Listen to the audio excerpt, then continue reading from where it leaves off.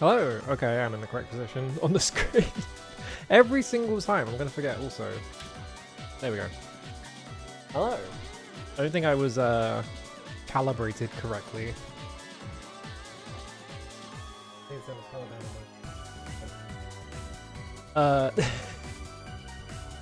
I slept very strangely last night because I left everything on because I was like, well, I'm just gonna take a nap, right? I'm just gonna take a quick nap because I'm kind of tired and my room's really cold, which is not helping. So I was like, I'll just get in bed real quick.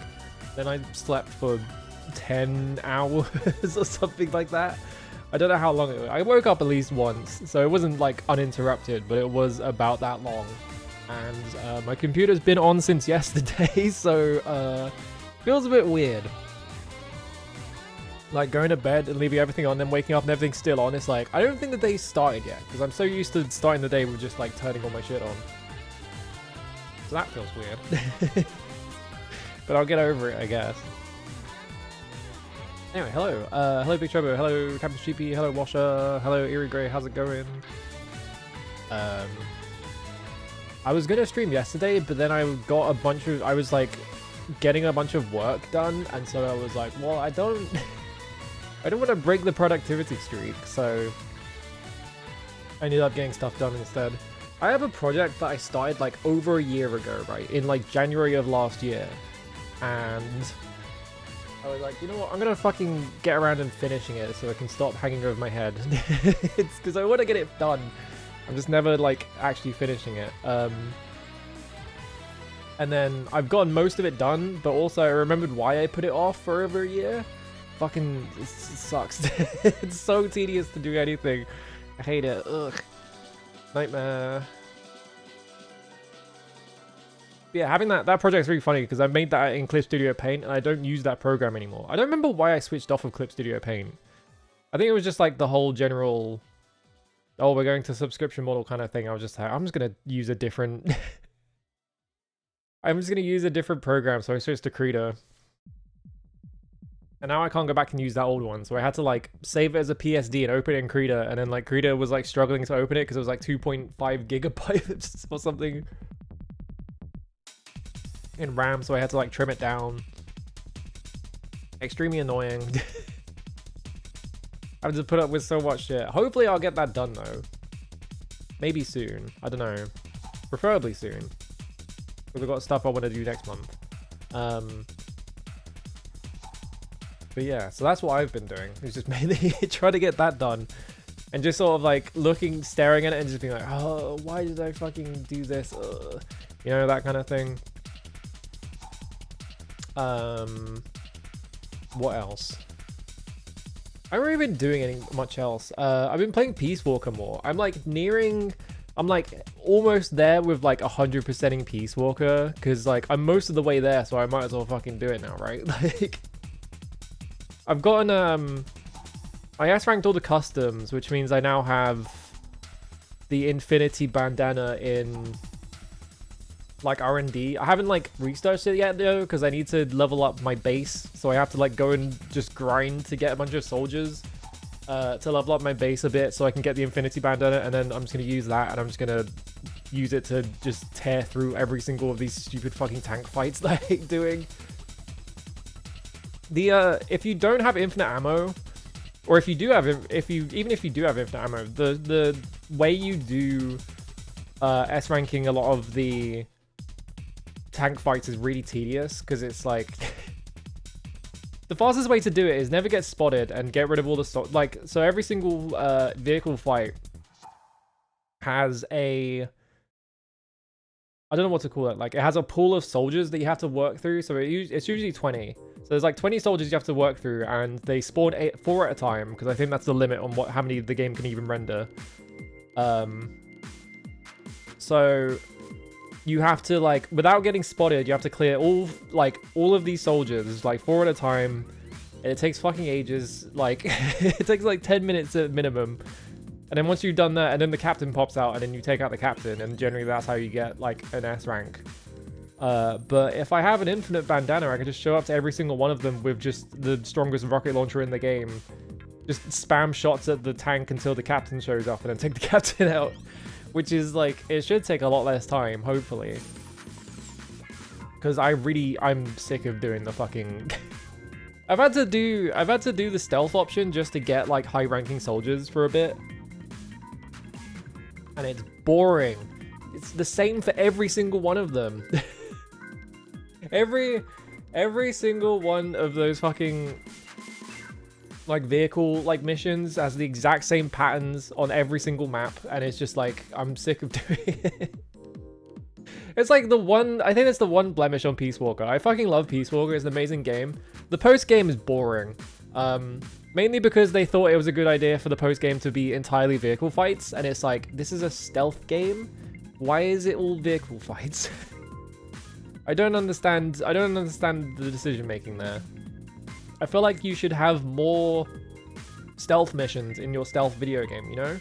So like, there's only like 5 perfect stealth missions or something, like 5 or 6 missions in the game that are like in the extra ops that are just like, yeah, do this entire thing with perfect stealth.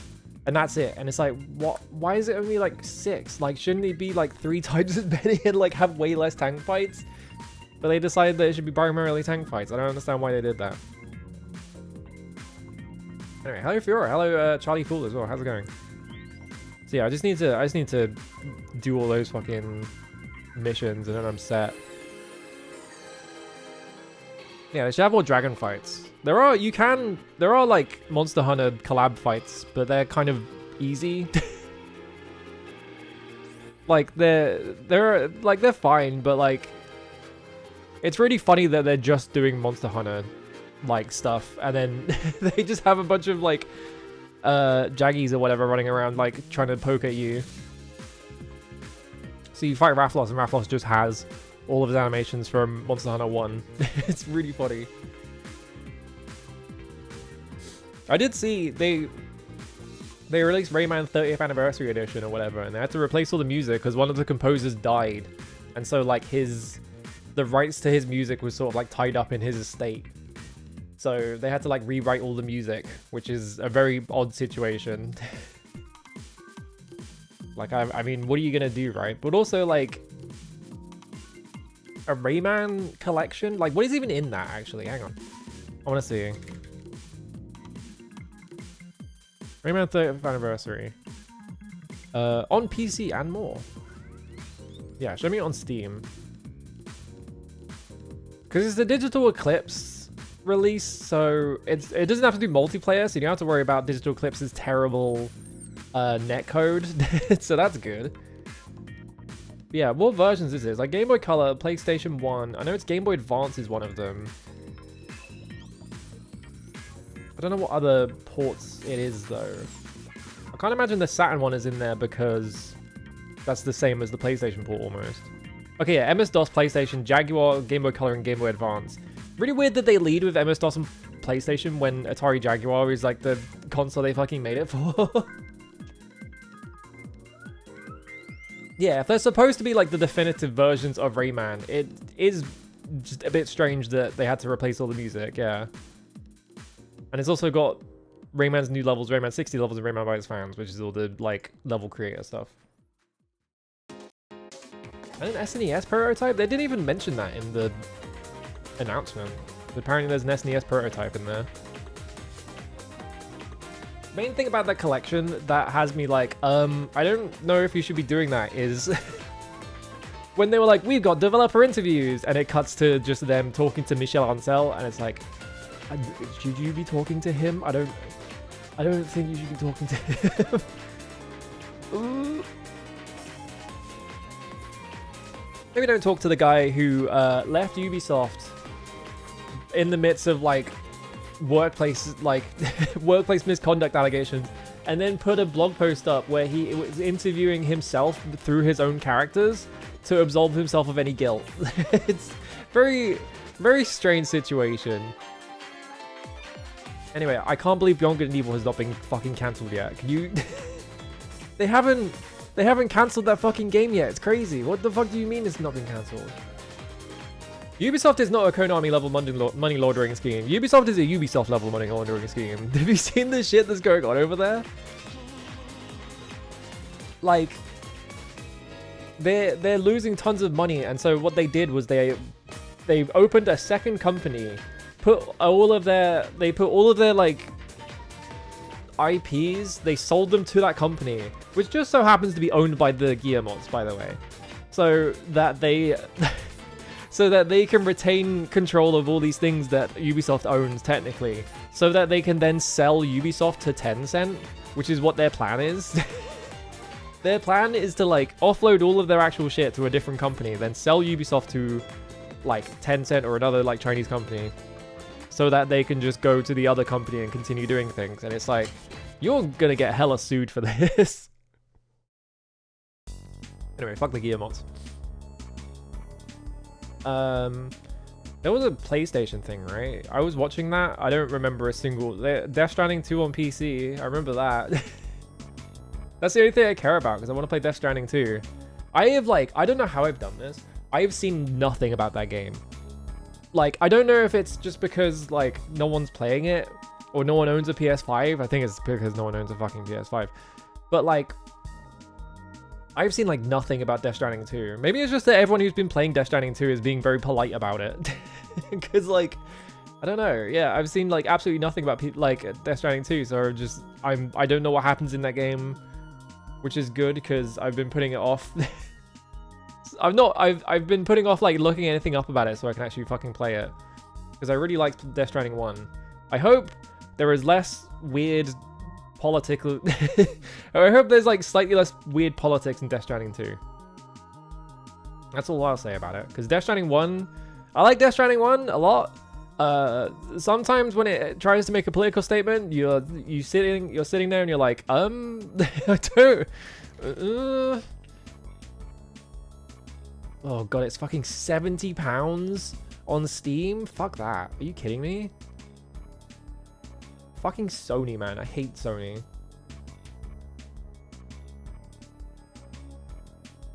Release that shit. Release that shit for a reasonable amount of money and not for 70 fucking pounds. Just want to point out, 70 pounds. Hang on. Where's the pound sign on this? Yeah, there we go. 70 pounds in dollars is 95 US dollars. Literally $100 to play Death Stranding 2. It's not happening. I'm just gonna wait for them to fucking... put it on sale. Here's the thing, right? The thing about the asexuality thing, because that was a bit... I remember that when the game came out, a lot of people pointed at that. To me, a lot of, like...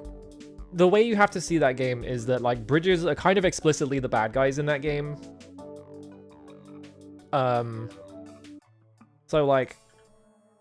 Anything that comes from Bridges, you kind of have to take for with a grain of salt, right? It's like you know, their whole thing is like, oh, you know, the world has ended because of this big cataclysmic event, and now we're gonna reunite the whole thing under the banner of the United States of America, which is very like suspect like reasoning, and I feel like very intentionally the game has a lot of like these big like emotional moments for the characters in Bridges that kind of feel a bit hollow, because you know the whole thing with Sam is that he has like a fear of being touched, right?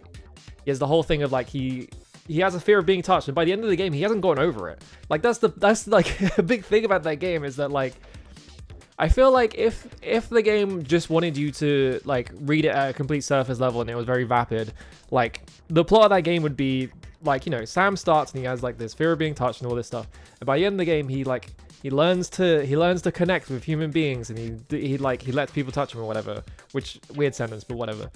But that's not what happens, is it? Because like by the end of Death Stranding he still has this fear of being touched, and he like goes off the grid completely. Like he leaves Bridges because he doesn't trust them.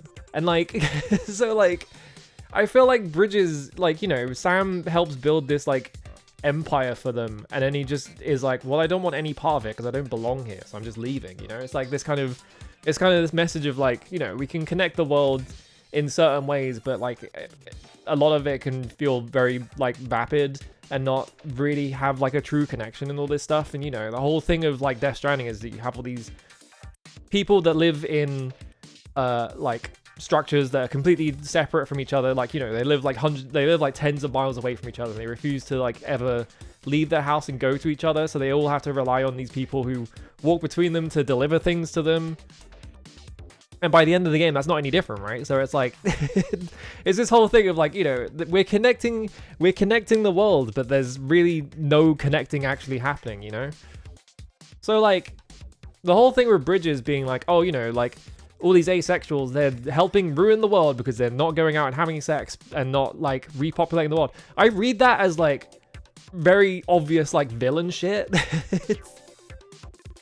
Like, to me, that bit is like, it's one of those things where it's like, you know, they have really bad like politics, and they have really bad ideas about what society should look like, and so they're like, well, all these people who are not having sex because they're not interested, well, they're fucking ruining it for all of us because they're not helping populate the world, you know? It's like, it's weird villain shit. But also, my read of that is kind of muddied by the fact that in the director's cut, they changed that a little bit. Like, they rewrote that a little bit because so many people complained. So it's like, them doing that has me like, I did have this read on it, and I felt like it was a pretty solid read, but you've kind of like complicated things by changing it now.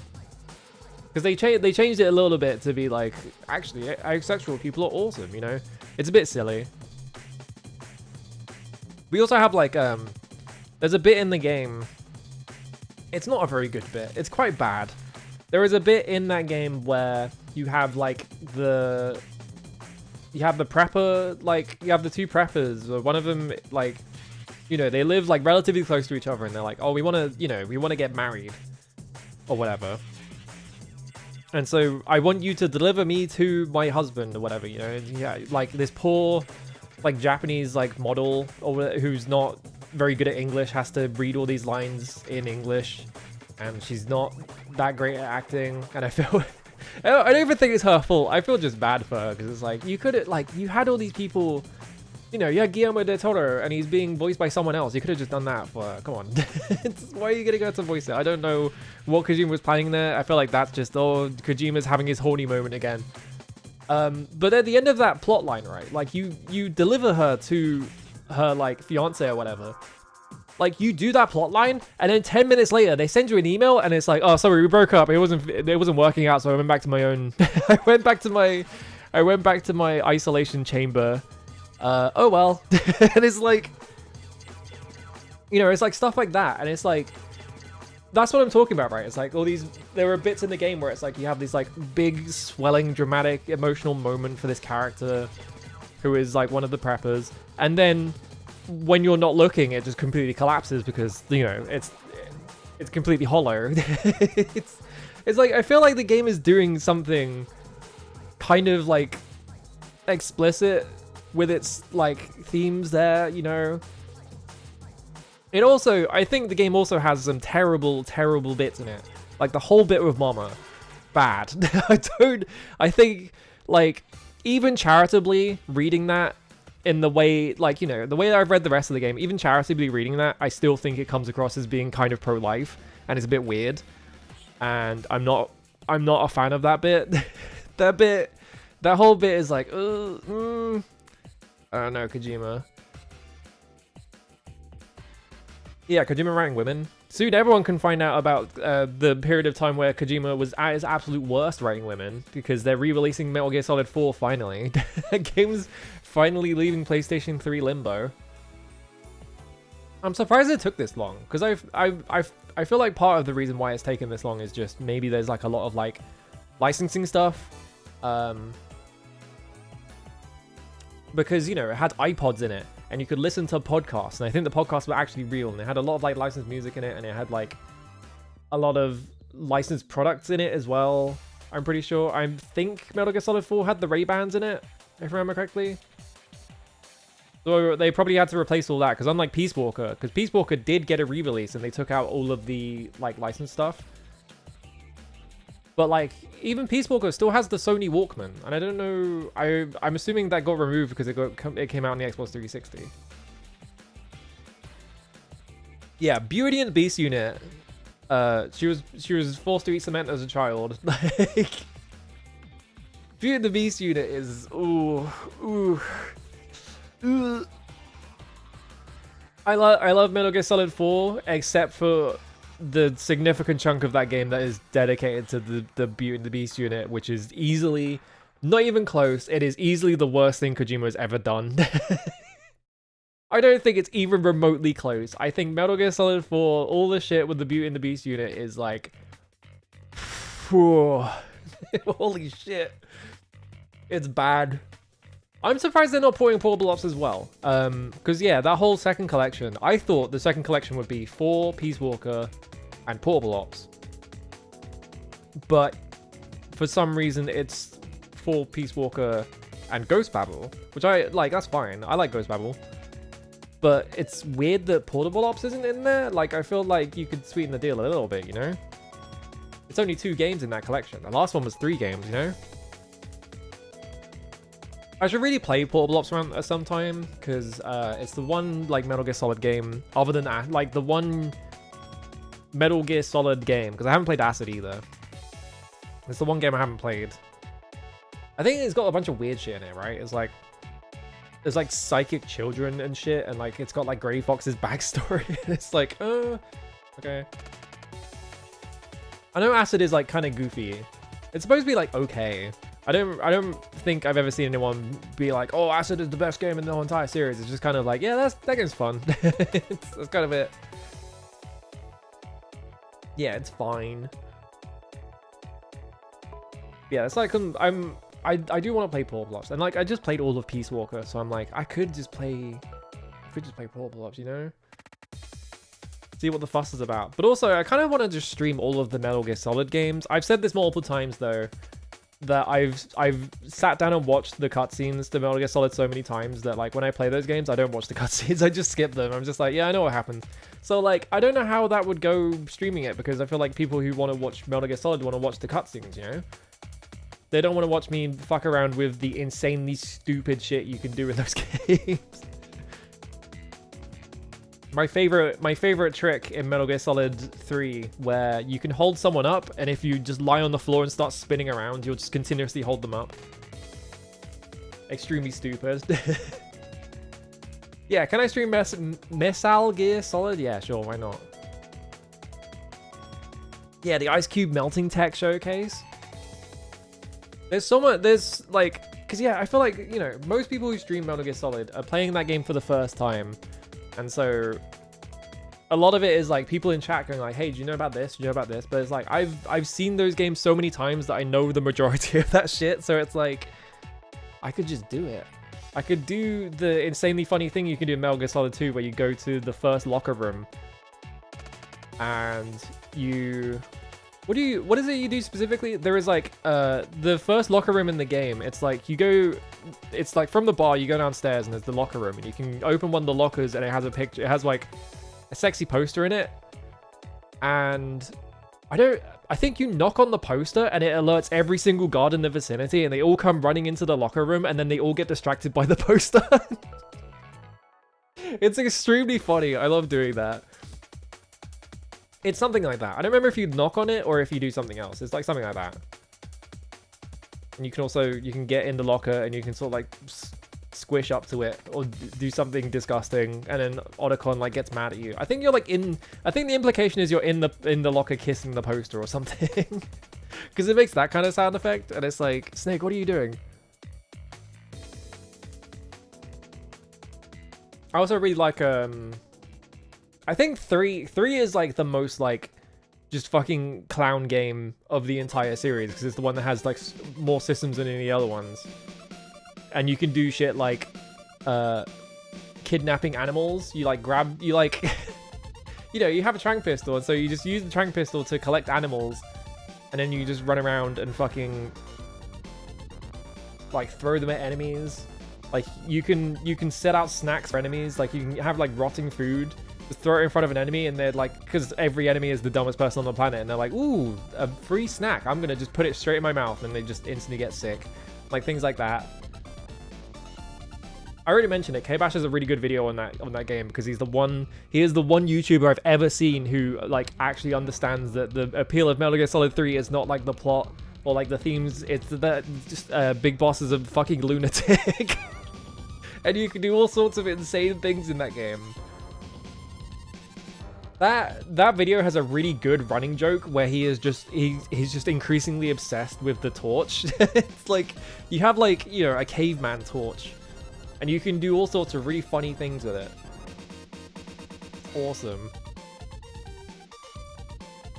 There's also, hang on, I want to find it as well. There is like, he comes up with like the funniest Looney Tunes thing I've ever seen in my life, and it's like, you're a fucking genius. Hang on.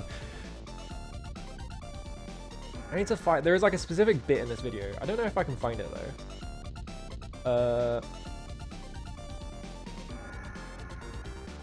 Sorry, K-Bash, I'm stealing your content. I need to find this one bit. I'm gonna have to like scroll through the video real quickly. I don't know if I'm gonna be able to find it though, it's the problem.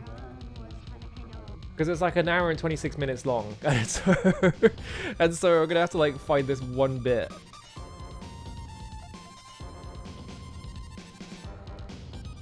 It involves a door. It involves like dropping a... Oh, I found it. Never mind, I'm a genius. Alright, hang on. Sorry, K-Bash, I'm stealing your content. I'm sorry, man. It's a really good video though.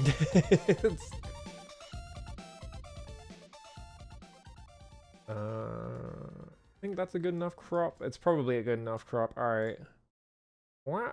That's pretty close. Alright. Hang on. I'll mute this. I'm pretty sure it's right here. Room for them. Snake Eater gives you full creative license over play. You can embody the Rambo-esque jungle gunman with a fully stocked arsenal. Become the boss. I'm pretty sure it's right here because I saw it in the preview. The shadows and ghost through the game, or simply become the jester. If you want to trank someone in the chest, which will knock them out in a set period, but not instantly, then break through a window, attract their attention with footsteps, and roll into a door to smash the hinges, hitting the glass, triggering the dart to kick in fully because you knocked him down. You can do that. It's so good. It's so good. It's like, you know, you can't make this video about the game being the clown, fucking absolute clown fiesta and not come up with insane shit like this. It's so good. This is why I think Metal Gear Solid 3 is like incredible. I don't give a shit. The plot is great, but I don't give a shit. It's this shit. Triggering the dart to kick in fully because you knocked him down. You can do this. It's awesome. Because you can do that. All right, thanks, K-Bash. Sorry, I stole your content for like 60 seconds. Please don't sue me. Anyway. Yeah, 4 is a pretty decent clown game. It's just that the vibes are rancid in that game, so it's like, and also like most of the game is cutscenes. You can do some really funny shit in 4 though. I still think 2 is my favorite Metal Gear Solid. Like every time I'm like in my head, I'm like trying to rank the Metal Gear Solid games, right? It's always like, it's always a toss up between like a few of them. And like, hang on, where is my, I have a top 100 games list that I just keep updated. I want to see where games are in this. The first 2 levels of 4 are fun. Shame about the rest of the game. I feel like the first 2 levels are the most memorable, yeah.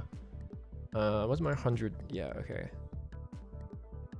Yeah, I have Metal Gear Solid 2 at number 6. And then I have Metal Gear Solid 3 at 18. And then regular Metal Gear Solid at 19. And then Peace Walker at 28. That seems right, yeah.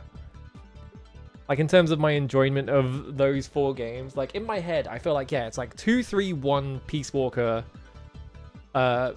big golfing quality 4. But also, in my, like, whenever I think about it, it's like, I feel like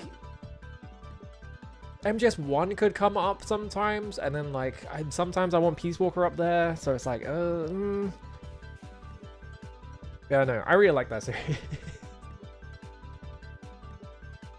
Yeah, 2 is like, 2 is the game that has the most interesting thematic stuff in it. So like the plot is really interesting. It has a lot of like really weird and like strange like gameplay sequences. Like the whole bit where you have to sneak into an area, so you have to put on a guard's uniform, but they explicitly say in game that like, oh yeah, the guard's uniform is like a couple of sizes too big, so don't bump into anyone or it will unequip the entire uniform. It's like shit like that. Like the like spraying the bombs bit, that bit's really weird. Like all the stuff in like the boss fights, which I feel like 2 might have the best boss fights, even though it also has the bit where you have to fight like 15 rays or whatever, which is just silly. And like, yeah, I feel like in terms of like the themes of it and stuff like that, I feel like 2 is like the most sort of like well realized and the one that does the best job of like the recurring Metal Gear Solid thing of, yeah, this is the same game again, you know? Because like the whole thing, like Metal Gear 1 and then Metal Gear 2 is like the same game as Metal Gear 1, basically. But they're doing all these like, you know, they're kind of playing with it. And then Metal Gear Solid is the same game as Metal Gear 2, but they're doing a bunch of like narrative stuff to change it because, you know.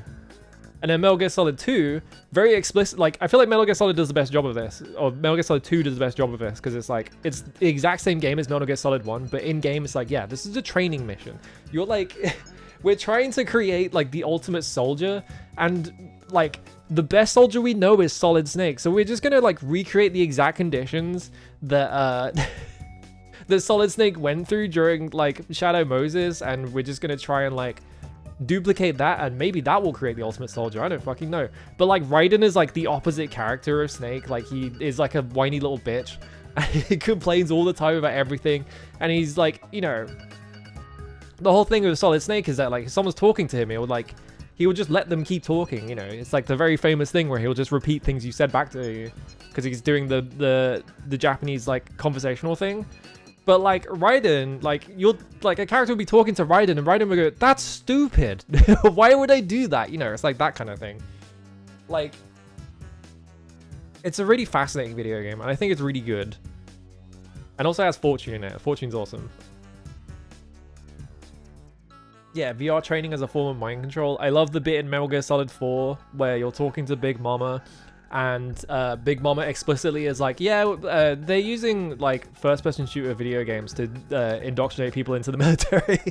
And they just show a first-person shooter that they like invented. It's awesome.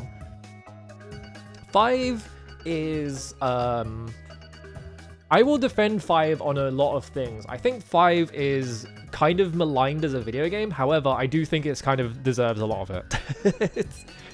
Some of the stuff in 5, I am like, you know, I think that game has, you know, the whole thing in 5 where it's like, there is this very, very obvious twist that everyone guesses, right?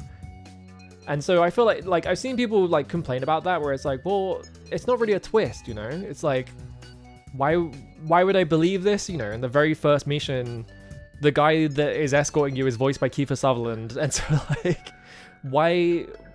Like, you know, you can guess the twist in the first mission very easily, and like almost everyone does. It's not even remotely hidden, but that's the point. Like, I feel like the point of that is not that it's a twist, it's that, you know, you go through all this thing and the game very obviously telegraphs to you that this is happening to you, and you just go, oh, well, that's fucked up. Anyway, I'm just gonna keep going along with the game because I'm just gonna assume that this is what it is. Yeah, he says you're talking to yourself. Like, there's all this shit in the game. It's like, I feel like it's very, like, the thing the game is trying to do, and like, you know, it's called the Phantom Pain. Like, it's, they're not trying to hide it. Like, the whole thing in that game is, you know, you've been, you know, it's like, the, like, big boss's great betrayal of, like, you know, he spent all this time with these, like, comrades that he made in, like, Nicaragua during Peace Walk and stuff like that, you know, like Kazuhiro Miller, like he just, like, you know, he is like Kazuhiro Miller's best friend during Peace Walker, and they're like, you can go on a date with Miller and all this stuff, right? And it's like, it's very homoerotic. And then in Phantom Pain, he just drops him like a fucking brick. Like, he just immediately gives up on him. He's just like, I don't care anymore because I've got to go and be big boss somewhere else.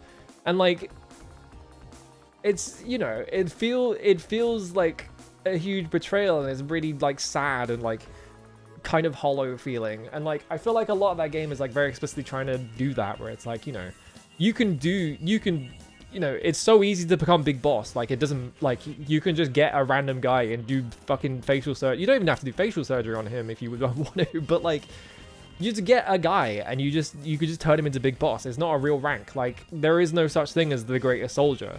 You know, it's like the like culmination of like the themes of the entire series of like, you know, Metal Gear Solid 2 is doing that as well. It's like, you know, we're trying to create the ultimate soldier, so we're just going to try and copy Solid Snake because this is the only way that we can think of doing it. And then in Phantom Pain, it's like, well, there is no such thing as the ultimate soldier, you know, even Big Boss, you can just replace him with someone else. It's like the exact same thing. Like, you don't even need to particularly train someone in a special way. You can just get someone to do it, you know? And you have a lot of stuff in that game as well where it's like, you know, the big bad guy, you don't kill the big bad guy because you have your epic revenge moment. You're trying to have your epic revenge moment, so you leave him to bleed out, and then in the background, like, fucking Huey just shoots him and he's like, yay, I did it, you know? It's like, it's supposed to feel like really like, it's supposed to feel hollow and like you're not really like accomplishing what you need to, and like there is, you know, there's something missing like in that whole game. Except the problem with Metal Gear Solid 5 The Phantom Pain is also Ground Zeroes has one of the most insanely bad sequences that Kojima's ever put in a video game. I don't know why he fucking did that. And also Quiet's in that game, and Quiet's entire storyline sucks. Quiet is so bad. Quiet is like, you know, I want to defend Phantom Pain as like, you know, a really interesting experiment in like gameplay narrative and stuff like that. The problem is Quiet's in the fucking game, so I can't do that because Quiet's right there. You know, it's like, oh. Obviously, Quiet's whole like deal is supposed to be, you know, she can't talk.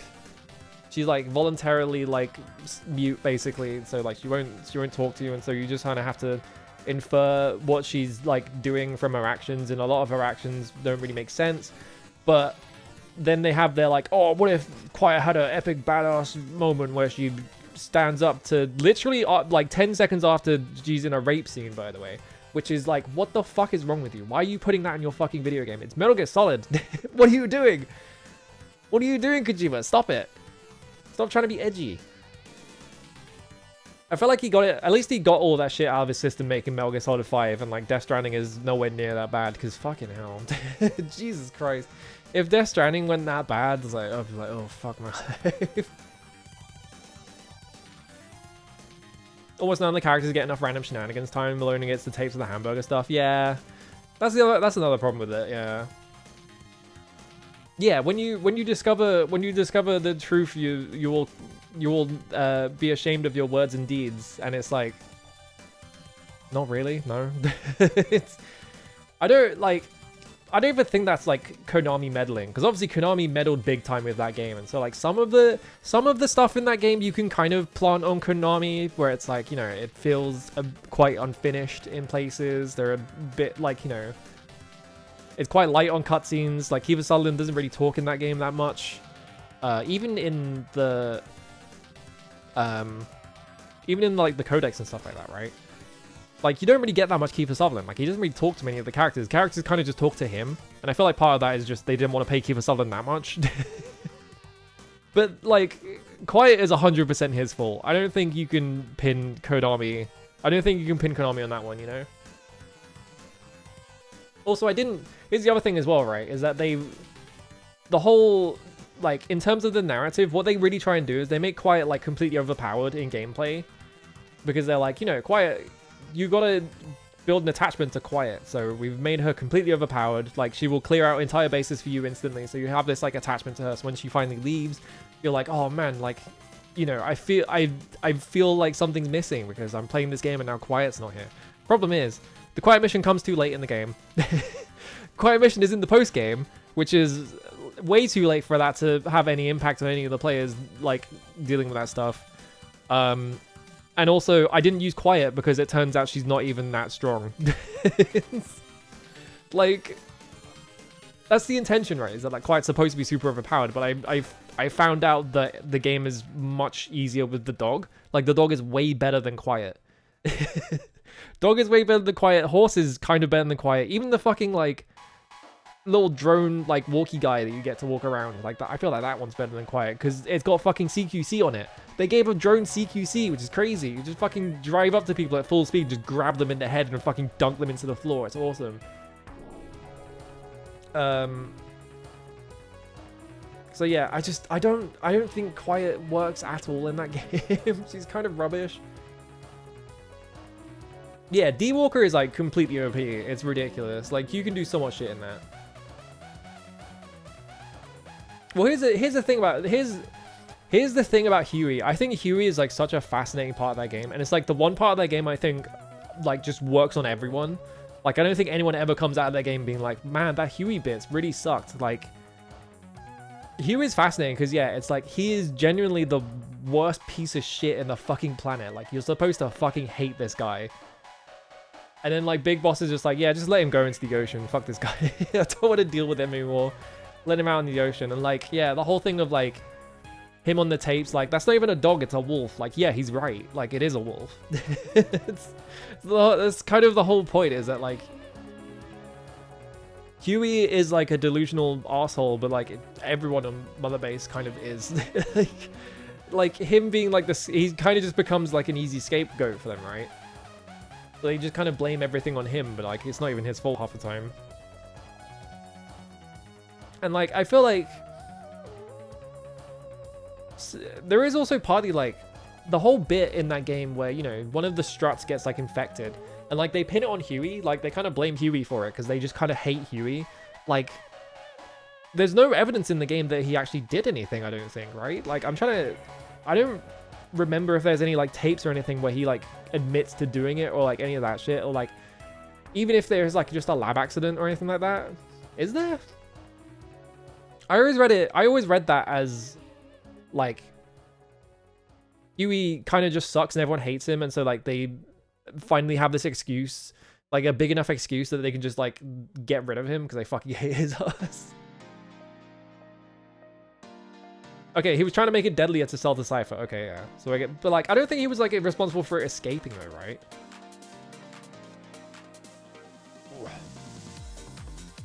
Yeah, she dresses like that because she breathes through her skin, but the guy who plants synthesis powers in 3 didn't have to dress like that. And also you can dress her in regular clothes anyway, but also you have to max out her rank before you get to dress her in regular clothes, which is really funny. Why did you do that?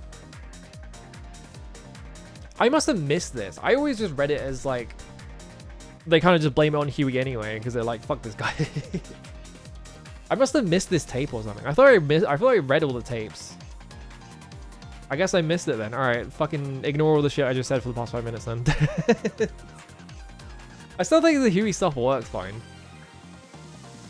Yeah, the camera focusing on one of the Skull's butts in that one cutscene because, oh, it's a woman. It's like, come on, man. Anyway, I've got to play Ultima VI instead of just sitting here talking about Metal Gear Solid. I should stream them at some point. Because I haven't replayed them in a really long time, so I kind of want to replay them. I could just like throw retro achievements on and just do that as well at the same time, but that's going to take forever. Hang on, I want to see something. Because I'm pretty sure if I did that, like MGS1 has a big boss achievement. Yeah, mastered in 40 hours, because there is a big boss achievement at the bottom, isn't there? Yeah, earn big boss rank on a new game file. Ooh. Well, no stealth camera or bandana, that's fine. Complete the game killing less than 25. Oh yeah, these are just lead-ins for big boss rank. Would I do Metal Gear 1 and 2? Yeah, sure, fuck it. I don't know if I've actually played Metal Gear 1 and 2. I've definitely watched other people play them, but I don't remember if I've played them myself. So I could just do that. Fuck it. They're not that long, I don't think. I think they're like 4 to 8 hours each or something like that. For some reason, it's one of the tapes without the tape noise on it, so it's probably supposed to be a full cutscene. Did I listen to that tape then? Is it the wolf tape? Is it just the wolf tape? Did I fucking forget what happens in the wolf tape? Am I stupid? Hang on. Yeah, then play Snake's Revenge. Snake's Revenge is really funny. I've watched someone else play it, but I don't remember anything about that playthrough, so... Did I watch McCall play through that? I actually don't remember. Might have been McCall. Maybe I could play Snake's Revenge. Alright, what other Metal Gear games even are there? Because 1, 2, 3, 4, Peace Walker 5, Portable Ops, Acid 1 and 2, Snake's Revenge, Metal Gear 1 and 2, Ghost Babel, I've streamed Ghost Babel before, Twin Snakes, Metal Gear Solid Mobile, I don't think I'll be playing that one. Actually, wait, is this like a... That's an N-Gage game, actually, I could play that one. Wait, no, that is... Yeah, that's the one where Ocelot admits to pissing his pants. I remember that one. Vengeance. Survive. I've never seen anyone play Survive. Also, I forgot about the thing where, like, you know, they have the whole bit of, like, quiet leaves your party so that, you know, you're supposed to feel something. And then they just patched a way to get her back anyway. If you do the mission enough times or some shit like that. It's like, come on. The fucking... What was it? The David Cage Detroit Become Human thing where the woman on the title, like the white woman on the title screen who like quotes Martin Luther King is like, oh, you've reached the end of the game. Please, can you give me my freedom? And you can say yes and she leaves. And then they're like, oh, we've patched a way to get her back. It's like... That is like one of the funniest things I think any game developer has ever done is just like, what are themes? What is like thematic like consistency? Fuck it. Just what if we just completely undid all of that for no reason? It's also awesome that you can say no to her and she just goes, oh, okay. It just goes back to normal. So funny. It's very boring because it's clearly supposed to have visuals, so there's tons of random silence. Yeah, maybe I just misremembered it. I don't know.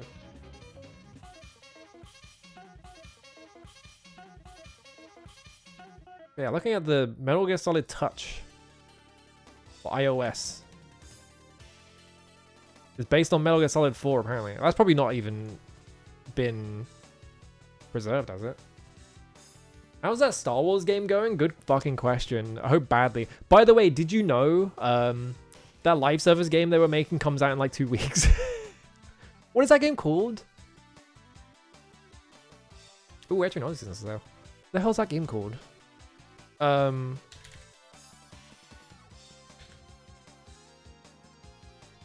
Dream live service game. I like how this auto-filled. Devs announced new live service game. What's it called? Yeah, just fucking whatever.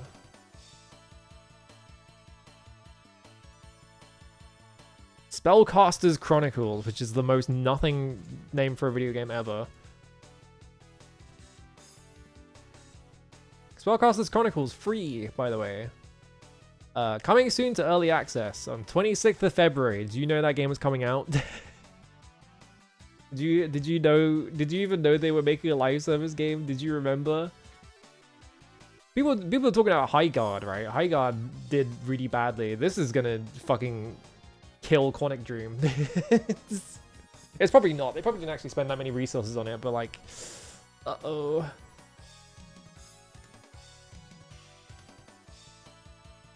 That Star Wars thing has been dev hell. I think the thing I remember hearing about the Star Wars game is that they announced it without having gone through pre-production even. Like they had no plan for like what the game was even going to be. It was just like, yeah, we're making a Star Wars game, and they made this like big trailer of all the shit in it, and they had like none of it, they hadn't planned for any of that shit to actually be in the game or anything.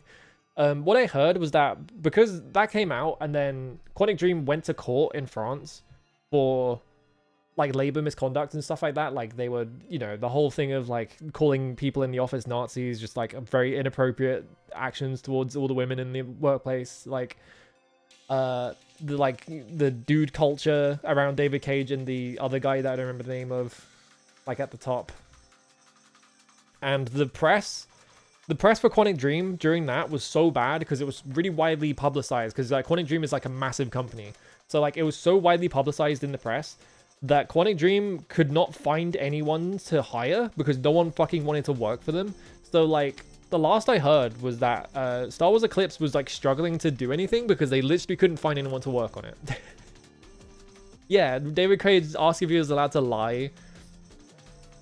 This shit was crazy. Also, they were making like a... I don't think David Cage is working on the Star Wars thing because he's making his comedy game or whatever the fuck.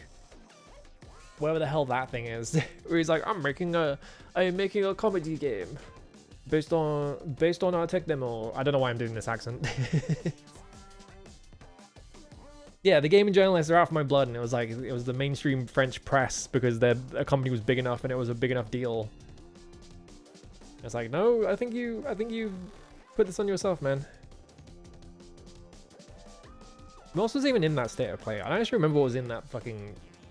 I'm trying to remember what was in it, and it all slid off the top of my brain because it was like, whatever. I only cared about Death Stranding 2, and I saw that, and I was like, alright, cool, I'm out. What even was that? There was, like, Konami announced a bunch of shit, which is surprising. I was like, wow, Konami are making video games, that's weird. But it was not anything I was interested in. Townfall looks alright. I'm sure that's gonna be fine. I'm surprised it's still happening because I thought that company went... Like, they had to change the name, so I thought the company was in, like, dire straits or something. Decline. Okay, James Bond. Full loop. That game's gonna collapse. Beast of Reincarnation looked terrible. That Beast of Reincarnation game, like, just the entire fucking trailer just being nothing but, like, the main character parrying every single attack was like, ooh. Ooh. Oh yeah, they're making a new Brigandine game. I don't know anything about Brigandine, but I saw people get excited about that. New Castlevania, more Control footage. Control looks fucking sick as hell. I hope Remedy doesn't go out of business because they hired that one EA guy to be there. It's like the guy who worked for like EA and CPP, or like the guys who made fucking EVE Online. I hope that doesn't amount to anything and they'll be fine, but like that's really concerning. Darwin's Paradox. Oh yeah, they announced they were making a Dead or Alive 7, but they opened it with, we're re-releasing Dead or Alive 6 again. It's like, okay. Ghost of Yotei Legends. Oh, it's an update. John Wick game. Legacy of Kain Defiance Remastered, which... I don't know what the fuck's going on there. Yeah, not really anything... Oh yeah, the game being made by Nexon, which is like a chicken muso. You're a big chicken man. That was weird. I don't have any opinions on it. I was just like, that was a weird trailer. Yako Shinobi Ops, which is clearly just Tenchu. Like, Ayame and Rikimaru were there, but it's like, why is this not a Tenchu game? What's going on over there?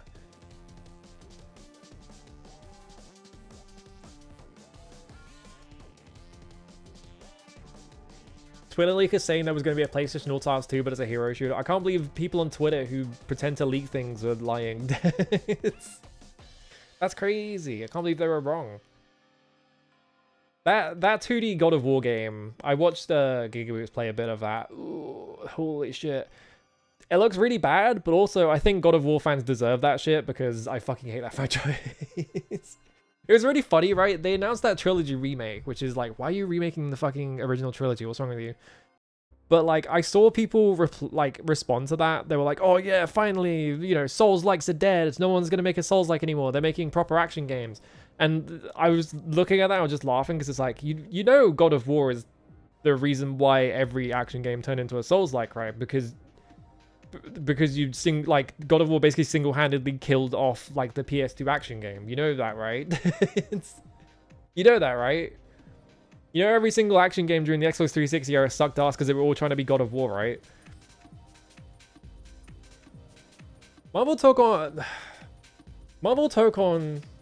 I have zero faith in that game being good because its Arc System works, and like every modern Arc System works game is like, well, mainly Strive. It's primarily Strive because that's the only game they've come out with recently. But it's like you get to like do your combo for like 5 seconds and you hit them against the wall and you smash the wall and then it just resets to neutral again. And it's like, ugh, really? Like every single Arc System game they make now is just fucking, all right, you've had your fun, reset to neutral, do it again. And it's like, what? That's not interesting. It's boring. Ghost Rider God of War. Was that a God of War clone? I think that was 2005, right? Ghost Rider PS2. I'm pretty sure that was like 2005 or 2006. And it was like kind of just... Okay, 2007. So it was kind of a God of War clone, yeah. I thought it was earlier than that. It's crazy to me that people really want a video game where you run into a room and then you just like parry the first attack that comes at you within like 100-mile radius, and then you just mash the attack button until you win. It's like, people want this, really? I saw a review of Romeo's a Dead Man, where they complained that the game did not have any combat depth because I felt like the game might be too easy on normal. I haven't played it on normal, but like they were complaining that the game had no combat depth in it. And then in the same paragraph, they then went, also the game sucks because there's like, if you get cornered and there are a bunch of enemies hitting you, like you have no way to deal with that, and you just have to take a bunch of unavoidable damage. And it was like, buddy, it sounds like you didn't engage with the game and you just mashed buttons and thought you could win, and then got mad when there wasn't a get out of jail free button. You know, like maybe if you kited enemies around the room, did any of that shit instead of just like expecting the game to let you win. I feel like people just sort of, when they say like a thing has like depth or whatever, when like, oh, the game has like gameplay depth, it just means that they have like get out of jail free buttons for every single situation. Like it's a fucking game made in 2026 where they're trying to copy Sekiro.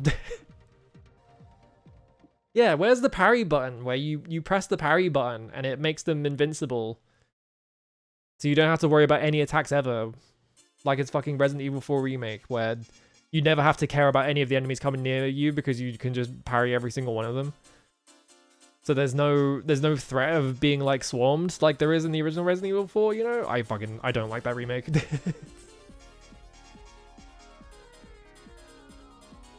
Also, you have Bloody Summer. Just do a jump and then Bloody Summer in the air. It's a massive AoE on every single weapon. Just fucking do that. Like that's your crowd control button. Like what are you doing? What are you complaining about? Like you have a way to get out of it. You're just like not engaging with the game.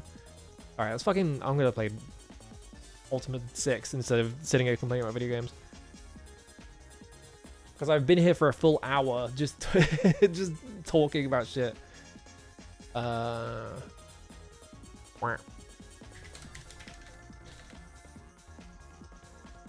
Where's my slash button? There it goes.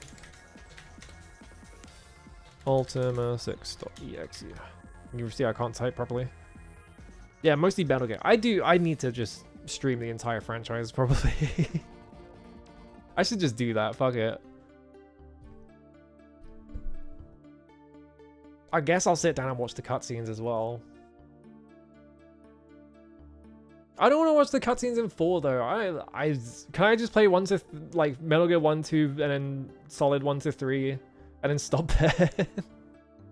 I don't want to play 4, and I don't want to play all of Peace Walker again because I just played it.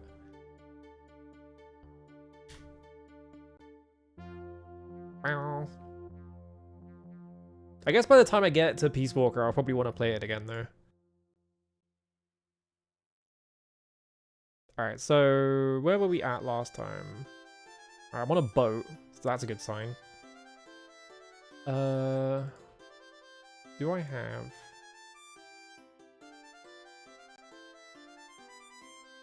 Where's the tablet piece? I should have the tablet. There it is. Okay, yeah. We have a tablet, and we have a storm cloak, which I should give to Homer, because that was my part of the bargain. Where am I? I think I'm in Britannia. Yes, because I went to Britannia and I bought a second boat because my first boat got stranded. My first boat was in a really annoying spot to get to, so I just bought a second boat because I have so much money.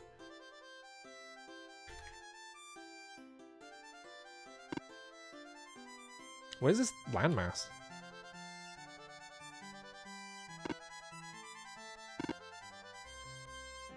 Maybe I'm not in Britannia. Hang on.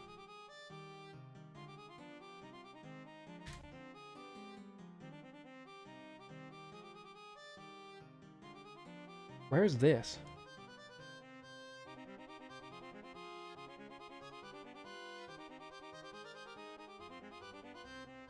Where is this? Hang on. I thought I was in Britannia because I thought I recognized the, Because I'm pretty sure yeah, the last thing I did last stream was I went and bought a ship, but this isn't the landmass near Britannia, is it? So where is it?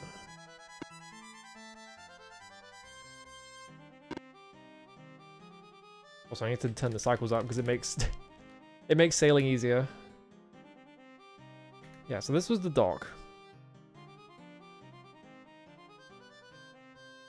No, not that.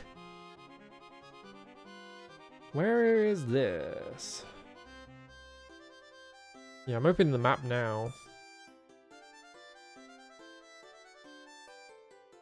Fucking whimsical ass music. Map.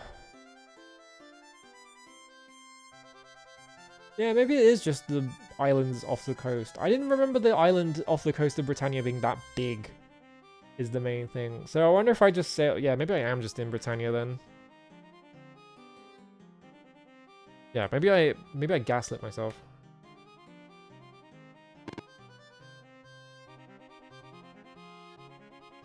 Okay, yeah, I was in Britannia. Okay, yeah. It's just that island is way bigger than I thought it was. Because I remember it from Ultima 5 and it's not that big. Let's see if I can... So this would be the little bit that hangs off Cove. If we go up here, we should end up inside.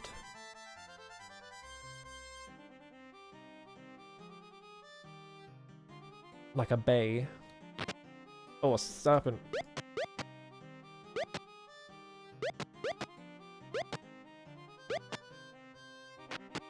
Fuck off. Where's this? Okay, so this is... I think where I want to be.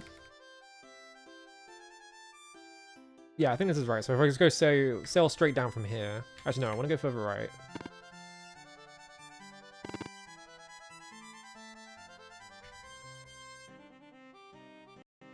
Ooh. Yeah, there's that bit. So just hold down from here.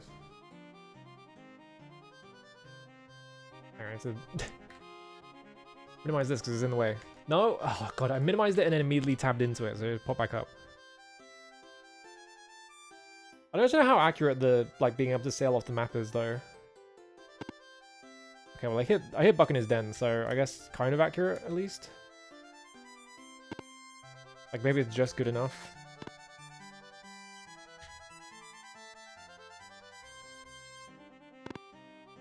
How do I...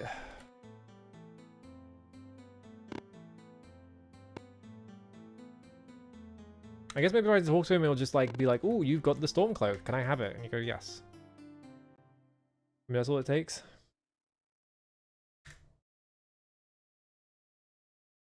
Do you give him the cloak? Yeah, sure. Thanks for keeping your word. There's not many that does these days. Okay, yeah. So you just give it to him. All right, cool.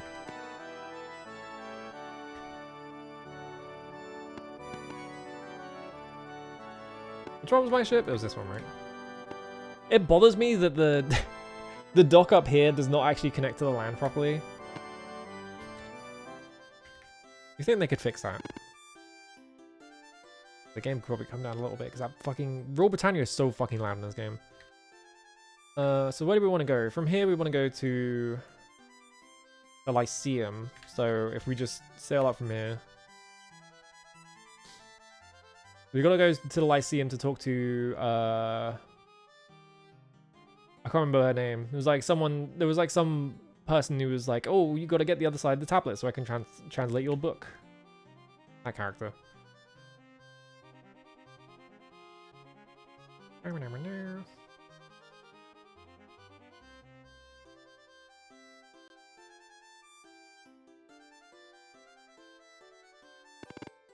go. Alright. So this should be... I'm probably too far north. I could probably go south a little bit. Save myself a bit of running. Let's go here.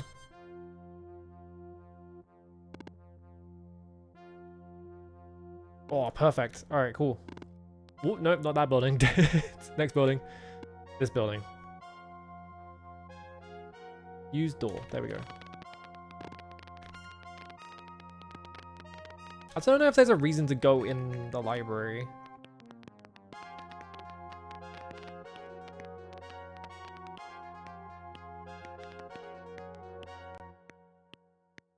Alright, that's Tharian. Tablet. Pretty Wig's Universal Compendium of Knowledge.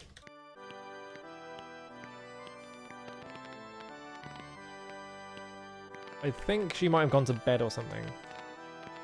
Her door is locked.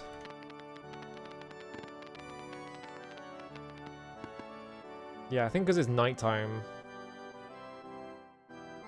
Can I sleep in the, like, bed full of blood? Not usable, no. So I have to sleep in the wilderness. It's kind of weird that you can't use beds.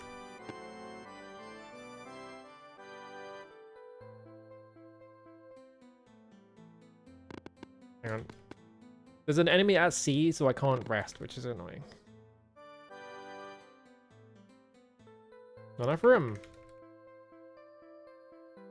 How many hours? Sorry, 9. Who will guard me? There we go. Look how many fucking glass swords I have. Ridiculous. Alright, there we go.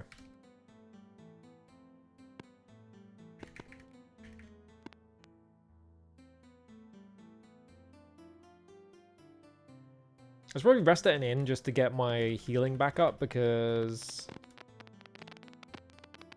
I feel like just, well, I could just heal with reagents. It should be fine. This is the loudest and most annoying section of the entire game because of all these fucking these things up here.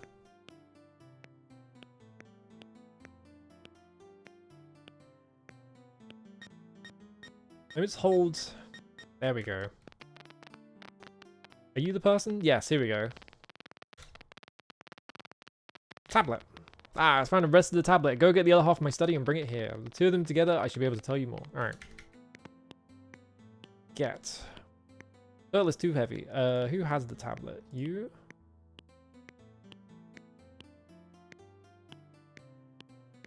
Oh, that is Shimino. YOLO can't carry. Yana? You can carry. Okay, so... Shimino.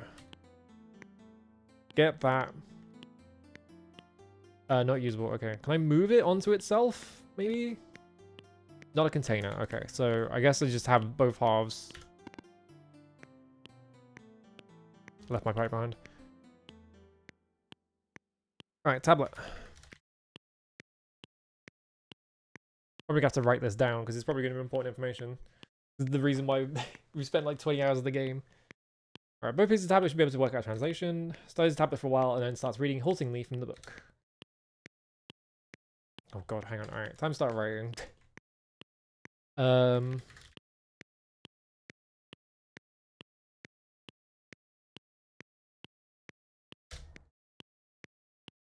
Ancient prophecy tells of the final days when the end of our world shall come. 3 signs will precede the end.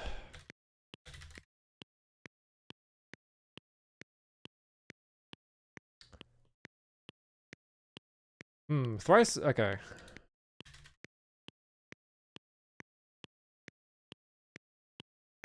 Thrice shall being a great evil come unto our land.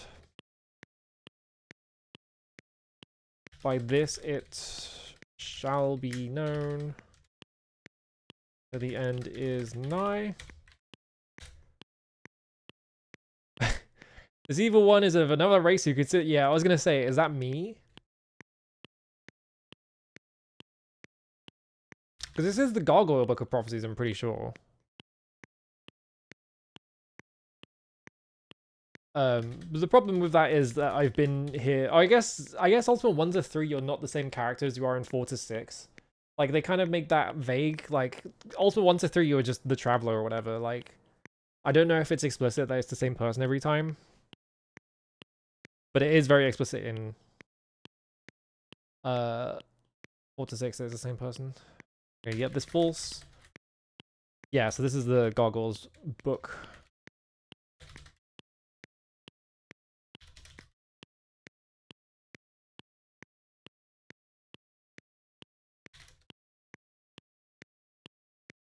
Principles of control, passion, and diligence. One day the false prophet will come and desecrate our most holy shrine. Uh-oh.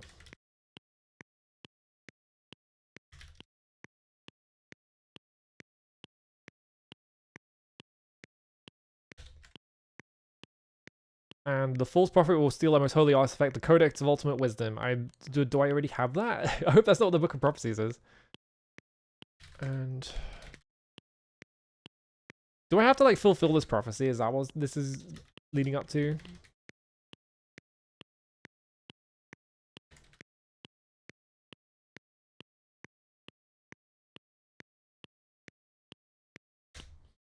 This should be the first shrine at the end. Okay. I'm writing all this down because it's going to be important. Whoops.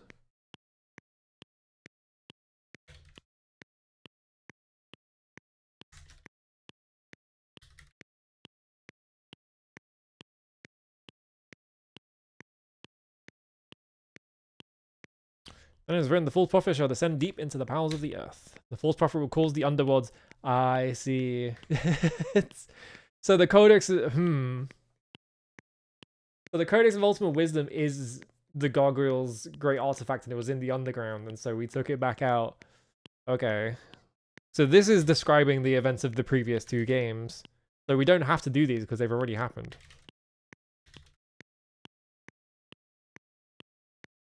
I didn't cause the underworld to collapse though. That was just that Lord British did that. I had nothing to do with that. I was gone by this point.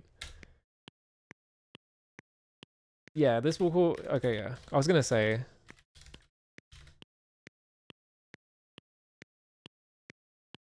This will cause great earthquakes to tear.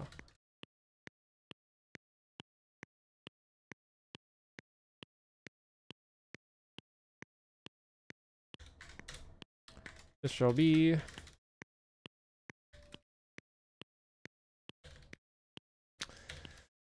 Alright, what do we gotta do in this game? One last time shall the false prophet come.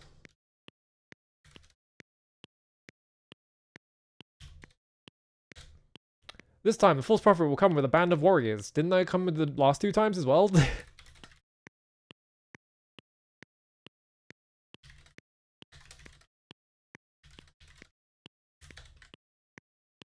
they will destroy all that remains of the Gargoyle's race.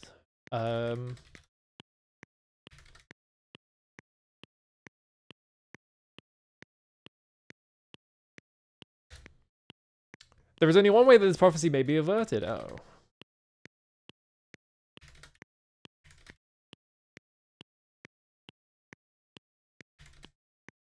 Can you get this? Can you turn the clock off? That was by the sacrifice of the false prophet. Okay, that's why they did that at the start of the game. That makes sense.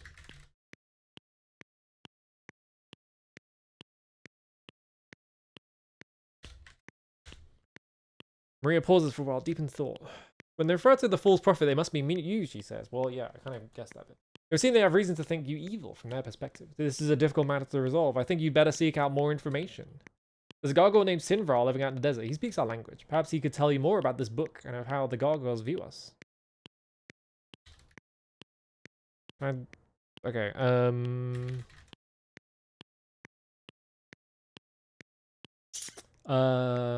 book. Wuyuk. Oh, she read the whole thing again. Whoops. Alright, yeah, let's go talk to Sinvral then. I went the wrong way.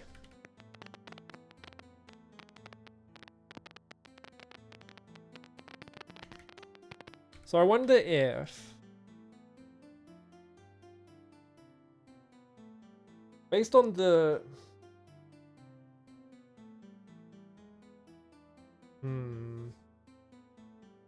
Based on what information they've already given us, I wonder if the quote-unquote sacrifice can be like a different kind of sacrifice, maybe? Like not just like killing the avatar or whatever. Like maybe there's like a second way we can sacrifice something.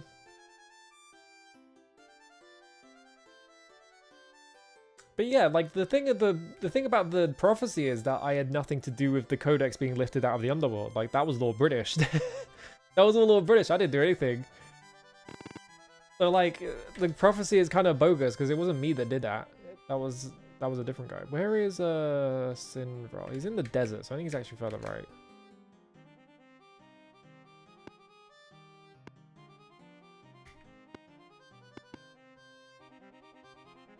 Let's get my bearings on where I am in the... Okay, this should be... If I get out here and then just run it up, is this good enough? Okay, yeah, here he is. Simral, talk to me. Book. Book of Prophecy says that the false prophet will come to destroy the gargoyle race. Only the sacrifice of the false prophet will save us.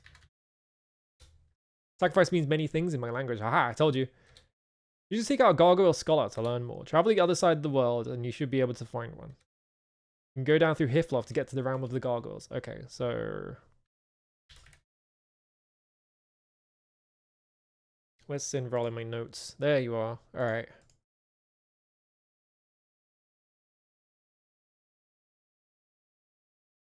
So like I said...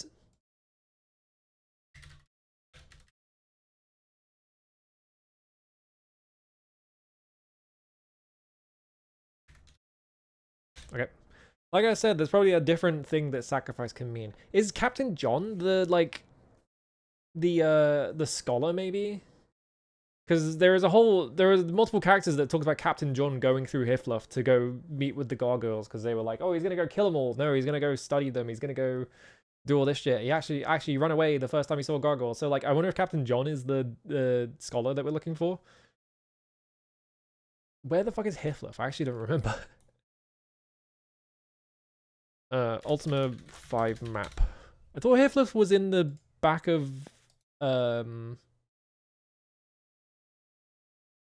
Lord British's castle. No, Hiflof. No. Hiflof is the one that's on the island. That's right. Yeah. Okay, bye.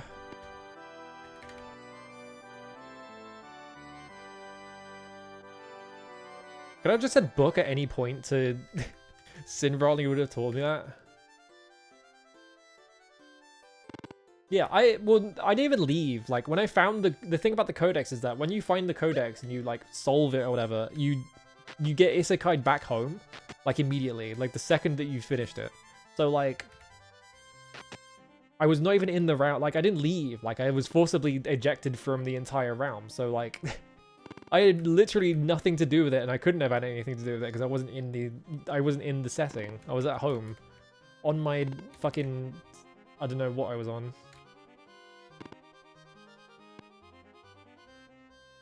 Wait, where is this? Hang on a minute.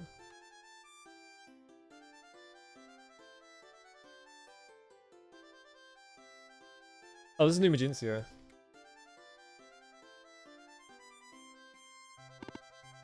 Get out of the way. I think it's New Magintia. I hope it's New Magintia.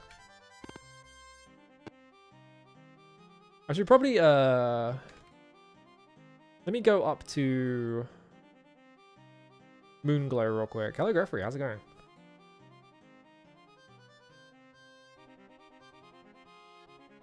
I should probably go to an inn. Oh, I'm at the edge of the world. Was that Moonglow already? Whoops.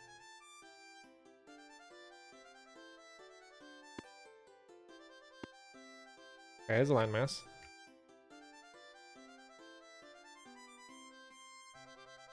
Where the hell am I? The problem with sailing just in a straight line. Maybe I was already in Moonglow.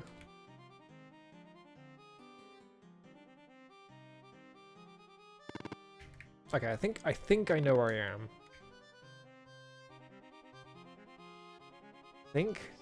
I hope I know where I am.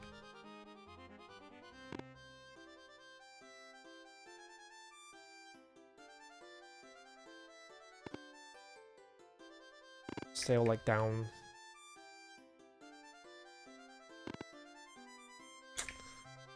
Ugh.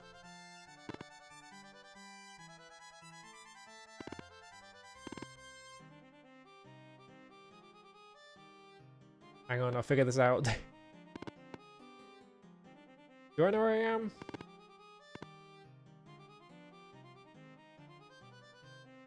think... Okay, hang on.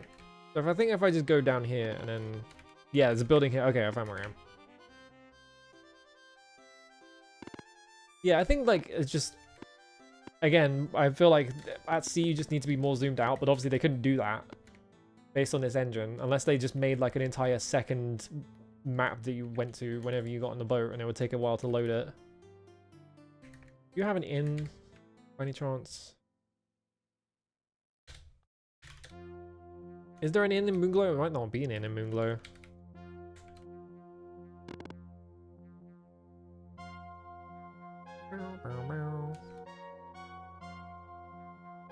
I don't think there's an inn in Moonglow. I think there's just a tavern. Alright, we can do the next best thing, which is we go... buy mead, wine, bread, baked brie or ale. Oh, brie. How much for brie? They have it warm with sliced almonds on top. 6 crowns? Sure. I can't afford that right now. Oh, I don't have any money in my inventory. Oh, I could give it some brie. Brie's awesome.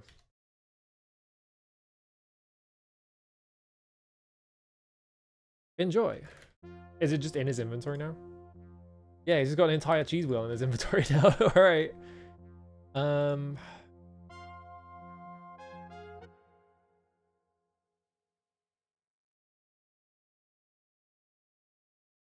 I'm just gonna buy everyone a big thing of cheese. Free. You can't afford that right now. Shit.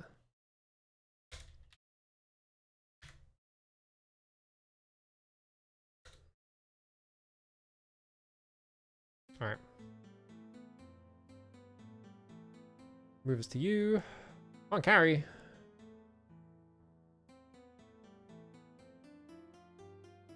Oh, you have this fan, right? I forgot about this fan. What is this fan for? I don't need this.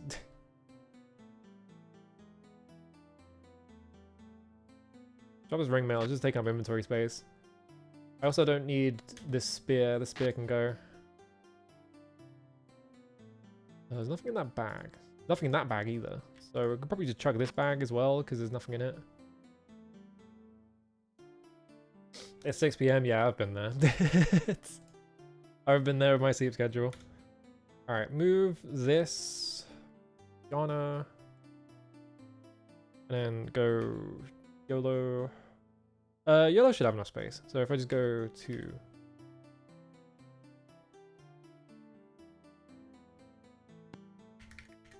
I press 0. I don't know why I didn't go to party mode.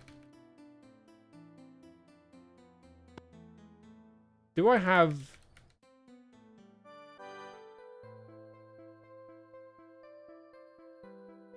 Me. Ghana has no food. I gave her food though. Is there like a bug or something? I am pretty sure I gave her... It also didn't heal me. I did all... Really? Where's that gonna put me? All the way back here. Oh my god, I didn't save that entire time, did I? It doesn't matter. I'm just saying, I'm not even... There's no flags in this game, so like, it's just... I don't even have the tablet anymore. No, I have both pieces of the tablet, so I guess I did. Alright. So this must have been when I was looking for Simbrol. I guess I'll just go... Ugh, that's annoying. I don't understand, what is the point of food then? Because like, sometimes you just don't heal from it. What the fuck? Oh, this is actually where I want to be.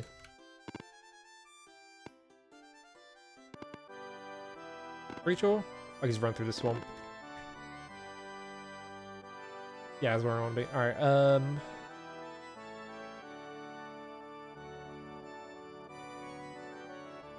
Spider Silk and Ginseng.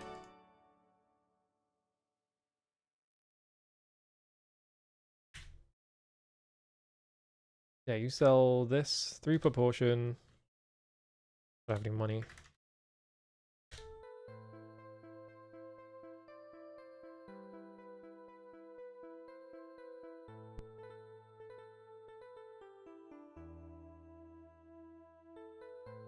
I don't have any inventory space because my inventory is full of glass swords mainly.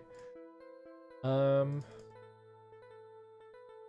I even need these keys really? I don't think I need these keys anymore.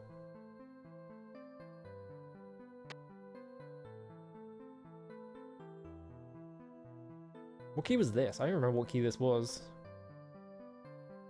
I'm just gonna, if I need the keys, I will literally teleport them into my inventory because I can do that.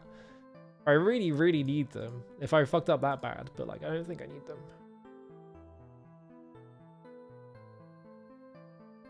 Can I move the ship deed to Dupree?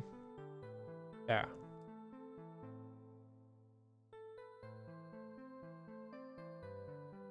Move 400 gold.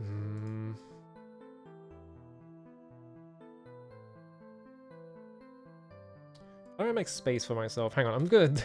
I don't think these glass swords actually weigh much. Yeah, 1.3. If I drop, hang on. If I drop this, does it break? No, okay, good.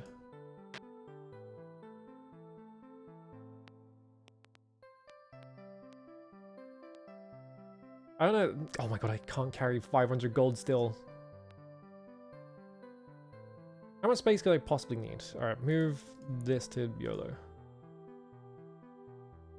YOLO cannot carry anymore. Move this to you. Move this to you. I don't know, this guy walked in my shop, he started throwing keys and glass swords on the floor. And then his friend gave him 500 coins. There we go, fucking hell. Talk to you. Spider silk. It's 3 per person, so if I buy 50, that'll be 150. I forgot what the other thing was in that equation.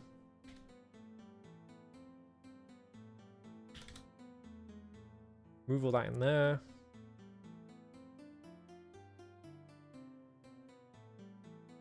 Ginseng, yeah, okay.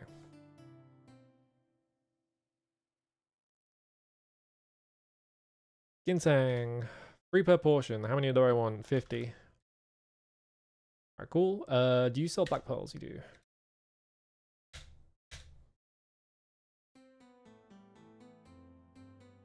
I should check what spells she sells as well, because she might sell really good spells. I don't know.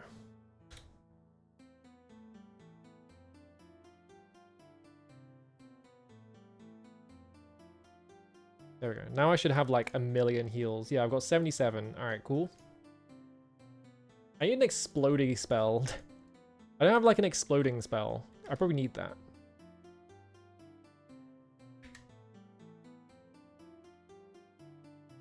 Alright, refill my entire inventory with this shit. Can I look in this bag from over here? I can see it, but I can't. No way in there? I don't see like a secret door or anything, so I guess not.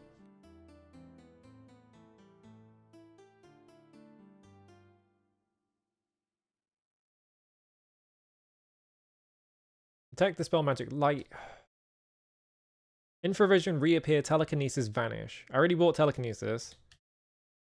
Spell field, great light, peer. Animate fire field, locate, master spell, poison field, sleep field, wind change. I do want master spell. Do I already have that though? Energy field, invisibility, reveal, x-ray. Clone, negate magic, replicate. I'm ready for 6 veil. Fear, gate travel, wizard eye. I'm not ready for such knowledge. You can't speak with the wisps and learn their secrets. Secret's far more powerful than anything I might teach thee. Really, it would be terrible if the wrong person were to learn it. Only we of the Council of the Wizards know the secret. But since thou art the Avatar, surely it's safe for thee to learn it as well. Oh, okay. We don't let anyone learn this secret, but you're like Jesus basically, so I guess it's fine.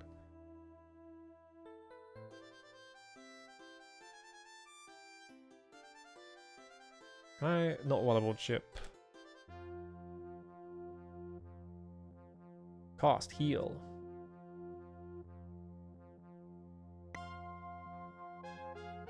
Let me just see.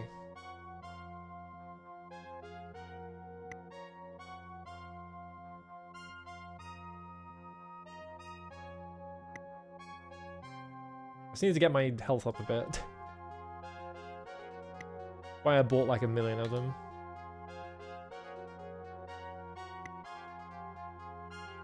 Alright, there we go. That'll do. Alright, let's go Hiflif, I guess. Do you think... Alright, here's my question, right? Do you think I'm even going to end up using these glass swords? Do you think there's going to be, like, any kind of, like, major confrontation at the end of this game? Or am I just carrying around 6 glass swords for fun? I don't... Like, there hasn't been a final boss, quote-unquote, in the other Ultima games. So, like... There's been, like, really difficult encounters. Like, the one in 5 where there's, like, the ladder in the middle of the room and then, like, 50 guys. But, like, there's never been, like, a final boss. That's not really how these games roll. Yeah, 6 glass swords for fun. Tape them all together. Turn them into a Beyblade. Where the fuck am I? That doesn't help. I guess I'll just hold down.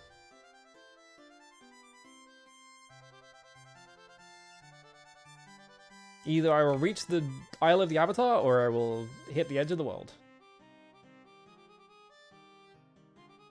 Okay, well the sea is getting warped around this thing, so... I think that is... Actually, I haven't... Did I? I think I went to Blackthorn's castle once. But I didn't actually explore it, did I?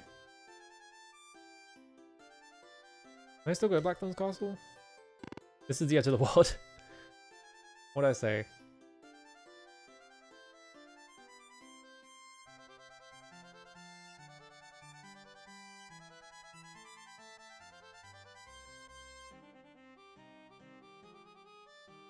Well, eventually I'll hit land.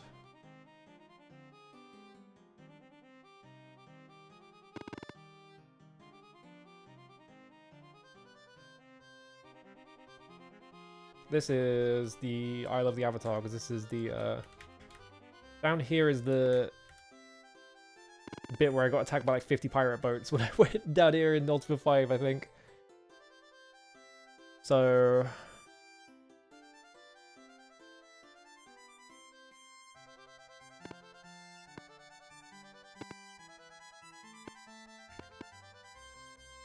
Let's go to the left from here. This is Blackthorn's castle. Let me just look around here quickly. I think I did come here before, but I don't remember if I spent much time in it. I don't know if this is the last part of the game, but we are going to the underworld, and it's running out of locations to send us to, so I think we're reaching, like, the end game, basically. Oh yeah, evil bunny rabbits. Alright, get them, lads.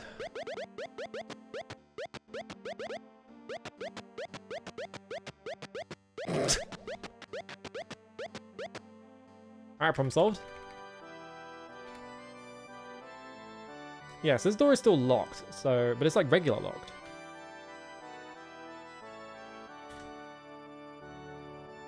I guess this... Fuck it, right? This is going here. Can I unlock this, is the question. No effect. Does that mean I can lockpick it, or is it I just can't go in here? I think I might not be able to go in here at all. Maybe the endgame is in Blackthorn's castle. Oh god, why are there like 1 million alligators in here? I want to see something. So I can look through that window. You guys fight this alligator, please.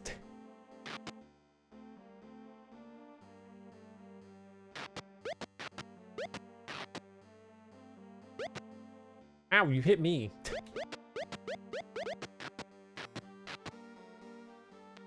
I can't just pick a fight with like a big horde of alligators for some reason.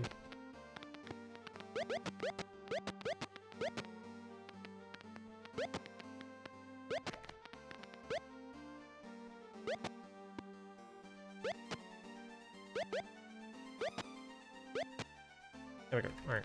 That's not my book equipped. Break off combat. I can look through the window, but like... Oh, there's the two-headed cow as well. This weird-ass cow that's like two-headed. I don't know what's going on there. I can't talk to the cow. Can I? No effect. Yeah, I think this door is just like hella locked. But can I?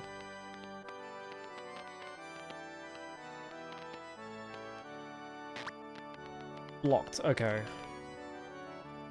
Is that just because I didn't have line of sight, or is it because I can't do that through the wall? Because if I do... Yeah, I don't have... Okay, hang on. Yeah, I don't have line of sight through that wall. Is there like a secret door I can get in through?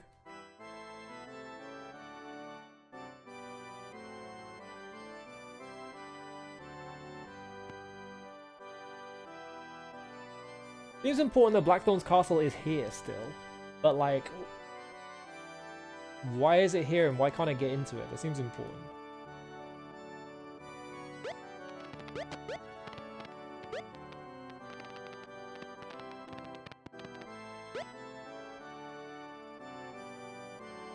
I think I need to get like...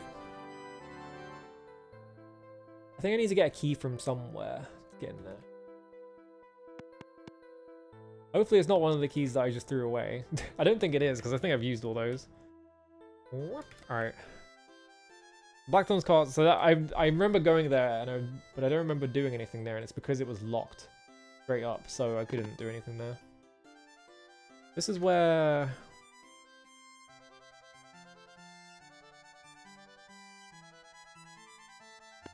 I'm pretty sure this is where the shrine is, right? The shrine of the Avatar. Well, not this bit, obviously, but...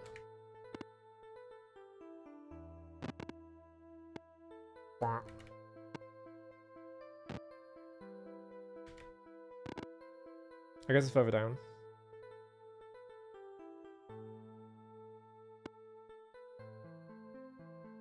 I can't go to the codex because I'm not on a holy quest.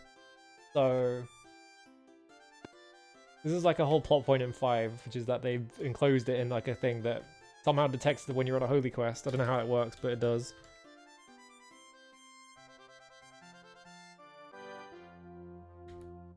Gonna take a nap.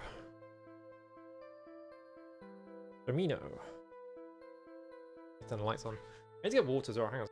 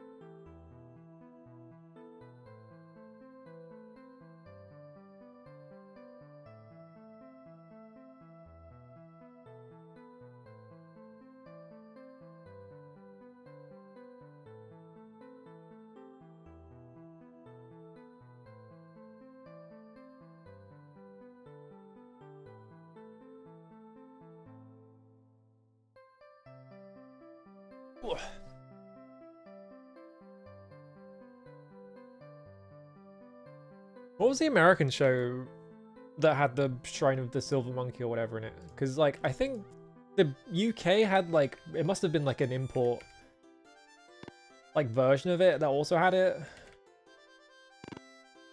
Like, Jungle Run or something.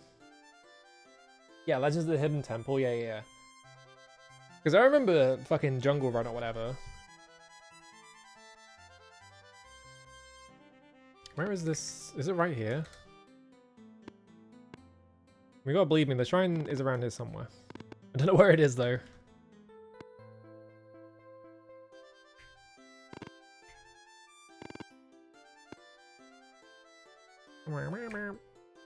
Oh, this is from before I rested. Why'd I do that?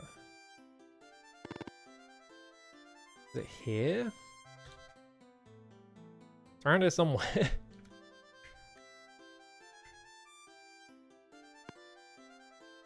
I want to see if I'm on a holy quest yet.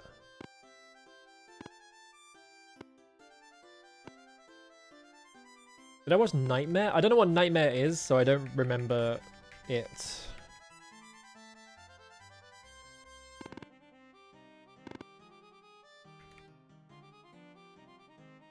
Yeah, there's a bunch of like country-specific like versions of TV shows, which is really odd. It's like,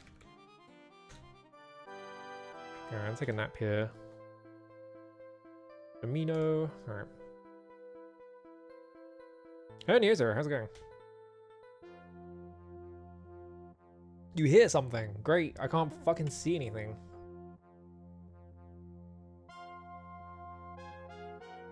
Did you just take off the fucking... Oh no, you just need to see that hand. There's a fucking gremlin! Explode. Oh, there's more gremlins. But it doesn't matter because I don't have food, so I don't care. Can I rest now? Yeah, here we go. It's 6 hours.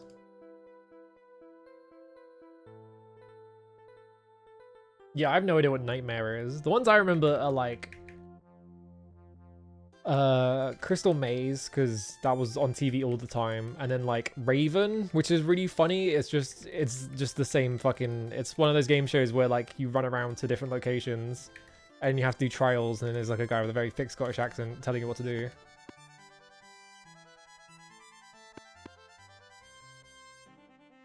British kids game show where they put a giant helmet on a kid so they can't see it and then made their friends guide them through a fantasy quest? Yeah, I've never seen that one. That must have been before my time. That sounds awesome though. Okay, so can I go through here maybe? Get to Hirflith?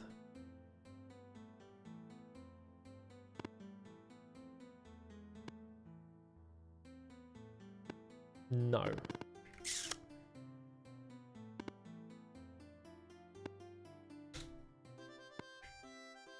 So the thing is, the Orb of the Moons can let me teleport to, like, the 3 Gargoyle Shrines, which is really weird. That you can just do that from the start of the game. But you can do it. All the kids seem very tired and or bored. Yeah, that sounds like every game show.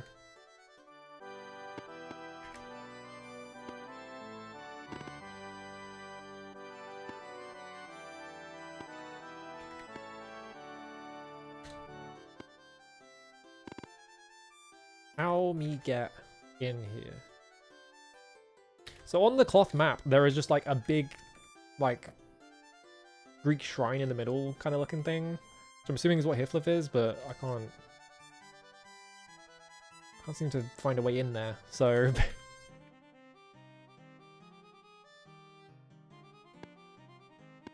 gonna keep jumping off the boat, running inland until I find something.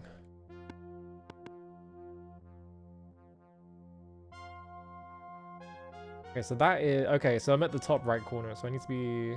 Maybe I need to be on the other side of the entire mountain, and that's why. So I went all the way around for no reason.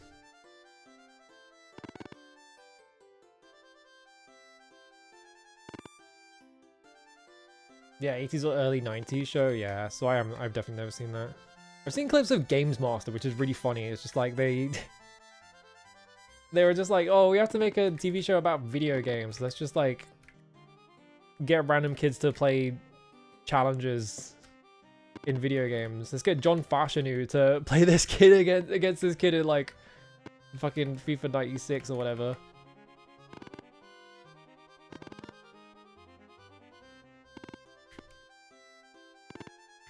Okay, where the fuck? I feel like I'm going crazy. I can't find anything on this island.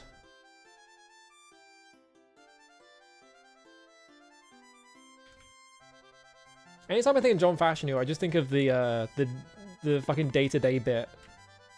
Or just like, John Fashanu. Just saying his name over and over again in a really dramatic way. Just like... I don't know what the joke is here, but it keeps making me laugh. Oh, fuck. Blur. You're not even on screen. You're cheating. He's out of here.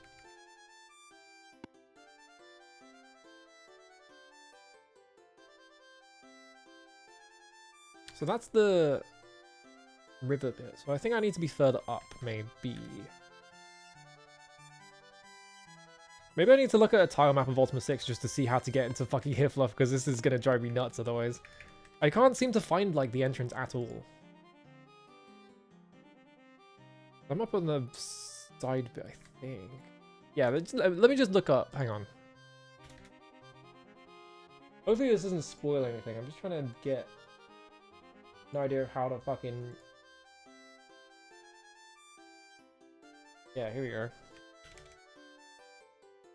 Oh no, actually this is a shit map, isn't it? Because it's like the weird square one.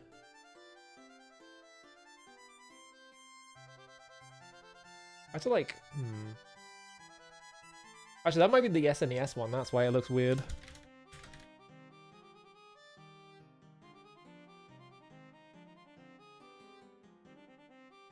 Can I do like Isle of the Avatar maybe?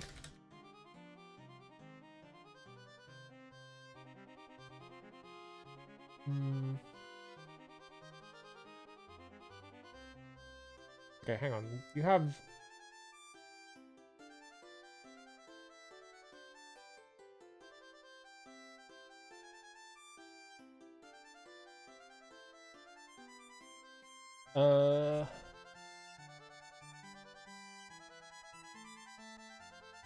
I'm not seeing... God damn it.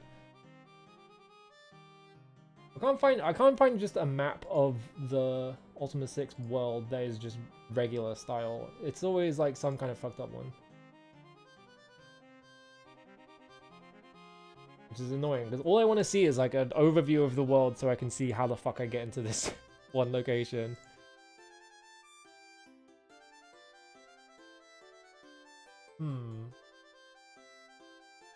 Maybe it is just like sailing down that river bit, which is annoying. Hello Ed, how's it going? That's not even Ultima 6, that's Ultima 4, come on. Yeah, if it's like a huge world map and it has, oh,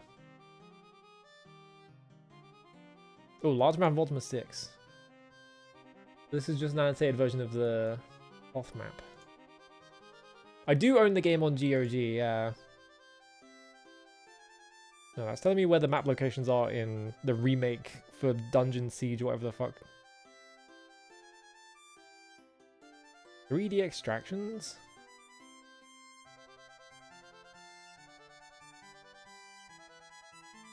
Okay, here we go. I found the whole...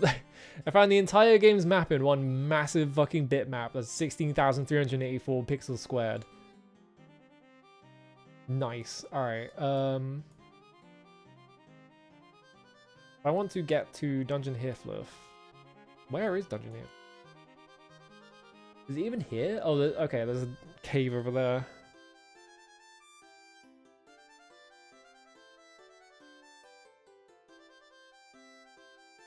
There's a shrine right here. So if I just go to this shrine and just run around the side, I should just be able to get to Hifluff, right?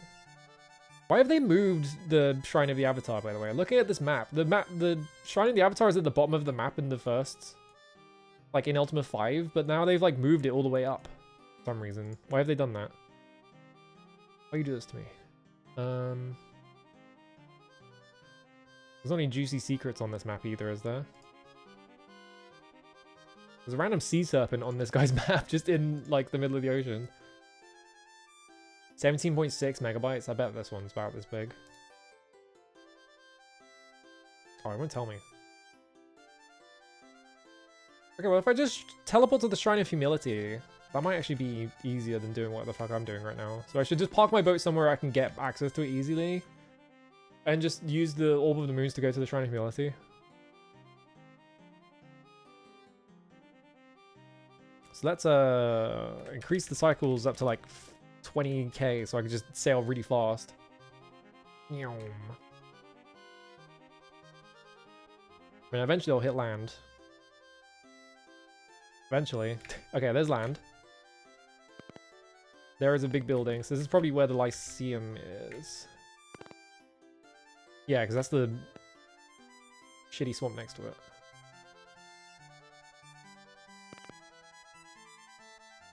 At least I'm pretty sure that's where that is. I'm gonna like make sure I find a building first so I can actually identify it. There's an alligator. Alligator appears to be on his own island. Okay, yeah, that's Moonglow. So park my boat here, I guess. Yeah, because the Moonglow one is just like up the road. So all right, go here. The humility one is.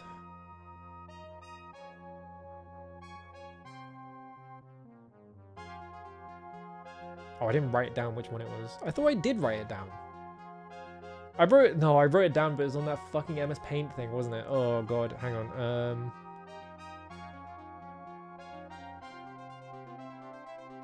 Let's test all of them again. That's honesty. Let me just meditate here real quick, just to make sure I don't need to like level up or anything. Oh, I gained a level, see? I gained intelligence, ooh.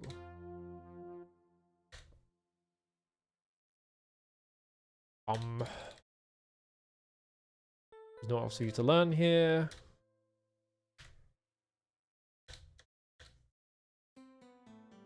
Not else for you to learn here. Not else for you to learn here. 5, okay, so no one needs to level up. So let's just do this.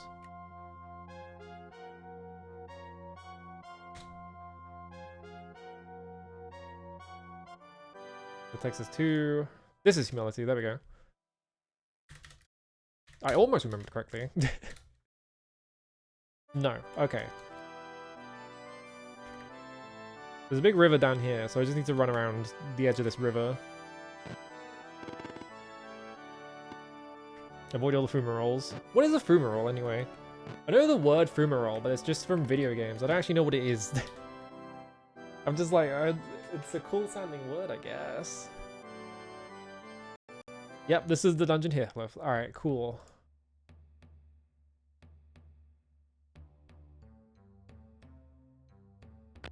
Let us explore. Oh god. Oh, it's full of lava. Great.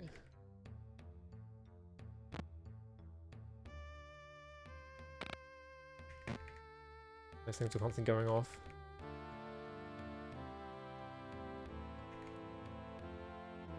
Oh, good, a drake. That probably means there's dragons in here. That's not good.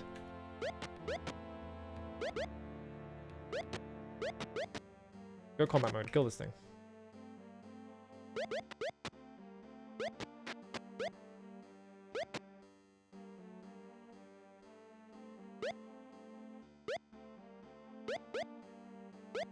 You're just gonna miss every single time, yeah? There we go. Shimino, you're standing on top of it. I need to search its corpse, whatever. Look how much damage I've taken already. Jesus Christ.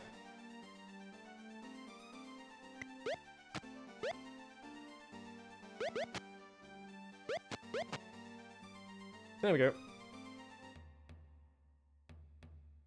Ooh, 29 gold. Yoink. What does Drake need with gold anyway? 51 gold. What do I need with gold anyway? I have so much money at this point. Whoop. Oh my god, I healed for my...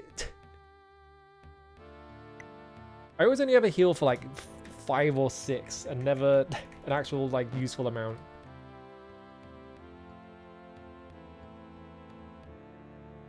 Okay, well, there's just a big thing of lava there, so I don't want to go that way unless I absolutely have to. Let me, I mean, I have like 11 of these. I'm not... Oh, God. What is this up here?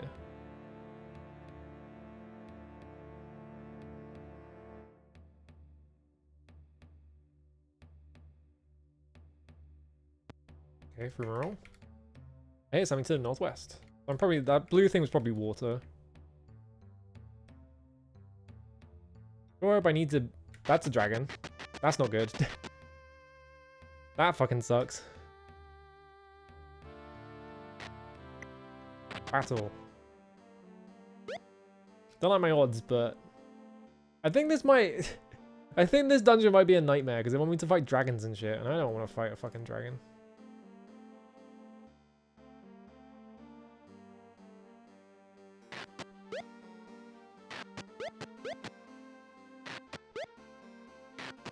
Might as well use my wands on these things, though. Are you guys gonna, like, help Dupree fight, or are you just gonna sort of stand around and watch him get his ass bit by a fucking dragon over and over again? There we go. Alright, cool. Well, we killed that dragon. Do I want to save that?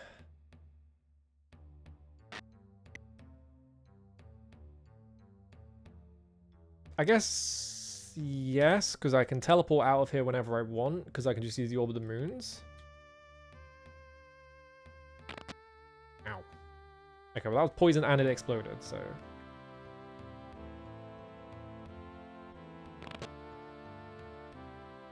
There's only 4 torches and 36 gold coins. I think it's going to be the same every time I open it, so...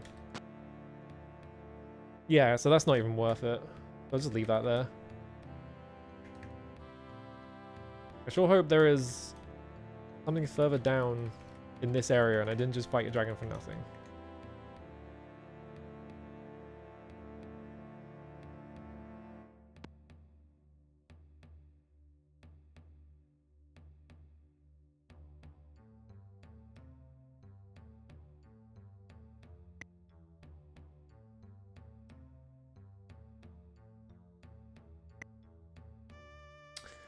I healed 2? Come on. Yeah, sure, that'll do.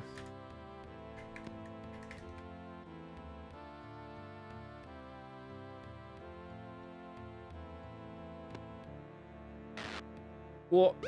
It's a Mongbat. Kill it. Oh, I still have the fire wand equipped. Let me put my regular sword on. There we go.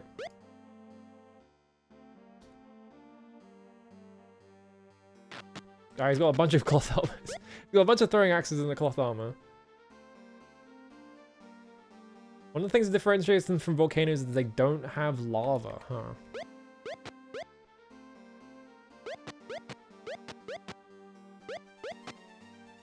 I get this guy. I don't like being around this fumarole. Okay. Did I just come from there?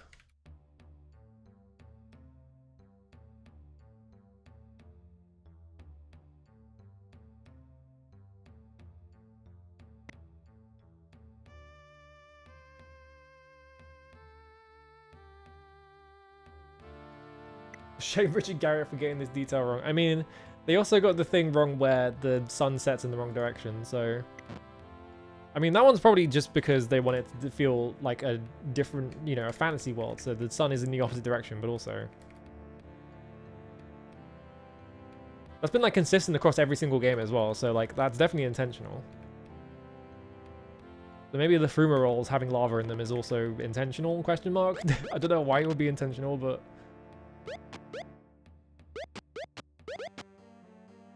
Oh, it died.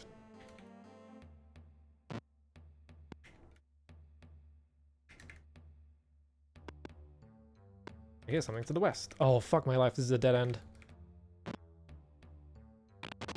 Ow.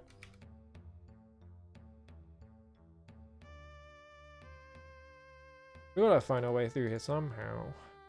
I'm back where I started. God damn it. I went on a big fucking loop. Back where I fucking started.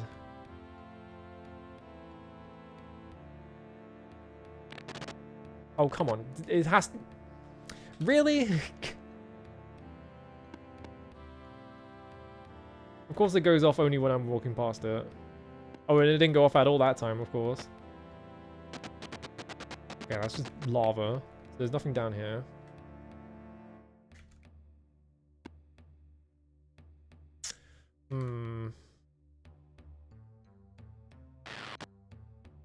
The other problem is I'm running into fights of really annoying enemies. Okay, that guy just died instantly.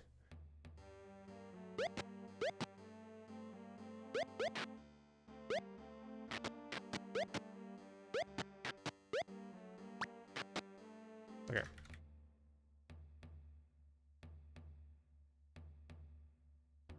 I get the feeling that I'm not going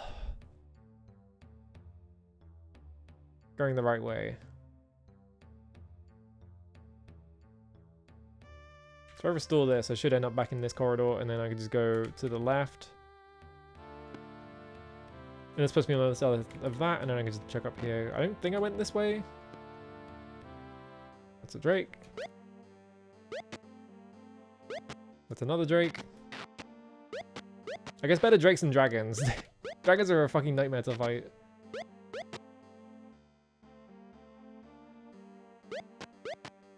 Yeah, so all 213, which is the code for seeing your karma, I can't do it because I don't have a numpad. My keyboard don't got one. So I have to do it by going into the cheat. Oh, what's this? Sure, I'll take that. I have to do it by going into the cheat menu that YOLO has. You say spam, spam, spam humbug to him, and he opens a cheat menu. Oh, hang on.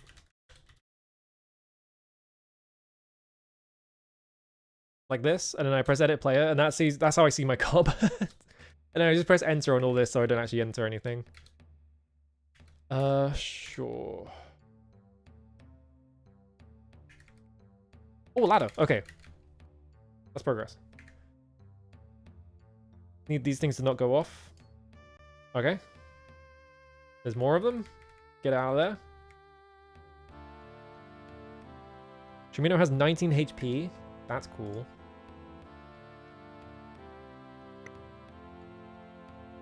Okay, that was a pretty good heal there.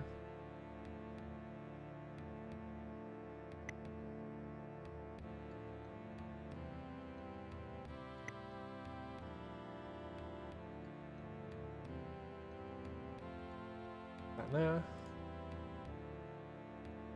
Okay. Health situation, not amazing. Could be better. However, we are on the second floor. So hopefully this is not like some weird dead end. Why do I have hiccups?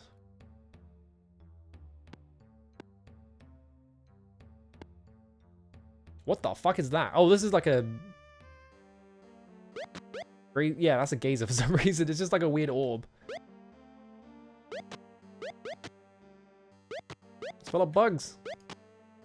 Alright, here we go.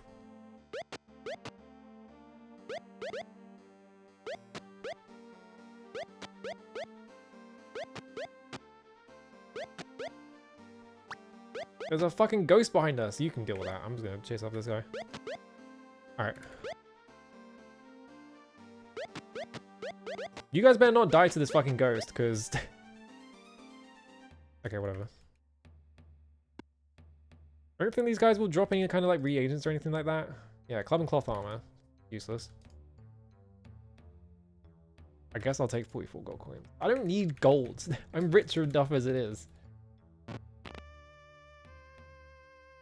My torch went out.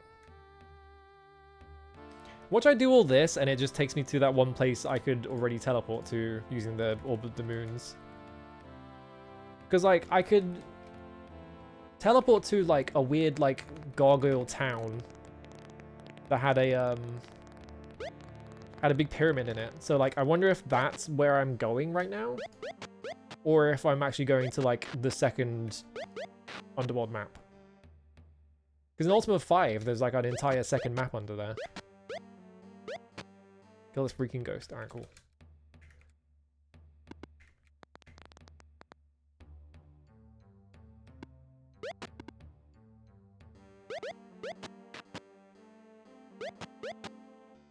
Cool.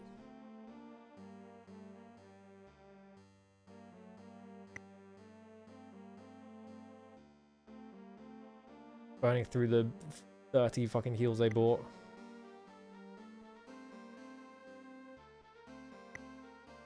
Alright, those are pretty good.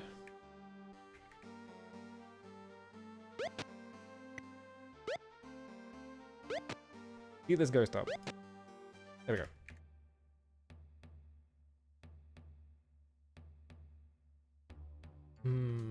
That's a Drake. I don't want to fight a Drake. I'm just going to run away. I hope it doesn't chase me. Ooh, more sulfurous ash. I'll take that. Why not?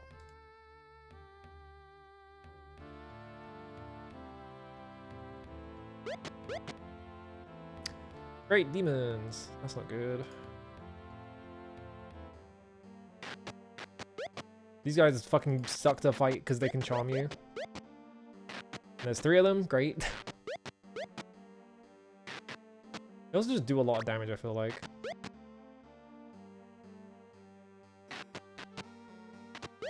Why are you shooting Shamino, moron?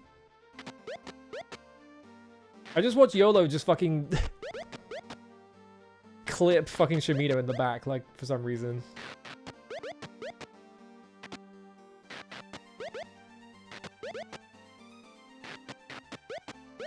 Okay, demon critical. Surely it's gonna die any second now. There we go. Please not shoot magic at the wrong person, I'm begging you.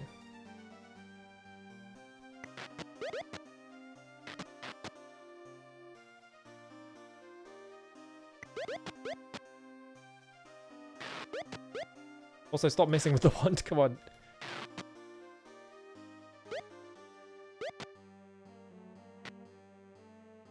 What even was that shot? That was a terrible shot. You just went straight into the wall for some reason. Alright, there we go.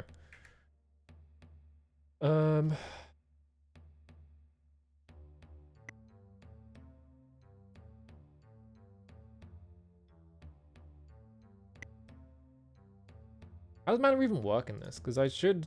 There's no way to tell how much mana you have unless you go in here, I feel like. Which is weird. You think there would be an easier way to tell how much mana you have left? Damn, I had nothing on them. So I just killed 3 demons for no reason, basically. That is hella lava. Alright, hang on. That's a dead end. There's nothing in there. Ugh. Pointless. Ow. Okay, there's the next ladder. Okay, let me restore that so I don't get hit by that fumarole. We're getting down there. Just a matter of getting down there with all my health. And also, once I get down there, I feel like I'm going to get attacked by gargoyles, maybe? Ow. Really? It's just going to go off every time, isn't it? Please, please. Okay, okay.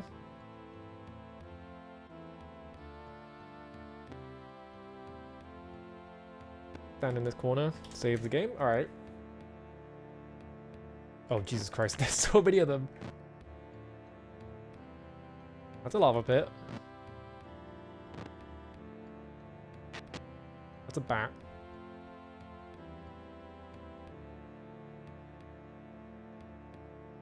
No, no, no. Sword.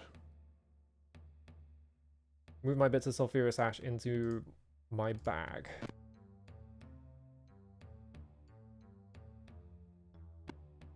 Did my carrying capacity go up by 2? I could swear it was 36 earlier, and now it's 38. Did it go up by 2?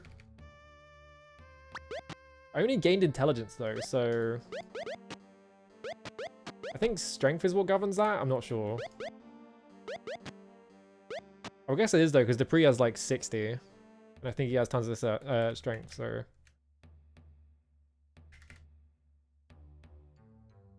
Watch this be a massive dead end.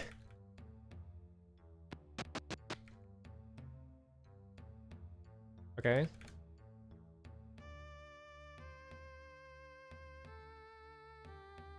So can I go around, maybe? Go straight up like this? You're just gonna force me to go... Yeah, okay. I have to go through that lava pit up here. Like, there's no way around it. I just have to do it.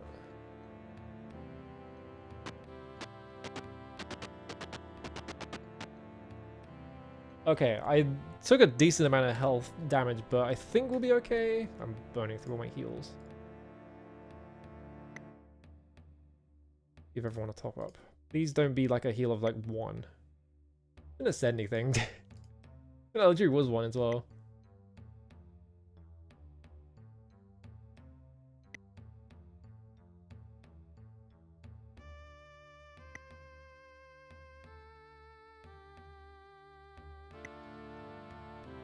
That was definitely a heal of 1. Ugh. Alright. Please tell me there's actually something up here and I'm not wasting my time. Imagine this is just like a big fucking detour and then like you get to the end of it and it shows you the ladder down, but it's like behind a wall so you can't actually access it. Alright, cool. Oh no, slimes. Again. Let's do this for the next 5 minutes because they take forever to kill.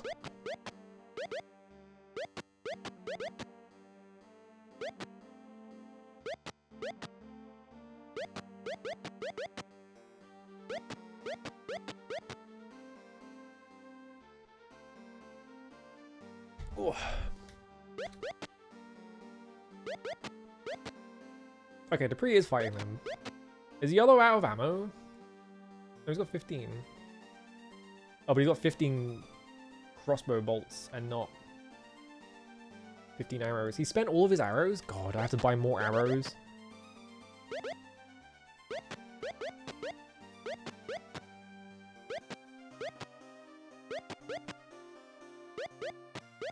Having a character that has to...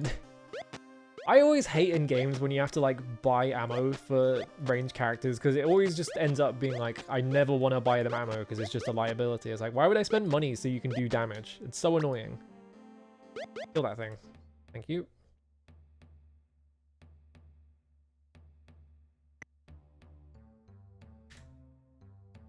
Like, I feel...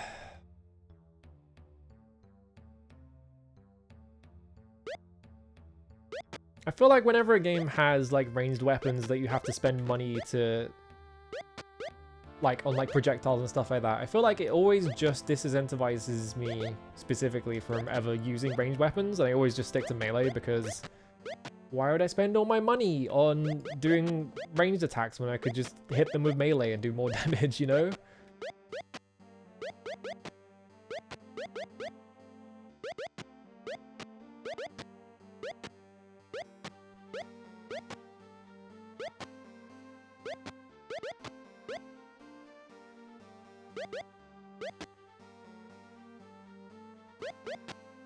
Okay. Area of combat save, yes. Yeah, melee won't hit you in the back because a character missed. I think it can in this game, but... yeah, I wonder if giving YOLO just the boomerang would make more sense. The boomerang does like less damage because like this does 20 points, which is awesome. This is 8 points. I haven't seen a magic axe yet. I actually forgot I picked that boomerang. That's just lava. Alright.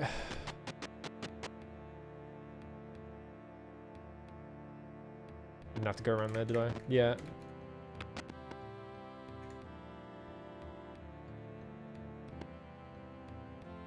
I don't have to run through that lava, I can just come over here. Please don't go off while I'm standing on top of you. Didn't send anything. See if I can... let me try that again. There we go. Alright. Yeah, I don't think magic axes are in this one, because if they were, I feel like someone would talk about them or something. Like, I haven't seen anyone mention them, and they haven't been in any shops, so...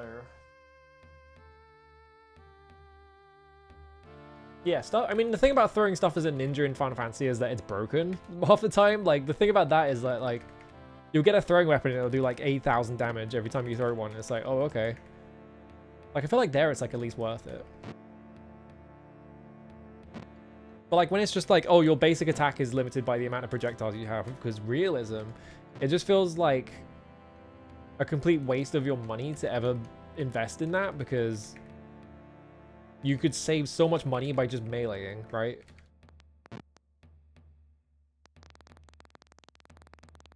Slings and boomerangs. Oh, you could use a sling, huh? I didn't run in a circle, did I? No.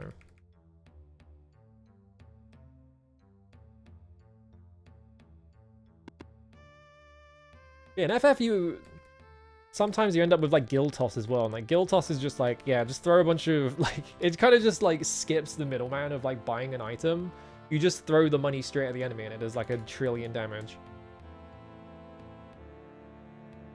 I think the guild toss in 10 is like busted, isn't it? But like everything in 10 is busted, so that's not really saying anything.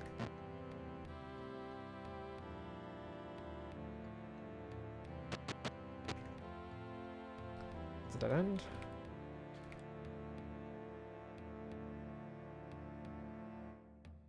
I keep thinking about playing FF10 because I'm like, I can never like sit through an entire playthrough. I always give up around the time when you get to Chocobo Road, but like, I don't know, maybe it's good. I feel like I would, but like thinking about it, I feel like I would hate 10 just because like, there is a specific thing about modern Square Enix that I feel like probably started around 10 or so, which is just like, it fucking pisses me off. like the cadence of all the storytelling and all the like the focus of a lot of their games in FF around a certain time kind of like focused on like a really uninteresting aspect to me. There we go.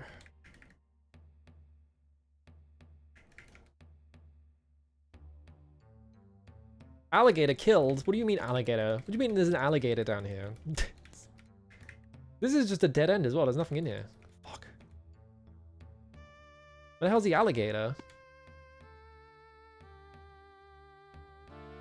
Yeah, Guild Toss is a samurai move. Yeah.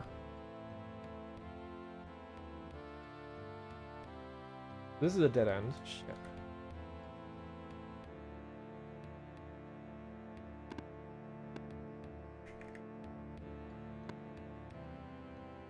That was a dead end as well. I'm not getting anywhere fast, am I? I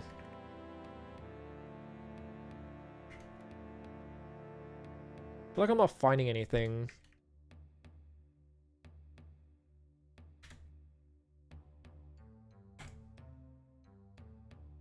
Oh, there's a bunch of shit down there. God damn it. There's like enemies down there. I really hope it's just like slimes or something, or like mongbats and not a fucking dragon. Oh, thank God, it's just slimes. Alright. Get him.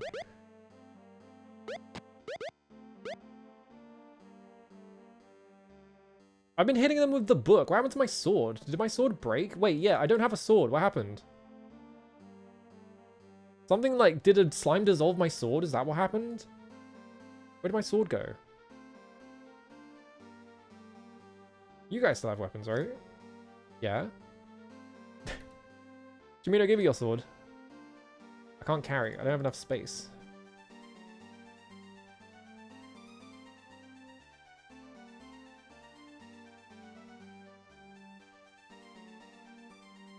That's a regeneration ring. What happened to my sword? Weird. Alright, I guess I'll just equip this one for now.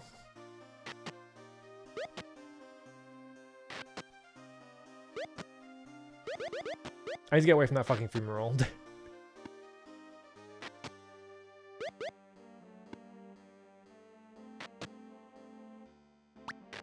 Oh, I see what's happening.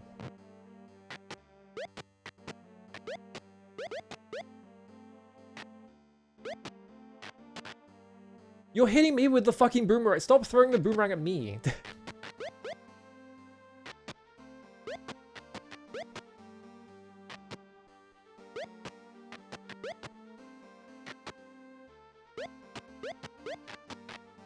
I just need to like push them out so I can get away from this fucking fumarole because it's gonna go off right next to it. Alright, push up. I'm poisoned, that's fine. Now I am just like, what the hell happened to my sword? Did it actually get dissolved?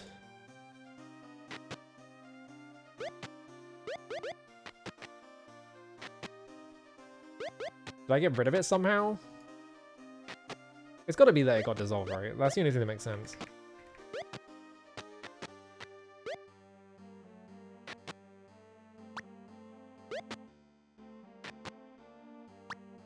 wonder if like slimes are just infinite experience, like you can just divide them forever. Because I can't imagine that like the game takes account of like how many divisions it's done.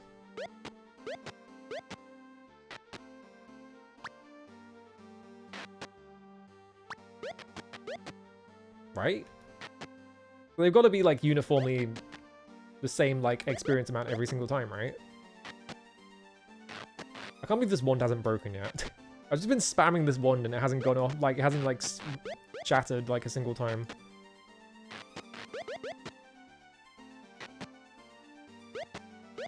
Now the annoying thing about slimes is they take fucking forever to kill because they keep dividing. Alright, there we go. Break off combat. Put this fucking book on.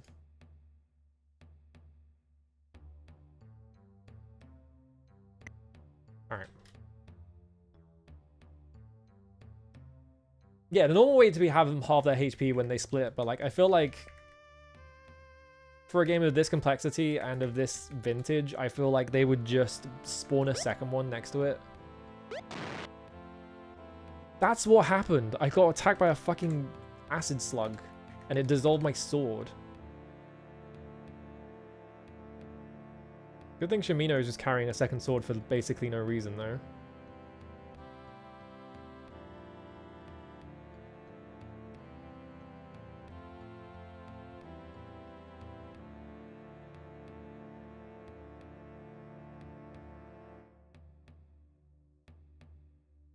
On. There we go. Alright.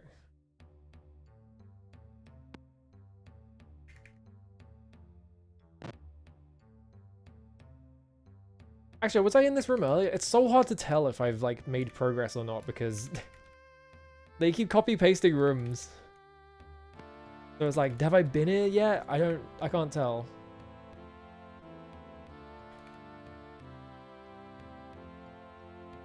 Like, I feel like I'm just running backwards. I feel like I've been here before.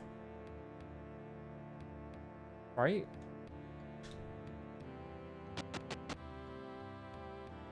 I'm gonna go over here and there's gonna be a ladder. What if I just run around? Okay, there's 2 ladders? What the fuck? Alright. Oh, I don't have that much health, do I? Okay, it was like mostly fine. Alright. That on cost. Heal on me. That was a shit heal. Well, we all have the exact same health number now. That's cool, I guess. 2? Come on. You can heal better than 2, man. Come on. You can heal better than 5 as well. You can get like a 20 or something. Come on. There we go.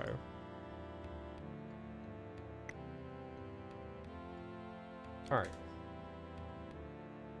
Go this way.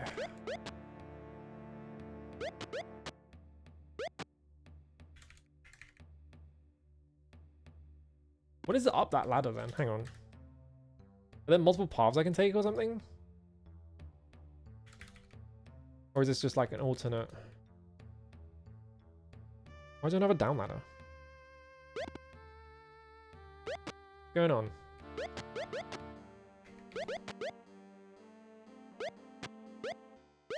There's another down ladder over here as well.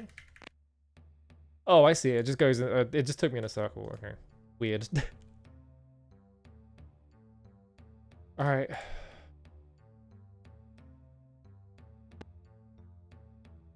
Oh my god! Stop making me go over lava pits, Richard. Sick of your lava pit obsession. It looks like I don't have to run over that one though. Let's go around. What if there were drakes up here? What if they deleted my entire health bar in like 10 seconds? What if they didn't spawn because the way this game spawns things is ridiculous?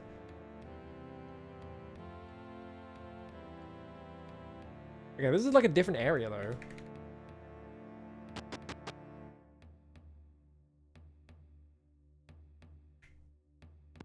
Okay, that's a dead end. Hello, Kiara. How's it going? I hear something to the northwest. I hope it's not a dragon. That would fucking suck us.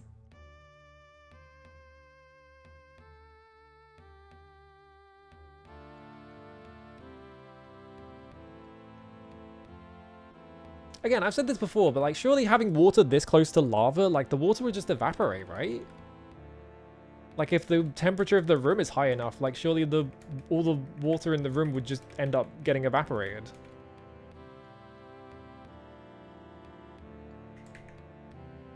Because like lava is just molten rock, basically. So like,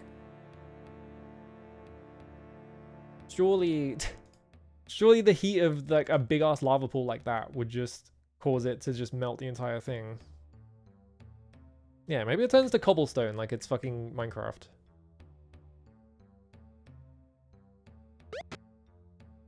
You demons. Oh, you're gargoyles. That's a good sign.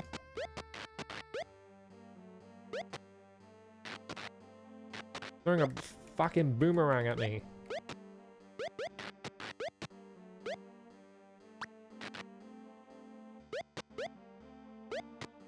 Alright, cool. I hope me killing gargoyles isn't going to come back. Like, it's not going to be like a Sorrow River situation or anything like that. I can't remember what the name of the river is because it's like a weird fake Russian word, I think.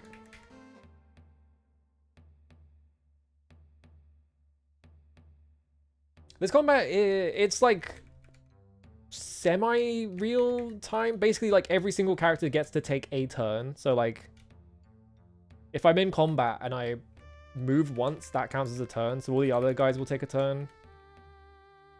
There's a guy here. Are you Captain John? Holy shit. Praise the virtues. Humans have arrived here at last. But what's this? Not just any humans, the Avatar. How did he recognize me instantly? Alright. 'Tis most fortunate that thou hast returned, noble bear. Many cataclysms have occurred since thou hast... Was John in... Hang on. Was Captain John the wizard? Oh, he's a prince, apparently. No, that's the lion from Robin Hood. What the fuck? Why did it come up with Nick the Ultima Sword Wielder fandom? What are you talking about? Captain John. Oh, it's with an E at the end. Yeah, is this the same guy from Ultima 5? Yeah, he's the captain of the ship out of that. So like in Ultima 5, like you find a ship like in the underworld and he just happens to be there. Why did he go back for it? he went back for seconds. Alright. First time you've ever seen an Ultima game. This is like the first time it's looked like this. Most of the other ones just look like weird black and white, like tile-based things. Why, I'm Captain John, milady. Oh, wait. I must meet Bear Lem and travel with him among the gargoyle people. Bear Lem? Okay, hang on. I pressed enter by accident, which ended the conversation, so he's telling me about Bear Lem.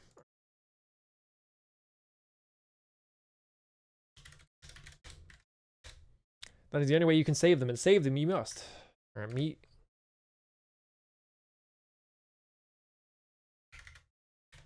Travel with them among gargoyle. Without Bear Lem with you, the gargoyles will attack.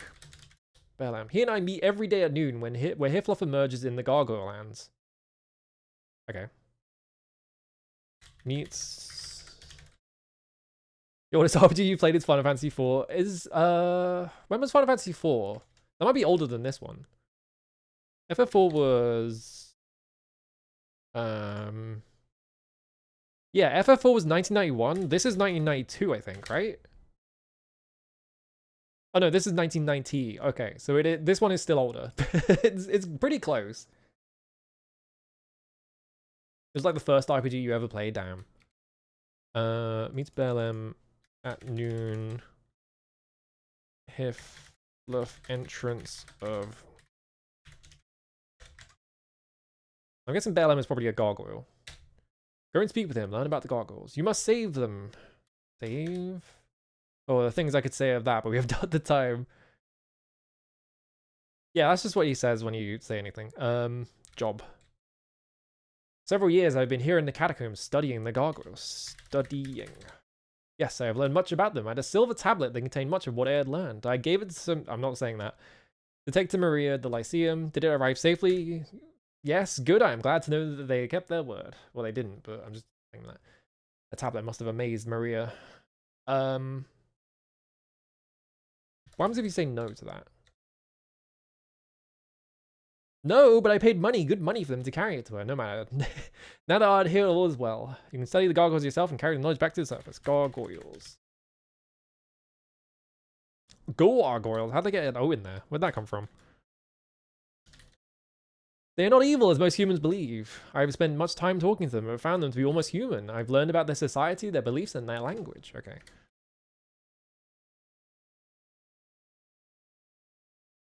You could have guessed the gargoyles were not evil based on Sinbral being a guy, but that's fine. Society. Yeah, this is number 6. I think the oldest game I've played is a Calibeth, because that's from 1978, I think. If you talk about like full RPGs, I played Ultima 1 and Wizardry 1, and they're both from 98-1, so those are pretty old. There are 2 kinds of gargoyles, winged and wingless ones. Yeah, we know about this. At first it seemed as if the wingless ones were slaves. Now I know the wingless ones are beloved and valued family members. Aha.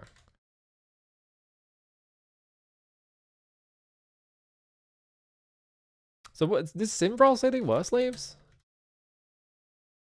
Sinbral. Because Sinbral's talked about the wingless ones before. Gargoyles who can't fly. Yeah, Sinbral says gargoyles who can't fly are slaves. And there are winged and wingless gargoyles. The wingless are mutant, unintelligent, and do manual labor, but the winged ones are smart. And flying is a sign of intelligence. So maybe Sinbral is wrong. Would be interesting. Wingless ones are beloved and valued family members. They must be told what to do because they are not truly intelligent. Richard, I don't know where this is going. Gargoyles live honorably by their own set of beliefs. Okay,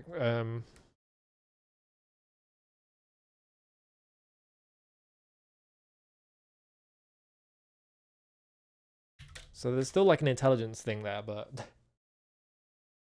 are you just able to read it? It was very difficult. Ooh, yeah. I already said gargoyles. Beliefs? Gargoyles' beliefs are much like our own. Where we have the 3 principles of truth, love, and courage, they have the principles of control, passion, and diligence. We know about this. Oh, here we go. Directly, these lead to the virtues of direction, feeling, and persistence.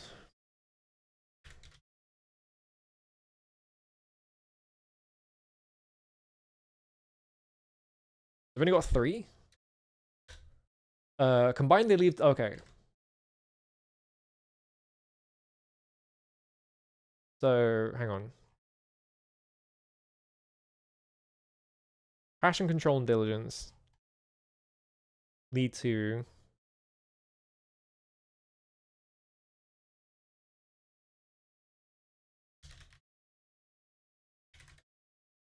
direction, feeling, persistence, and then... combined... That's 6. They lead to... balance, achievement, and precision. These are weird virtues. Taken all together, they point to order. Okay. And the sum of all the principles of singularity.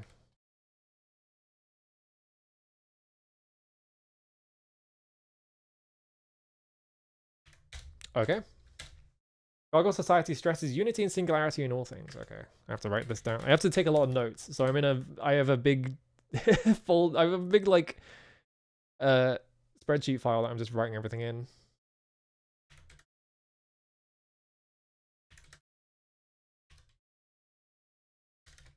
Yeah, every NPCs in Ultimate games are very wordy. They love talking to you and they love giving you hints. And you have to write all of them down, otherwise you're fucked. You have to. The world has always been harsh even before the cataclysms.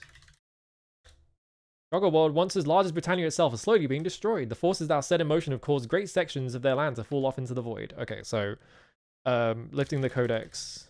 Do we have to put the codex back then? I wonder if that's where this is going.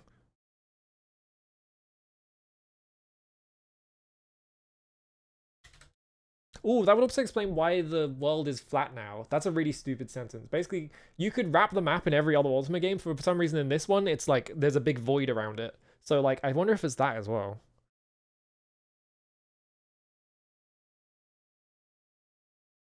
We have to put the codex back. Only a single gargoyle city remains. Okay. The gargoyle city of investigation. Okay.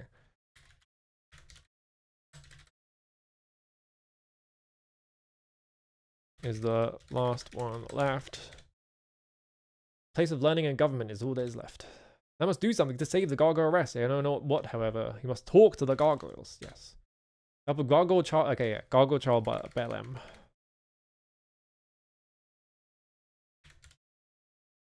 Okay. I've learned how to speak their language. Wouldst thou like to learn? Yes. Here, he hands you a scroll. Use this scroll. It contains the basic vocabulary of the gargoyle language. Okay. As gargoyles say, may thy persistence and precision lead to success. Okay.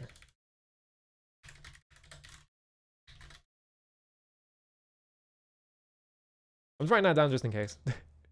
When you rest the future of an entire race. What we got? Aha.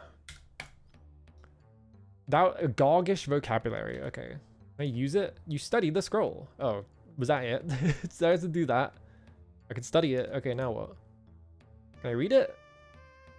Can I move it into my book or something? Yeah, that's not a spell. Okay.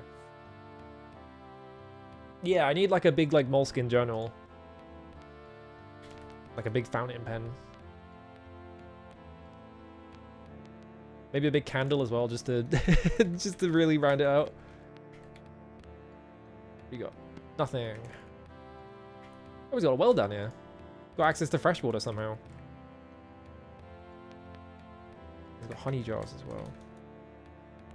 I don't know what the deal with the honey jars is, because like that one vault was full of honey jars for some reason. Like, can I use those for something? Is there a reason why there's honey jars everywhere? I guess there's like the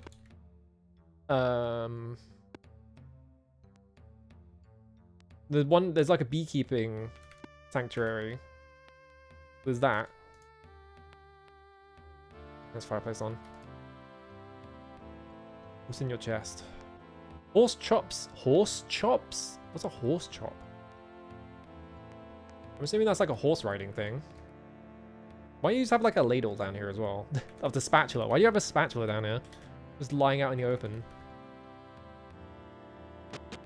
Ow, I didn't mean to walk on that. Okay, so that is restore. But the problem is, he wants me to meet around noon, but I don't know when noon is. And I don't know if this is the entrance. Ooh, okay. Wait, we can see the sun while we're in the underworld? That doesn't make any sense. Hang on. There's a dungeon here, Fluff. Yeah. Is this noon? This looks like noon. It's like midday. Aha! Whoa! Why can I see his inventory? To greet you, human, to recognize you as the false prophet. Be feared by everybody except me and Valkadesh, my father. So I'm guessing you are Belem. To be called Belem, which means just once, who have not yet received a true name. Aha.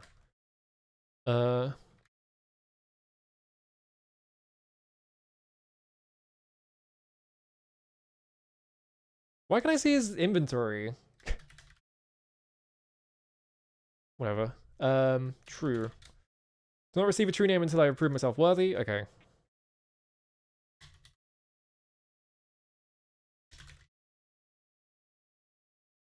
Hang on, let me say, father is Valkadesh.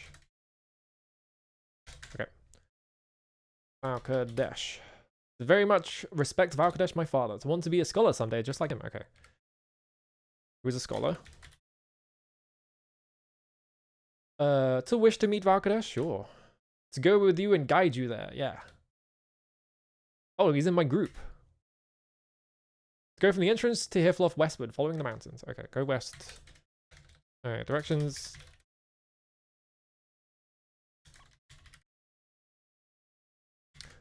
I guess he can see his inventory because he can be in my party, which is awesome.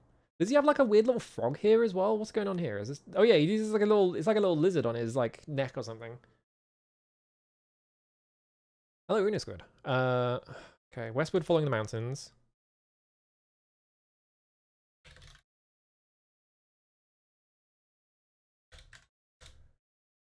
And turn north at the Hall of Knowledge.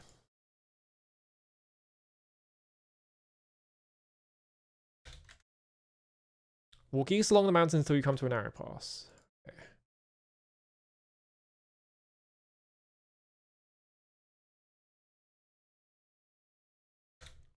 Find the house of Valkadesh through the pass. Okay. To see it at 45 degrees south, 60 degrees, 65. Okay, hang on.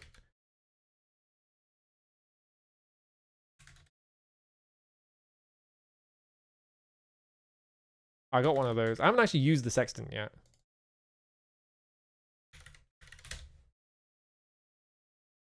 But to take care to avoid the lava pits and the Hall of Knowledge. Why do I have to avoid the Hall of Knowledge?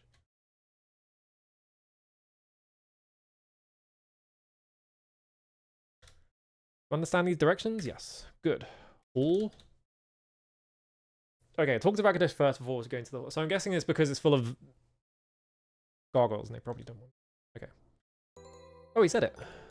So is he just in my party now? Yeah, he's just in my party. Cool. Awesome. No magic. He has 128. He is a child, I guess. Okay. Let's go.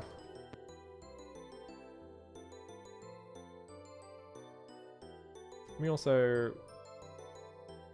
I haven't been like increasing my party size because I feel like having a large party size just won't become unwieldy. I've been sticking to just having 5 members. So I actually don't know how big the... I'm assuming 6 is the party limit, right? Yeah, welcome aboard, small child. I'm gonna you a murder. I wonder if Baalam's gonna be in like the later games. Like as like a party member, that would be cool.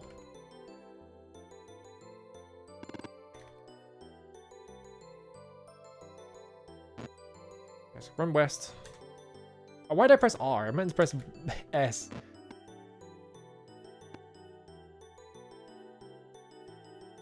Instinct taking over. Okay, keep along the mountains. That looks like a spot where you might find, never mind. I was like, perhaps there would be a big hall of knowledge in like a big, in that, but no, it's just a big pit of lava. That's the hall of knowledge, I'm guessing. So I should stay away from this. Turn north at Hall of Knowledge.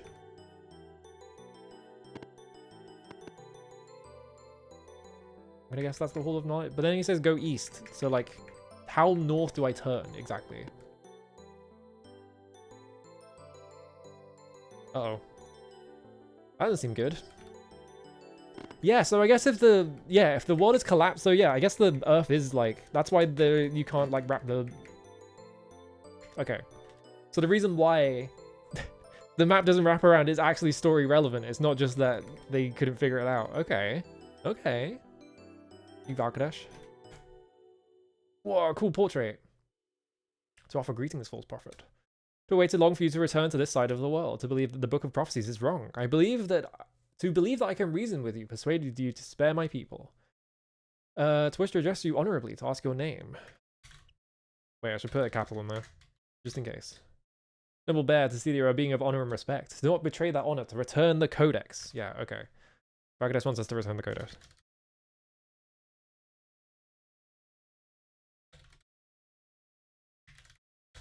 That shouldn't be too difficult. Save my people from the prophecy. Codex. To believe that it is not too late, I beg you to return the codex. Avert the prophecy, save your life and my people's lives as well. Interesting. To be written in the Book of Prophecies, you would destroy our world. To also be written that only the sacrifice of the false prophet would save us. So I wonder if the sacrifice of the false prophet is that you're sacrificing the codex itself. To be the only alternative to returning the codex. Without the codex, to have no choice but to sacrifice your life. Okay, so...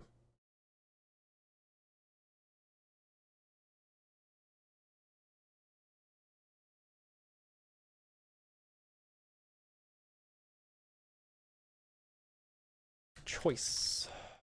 Choik. Wait, to know that sacrifice is 3 meanings. Aha.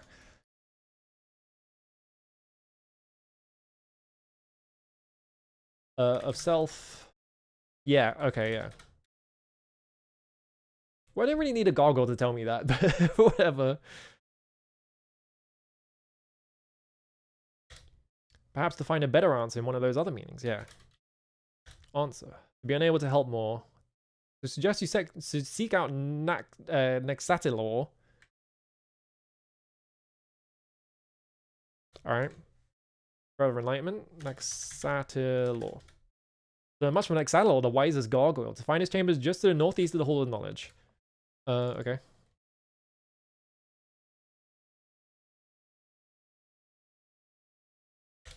Sure. So as you go there and ask him of sacrifice. Ask about sacrifice. Alright. Sure. Making sure? Yeah. Bakadesh Wisdom, Bakadesh the Scholar. Given a partial name, yet to achieve full honor. To be greatly honored by even a partial name. To be customary among my people to give names only to those most worthy. Okay. Job. To be a scholar, to be seeking a way to avert the prophecy. I already talked to him about prophecy. Yep.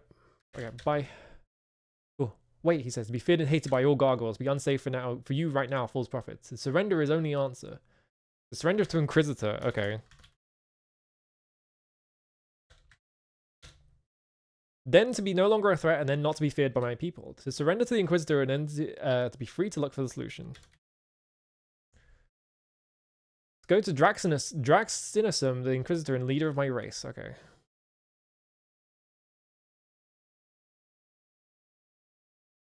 Find his chambers just to the northwest of the Hall of Knowledge. Okay, you have to remember what direction east and west are, I guess.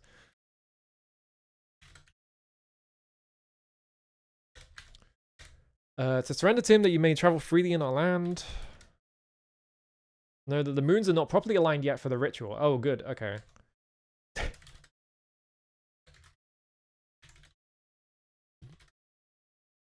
So I have like a time limit, maybe? That would be fucking scary. To show you that you will not be sacrificed for many weeks. Okay. To show you that further, that surrender is the only way you can travel among my people. Okay. Interesting. This is taking. I like the turn this is taking, right? It's like, no, you have to like surrender to them. Apparently gargoyles also have xylophones. Wait, I can play the xylophone, can't I? It's just gonna make the same noise as everything else, but yeah.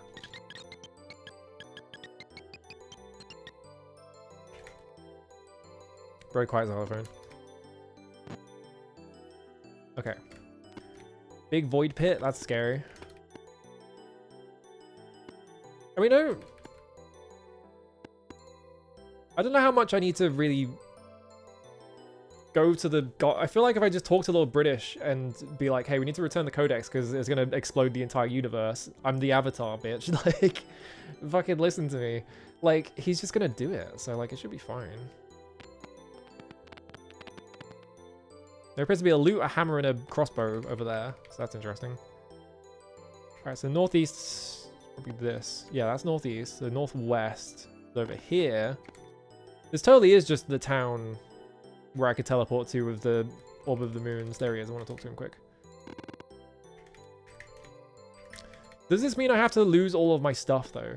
That's going to be annoying if that's true. Alright. Whoa, cool.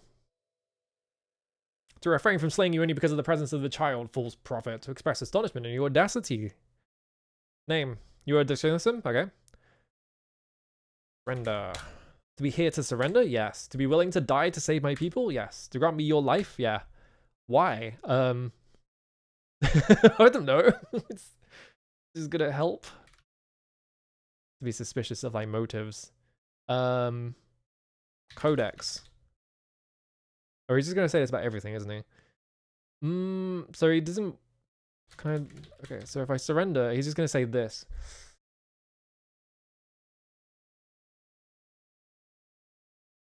Oh,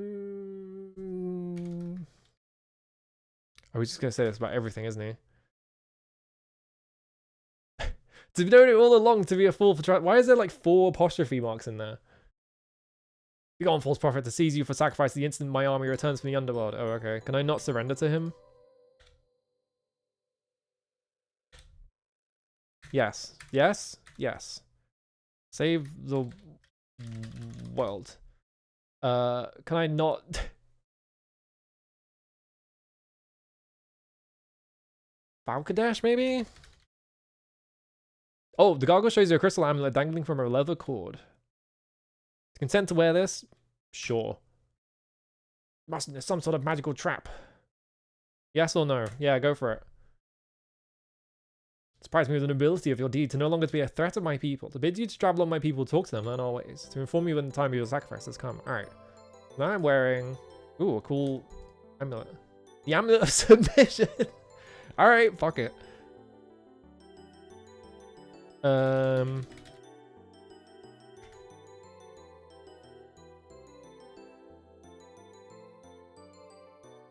Yeah, the amulet of designated bottom. Alright.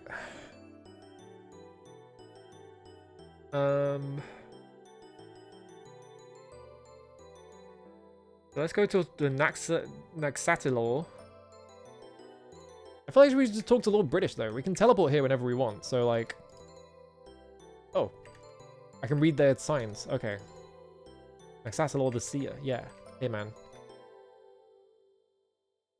To greet you, bear, avatar of the underworld. See the amulet of submission around your neck. So consider your acceptance of this both noble and wise. To observe that your aura, by your aura, you are truly a being of honor. Yes, my fucking aura. You are fated to destroy a world. So wreak great havoc in your land by your theft of the codex. I have no choice but to return it. Yeah. You need two alternatives. You return the codex or give it your life. To know not where the codex is, but to remember that Captain Bolesh just returned from the codex. Captain Bolesh? What's this guy's name again? It's Naxatilor.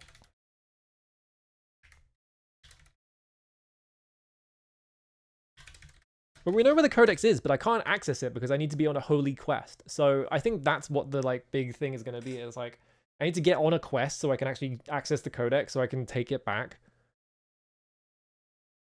Jesse Seekins. Try to heal his house to the north.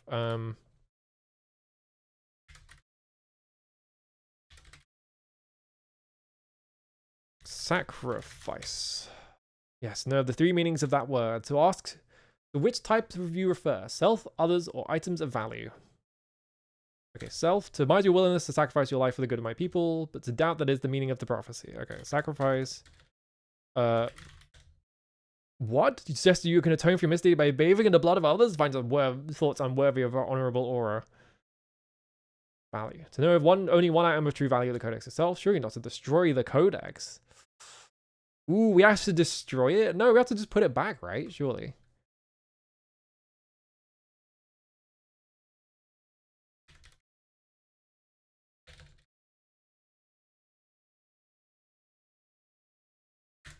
To be utterly without hope in the face of such ignorance. To refuse to converse with such a demon. Is he mad at me now? I'll just say value to him. Perhaps have an alternate return. Yes, to return the code. Okay, so we just, yeah.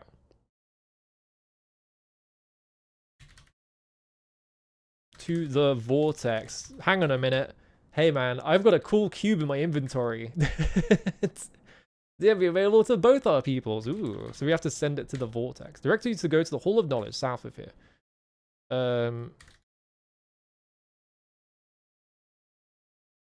Read the Book of Ritual. Okay. They're also to get the vortex lens. Ooh.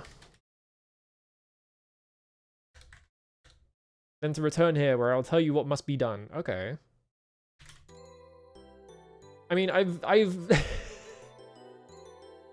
I found a cool cube, and I have not known what it's for, but I think we found a reason why the vortex cube is in our inventory. I think I skipped a few steps. Okay, Hall of Knowledge just be here. Yeah. Look at this. Hall of Knowledge. Hey, man. Oh, he's got glasses on. Awesome. An odd device crafted of metal, glass and metal. What are you talking about, an odd device? You know what glasses are. It's really an odd device. Name. The Caretaker in lieu of a name. Honored by being allowed to perform my duties as a caretaker of his duties. Have my race's artifacts of rest here in the Hall of Knowledge. Full. Keep the treasured artifacts of our race here in this hall in the 3 chambers. I have 3 rooms here. To keep artifacts from the underworld in the human chamber to the east. Okay, human chamber. Alright,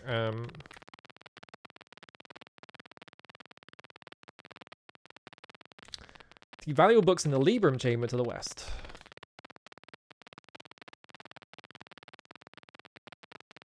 And to keep the cube and the lens in the vortex chamber to the south. Hey. Cube. To regret that item is lost, stolen by human thieves years ago. Hey. Awesome. I've heard the humans mention the name Stonegate as they fled, but to have heard them say they would sail through Lost Hope Bay, to know nothing more about it is where I skipped so many steps here. I just went to Stonegate because I felt like it, because I was like, I wonder if anything's there. And it turns out I got the fucking vortex cube there and saved me a bunch of time. Alright, lens. Find what you seek in the vortex chamber. Okay.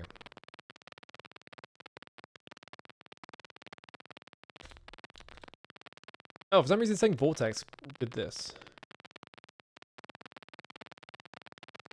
Yes, the underworld. I believe you know it as Britannia. Oh, Britannia is their underworld.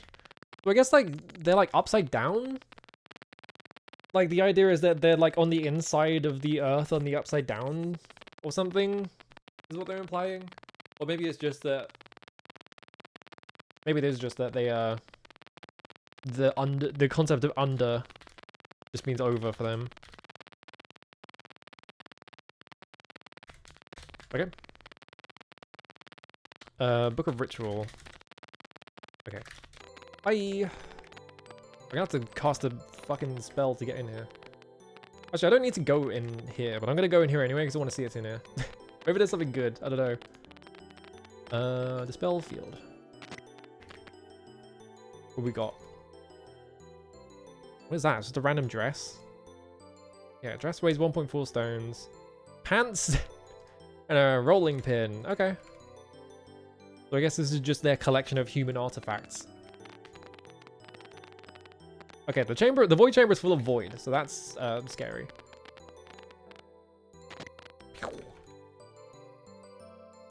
Whoa, this thing's crazy looking. Oh, it's broken. Ooh. Do we have any, like... Beads of glass, maelstrom, clever fish. I don't think we've seen anyone who knows how to fix...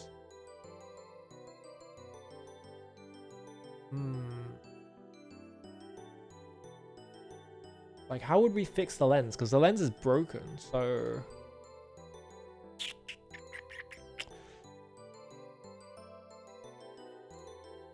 Oh yeah, Mandrake says he was captured by goggles, but was aided in an escape by Bell M. That was ages ago.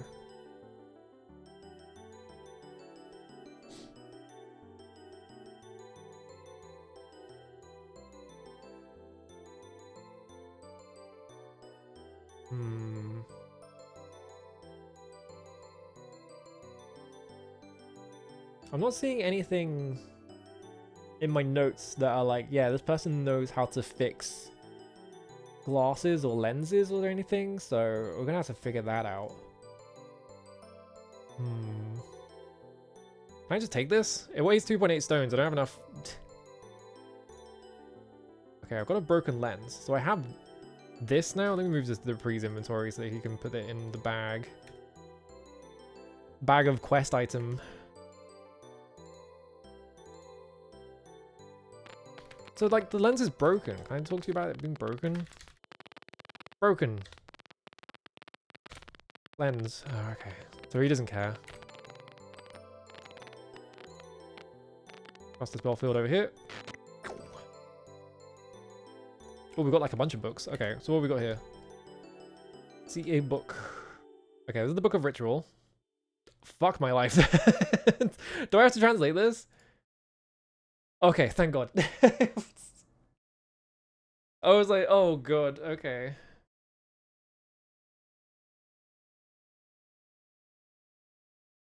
Oh, hang on. Naxalalor brought the codex to their land. Okay, Book of Ritual.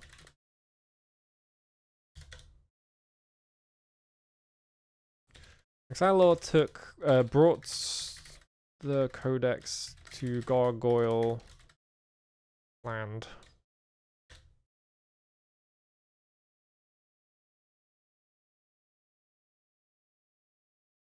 Okay.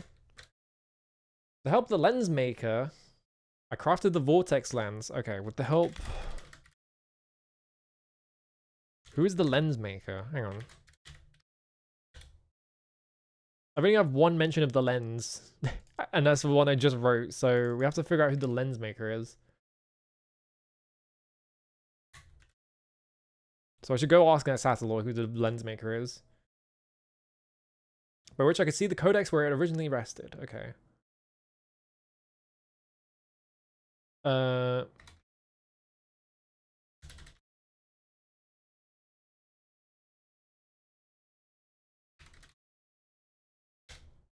I created the vortex cube to focus the power of the moonstones and draw the vortex down to the world. Okay, I created...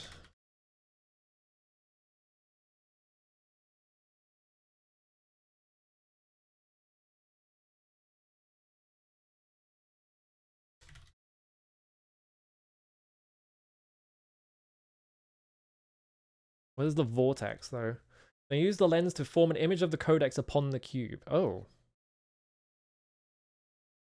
Yeah, best RPGs let you accidentally get a quest item and then like hours and hours later you're like, oh.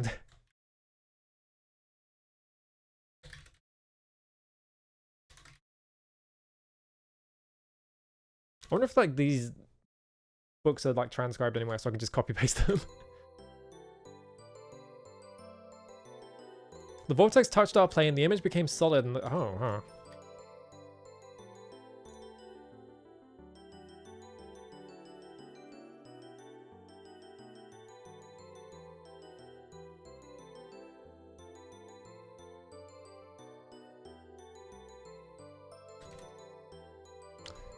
Okay. What book is this? Book of the Underworld. Deep below the land there is another land. In that land live many strange creatures. Most interesting of these creatures look something like our wingless ones. These demons, however, are pale and soft. Some say that these demons from the underworld can speak, and to be sure, they make sounds that are similar to our language. But as everyone knows, no creature without wings is truly intelligent. Fables of talking demons must be discredited. Alright, fair enough. Long ago, the great seer Nexadalor summoned the Codex into the world. Thus began the great time of prosperity. The Codex was placed within the Temple of Singularity. Okay. Book of something. I forgot what the book was. A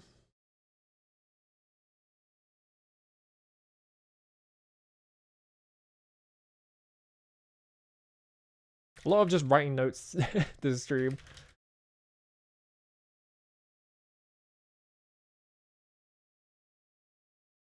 Okay. Seers of the land, led by Nexalor, protected the Codex with a force field.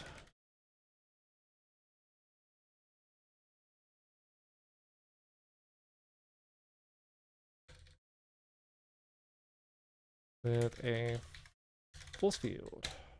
Only those upon sacred quests for wisdom are allowed to reach and read the Codex. Okay. So I guess that's just built into the Codex. That's not like a safety thing that Lord British invented somehow. It's just built into the Codex. Do I have to like concoct a way to go on a sacred quest for wisdom? When the Codex is written, the one right and true answer to any problem. One has to but reach the Codex, read it, and interpret. I mean, I know about this. It's really funny that there is just an object that just tells you how to solve things in this universe.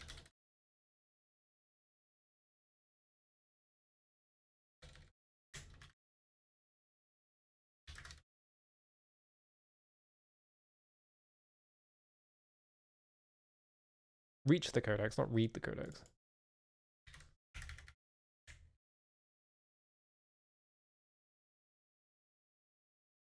With perfect wisdom and infallible knowledge, all that remains is to have the control, passion, and diligence required to follow the proper course. These are the underpinnings of our society, and so our race is able to use the Codex wisely and well. This is why the reason why the Codex exists, to lead the Gargoyle race to ultimate prosperity.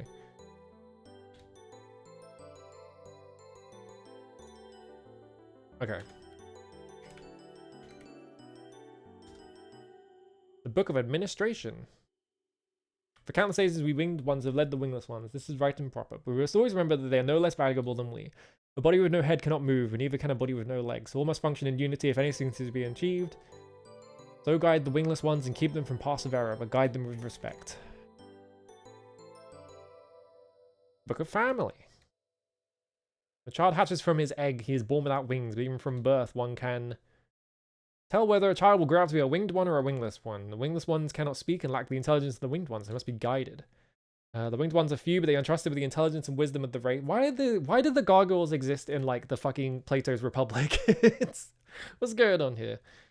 Both winged and wingless ones spring from the same eggs and both belong to the same family. All function as a single whole to better maintain the struggle for survival in our world. Richard Garriott, the politics of this game are kind of weird, champ. Hey, man. Okay, so I'm going to talk to him about the lens maker. Okay, see, the vortex lens is no longer whole. To go to the lens maker, whose house is northeast of it. Oh, okay, the lens maker is northeast of here.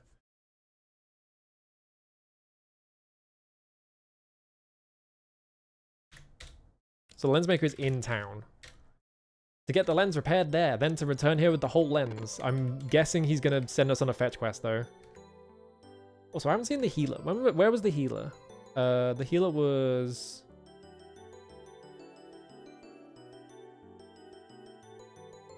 to the north. Captain Bolesh returned from the Codex. So is this the healer? Healer. Captain Bolesh. Are you Captain Bolesh? I thought Captain Bolesh would be like a guy. This guy's face is awesome. Name. Okay. I don't need you. Sorry, buddy. Whoa! The false prophet, both to wear the amulet of submission, then to express aura to your honor and courage. You are to be named Bolesh Usagra Lem, Bolesh the troop leader. Lead what remains of our forces into battle, to have recently returned from a mission to your side of the world, to have tried to reach the Codex. To have had victory between our claws, but to have been thwarted on the verge of success, to have encountered an impervious force field around the Codex. Okay, Bolesh. I mean, surely he would know about the force field, right? So no such field for trying to people Codex, my people possessed it? Yeah, so like he knows about it. So remember that only those on sacred quest for wisdom could pass. Yeah? To receive a sacred quest at the Temple of Sacred... Okay.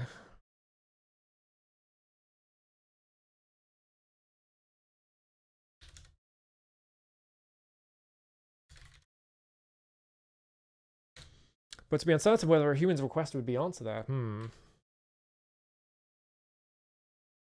Maybe Bear Lem has to go on the quest.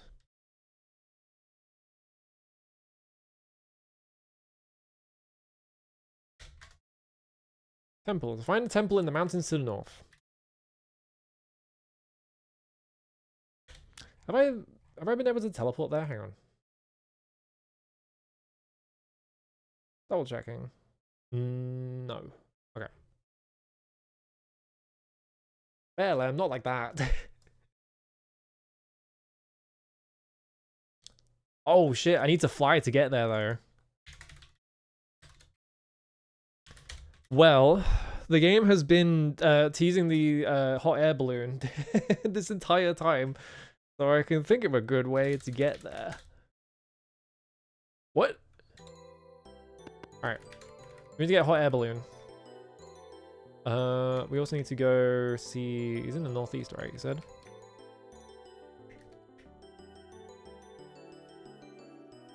Okay, how northeast? Because now I'm just sort of going... Hang on.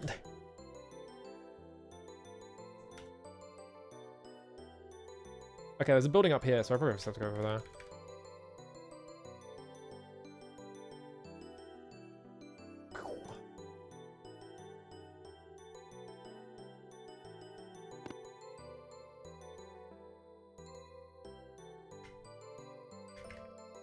Alright, whose man's is this?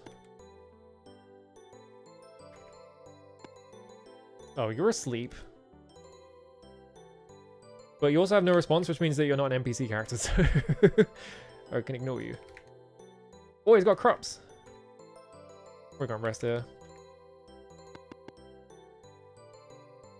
Wait, who are you? You see a large, healthy-looking winged gargoyle. To note that you wear the amulet. Submission.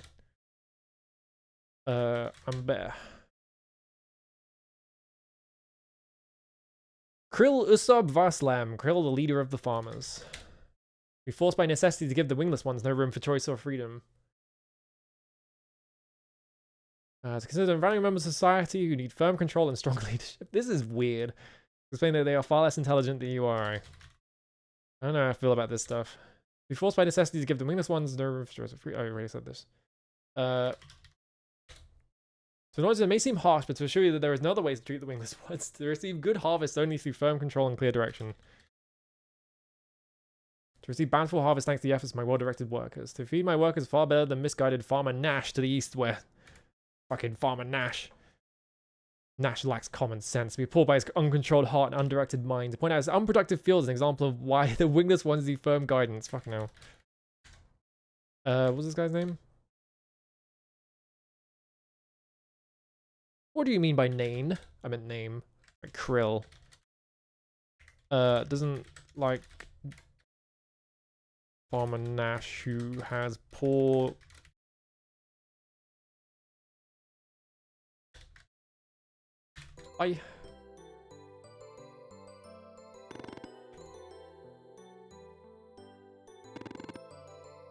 Where is the guy I was looking for in the first place though?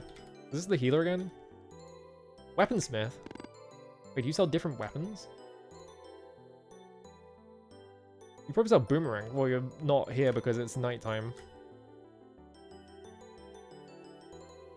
Food maker. I got grapes. I got an entire roast chicken. Horse chops?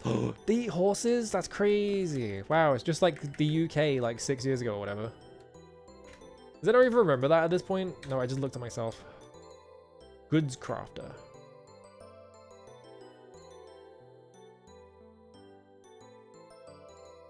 Yeah, that's the healer. What do you say? Hang on.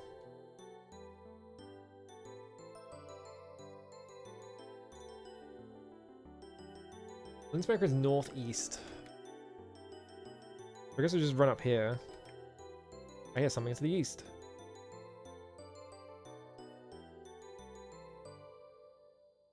Oh, that's Bel-Em. Yeah, so I guess these guys, because they're wingless, they're not smart, so they can't talk.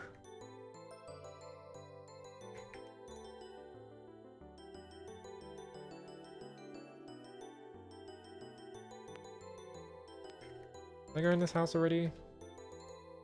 No response. Can I use the telescope? Whee! Yes, I can. Oh. I stopped early when it went up for some reason. Oh, I gotta waste time somehow so these guys can wake up so I can talk to them.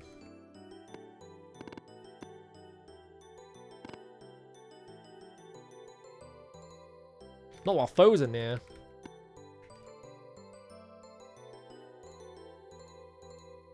I can't rest. There we go.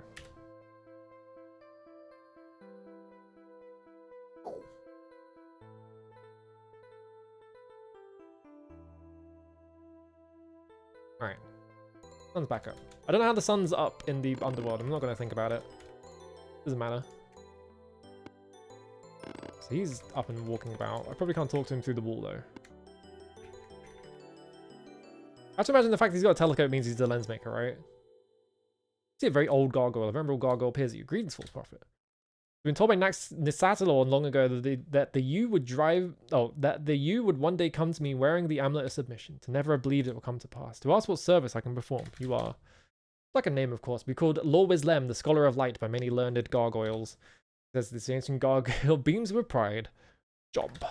Craft the finest lenses in the land, Gargoyle says proudly. Also, to teach my young apprentices not to cut themselves in the glass. To be nearing the end of my time, to have one last sacred duty, to pass on my skills to the next generation. To be over 1,000 years old, wow. Seem a mere youth compared to Nixatl, however. Lens. See the shattered vortex lens you carry. Remember making it so very long ago. Taking a shard of glass. This grinding table. Oh, you made a new one. Alright, well that was easy. A far greater skill now than when first I made this lens, he says smugly. To require a little time to repair it. He hands you the restored vortex lens. Okay. That was easy. Cube? I don't know about cubes. I'm too old for that. Alright, well. Thanks, mate. That was easy. Moving along at a very quick pace all of a sudden. Getting a lot of shit done.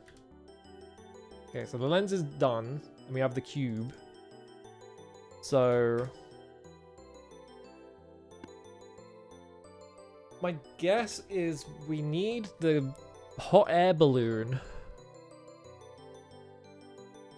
to get to the Temple of Singularity. Because they've been hinting at the hot air balloon this whole time. And so I'm assuming that we just need the balloon. We take it down into the Gargoyle world, and then we use it to get to the Temple of Singularity. And then we go in the Temple of Singularity, we find our sacred quest so that we can get to the Codex, and we take the Codex and we put it back somewhere.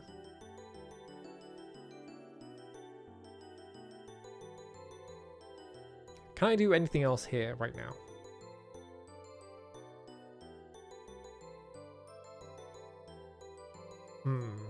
Hang on, what happens if I take the... hang on, we're gonna do an experiment. Oh, okay, I can't take it off at all. Alright. Wanted to know what would happen if I tried to remove the amulet. Also, I'm gonna try something different. What we're gonna do is I'm gonna teleport to Lord British with a gargoyle in my party and see what happens.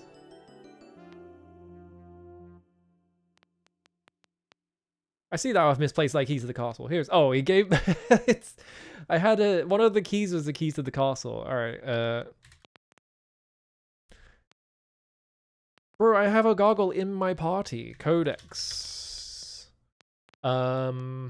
Vortex. Alright, you don't give a shit then. Alright, bye. Balloon.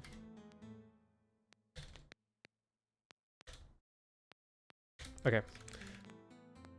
We need a balloon, so let's think about this. Balloon.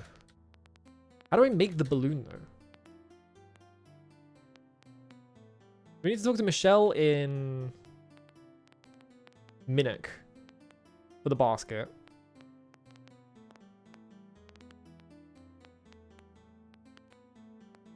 And we need there's a silk weaver. Yeah, Charlotte and New Agency knows how to weave silk. Why would you use silk for a hot air balloon though?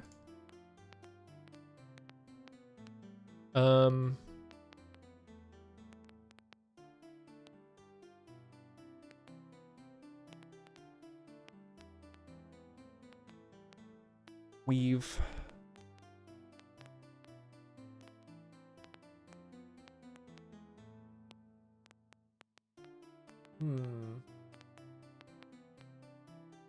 I feel like silk would be too weak as a fabric, right? You'd have to have a much thicker fabric for this. So let's go to New Magentia. Not New Magentia. Let's go to I need to read that book about ballooning again. Where is it? So I'm gonna go Moonglow.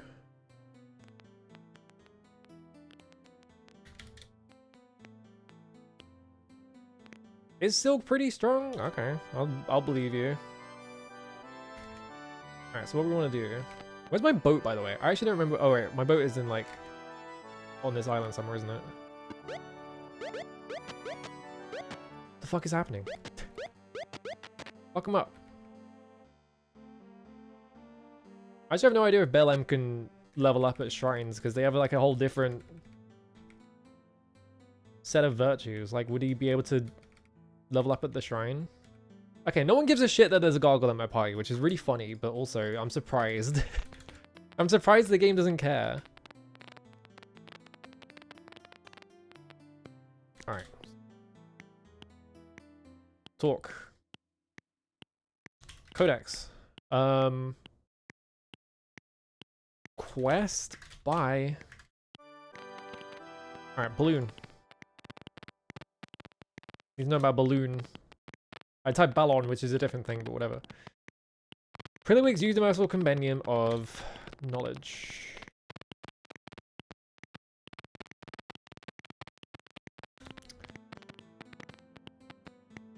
Okay, hang on. Books. What am I interested in? Reference? Fiction, non-fictional reference. Reference, maybe? Bill's Almanac of Good Advice. Okay, Prilliwig's Universal Compendium of Knowledge. Lost Book of Mantras. Non-fiction. Mates and Rituals in the Northern Plains Centaur of Dreams and Visions. The Lost Art of Ballooning. Okay, here we go. This is an extremely annoying sound that's going on, by the way.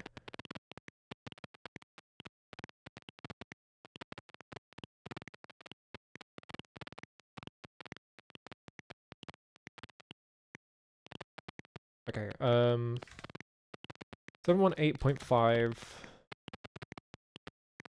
B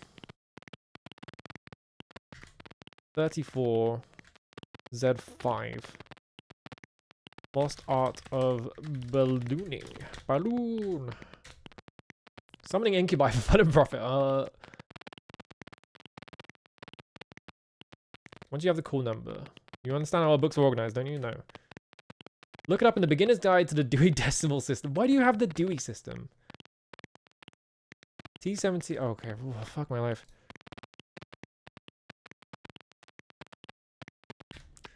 T170035. I think we talked to him before and he was like, yeah, Lord British like told us about the Dewey Decimal System.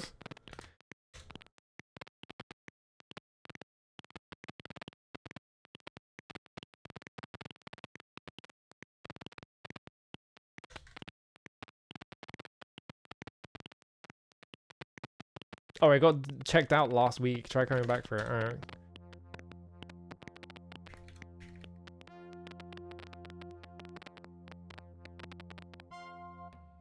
Alright, so this thing's a fucking nightmare to navigate. So what I'm gonna do is I'm just gonna do this, and we're gonna look at this. Is there really no way to, like... I'm just gonna pick, like, one direction, and we're just gonna run in it until we see books, and then I'm gonna look at the books, and then we're just gonna hope. That's my plan. What's this? Trees on the Lore of Gargoyles by Norlik the Elder. The gargoyles are considered to be mostly mere legend. No records exist documenting origins. The castles, even the tower, blah blah blah.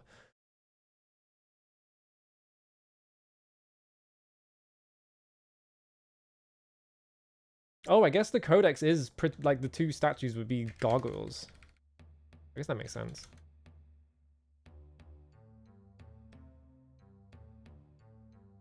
See, I remember reading the book before, but I don't remember what it said because I didn't write it down because I forgot to. Which joke's on me for not writing down something down in Ultima.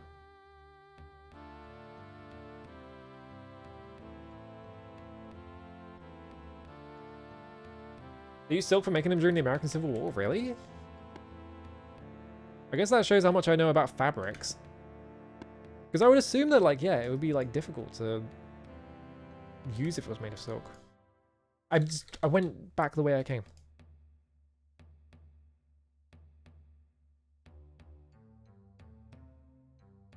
So probably what they wanted me to do is, like, notate what the code was for every single book and then use that.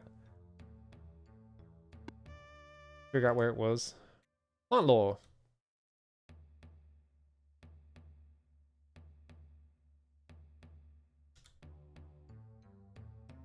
What? There's a book there, though. Look at the book. Look at the book. Oh, it's just a book stand with no book on it. Okay. I wonder if that's where the Dewey Decimal System book is. I remember nothing in it.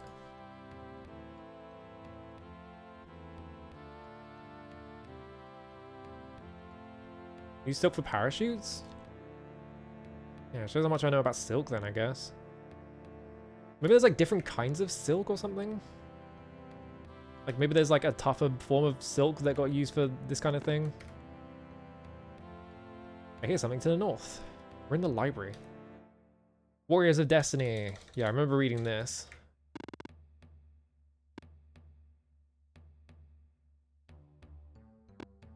I think I remember the book being in like a top left corner of a room.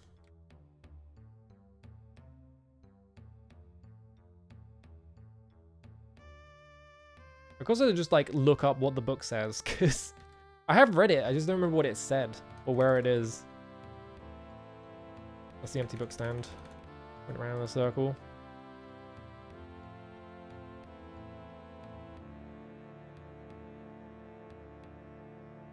Most parachutes are made of silk until World War II cut off supplies from Japan. Huh.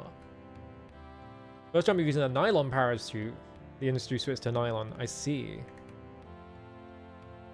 Yeah, shows how much I know about silk then, I guess.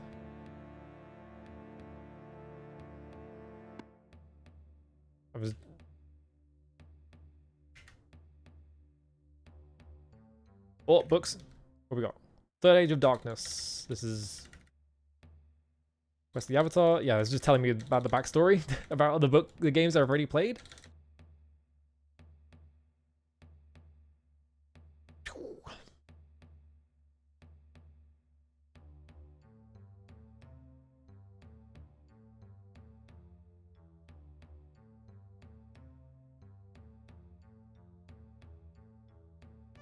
Why should you keep saying you see something, hear something to the north? This also gave me fucking nowhere fast. I keep running into. Hang on, I'm gonna look up a map of this area.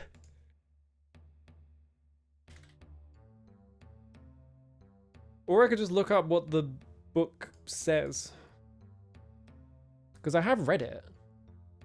So, like.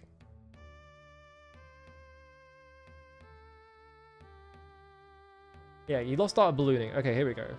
Here is just the text of the book. Let me just copy this.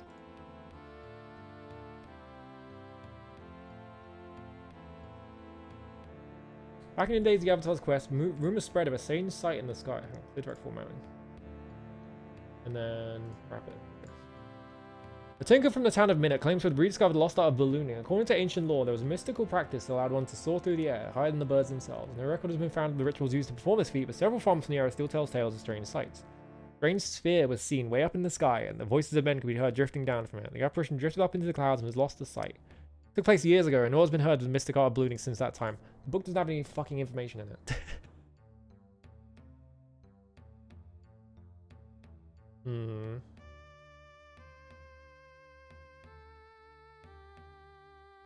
But I guess it does mention that I think from the town of Minnock,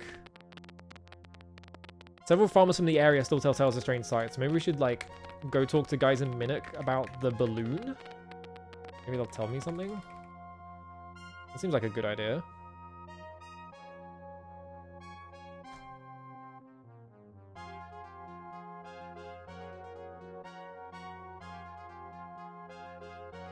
Let's see. Bottom right. Wait, Bellem doesn't have shoes, does he? Bellem, you don't own shoes. You don't own any. He has a lot of inventory space as well. Maybe I need to start letting him carry shit.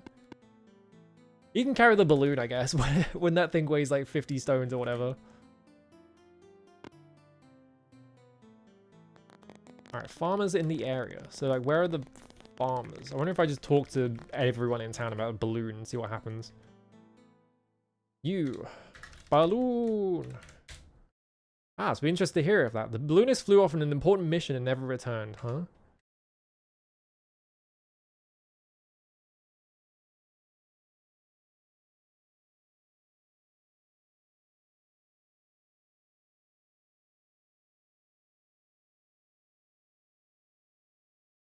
What kind of mission?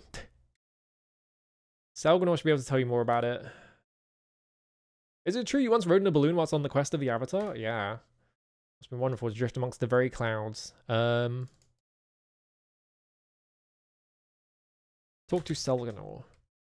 Mission? What was the mission? Okay, just ask Selgnor about it. Where is Selgnor?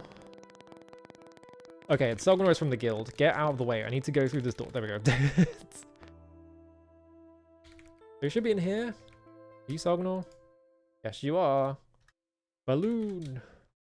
Oh, you're looking for the man who invented the balloon? He stares upwards, stroking his chin pensively. Ah, yes, I remember. He flew to Oh, fuck my life. So he did have to go there. I just can't get in there. Says we're a big job he had to do there. Sutek lives on an island far to the... Yeah, so is Sutek like the... I'm guessing that like Blackthorn's castle is now Sutek's castle is why I'm saying that. Because like every other castle in the game is accounted for, right? Like it's not going to be Stonegate. It's not going to be Lord British's castle. The only castle left is Blackthorn's castle, which means it's where he went.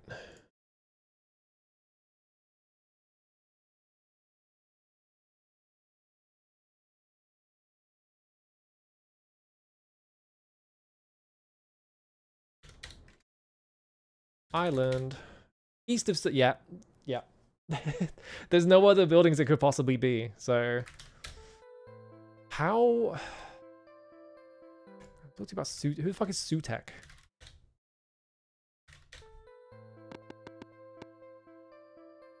What? I was stuck for some reason.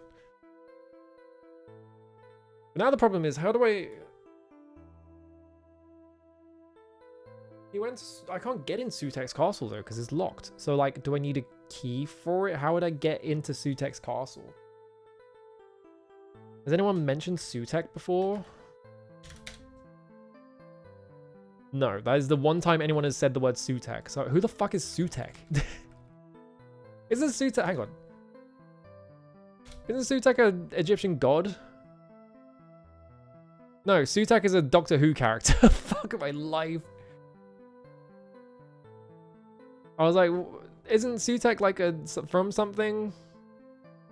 Oh, apparently Sutek is from Neopets as well, so that's good. Hang on, I'm on the Doctor Who wiki. I'm looking up Sutek.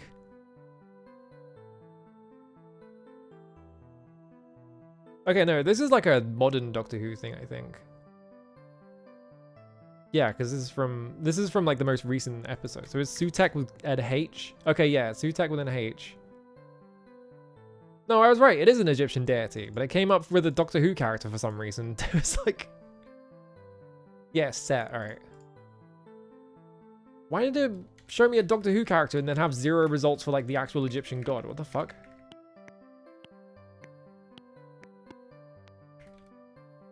Alright, so let's talk to basket weaving woman, wherever she is. Should be in, like, a house on the left? Like this house? Yeah. Who's Sutek? Beg pardon? Balloon. Ron's told me a story of weaving a basket large enough for 8 people. Never showed me the plan. Okay, I need the plans from him. Okay.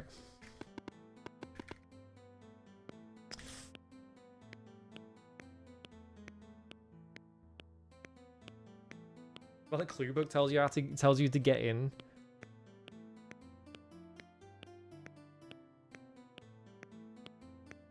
So there's got to be a way to get in there that isn't just like lockpick the front door, because I've tried doing that and it just broke all of my keys.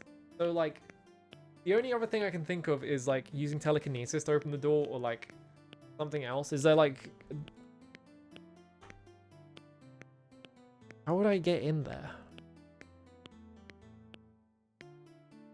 There's got to be a trick, right?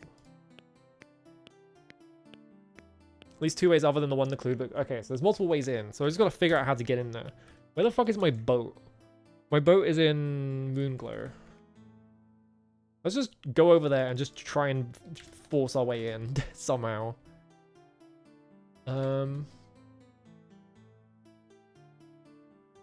Yeah, that's what I was thinking actually. Actually, do you know what? How, where would I go to buy explosives? I could buy the explosion spell. I think probably the guy outside Cove might sell it.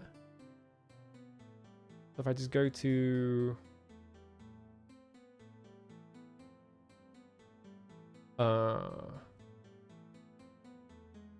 Upright 2, I think. Oops.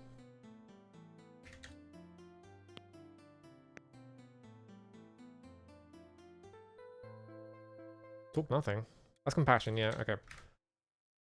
Compel him. Pray at this? I guess he can. Alright. That's odd. Need one of these. Yoink.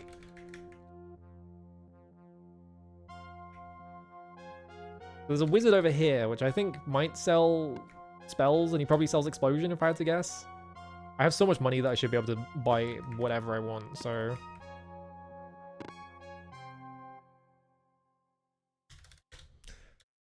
Oops. What circle would it be? Like 5? We're probably Seance. 6? You have no spells in that circle. 7? 8? Wait, how do you... Oh, that's... Hang on a minute. I pressed 8. Where is only ready for the 7th circle with such... How does he know a thing from the 8th circle if it's a thing that only Wisps are allowed to know? What the fuck? That's weird. Oh, wait. Great heal. Hang on.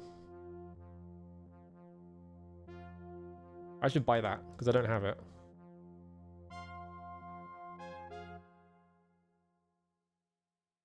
Spells. 4? Yeah. 80 gold? Oh, come on. I don't have 80 gold. I don't have any gold, because I gave it all to Shimino.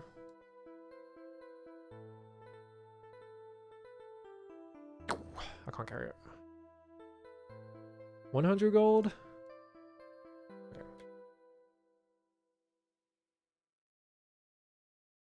Yeah, give me that. Alright, cool. In 3. Mass Awaken. Alright. I move that into my book. Did your book get heavier the more spells you put in it or something? Alright, now I have great heals. That should help a little bit with the annoying ass problem of heals suck. But I bet it won't. Mandrake Root, Spider Silk, thing. Alright, we need Mandrake Root as well. Why did you unready the protection ring? What? I didn't press that. Put it back on.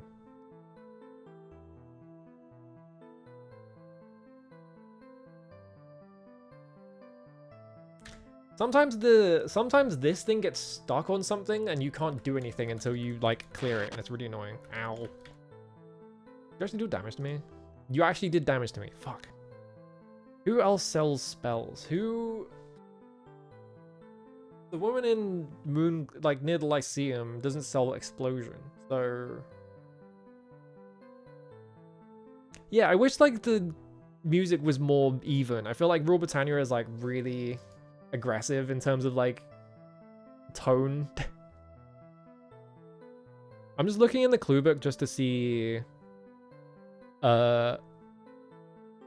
magic. I just want to see who sells magic.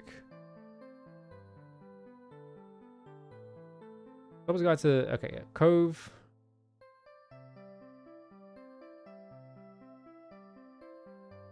Nicodemus. You saw explosion? No.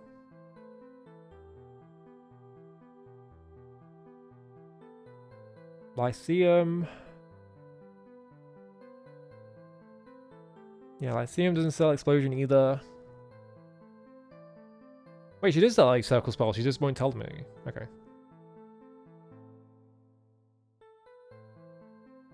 Okay, Scarborough. Alright. Rule Britannia is really aggressive. It's really annoying. Okay, Scarborough is down left.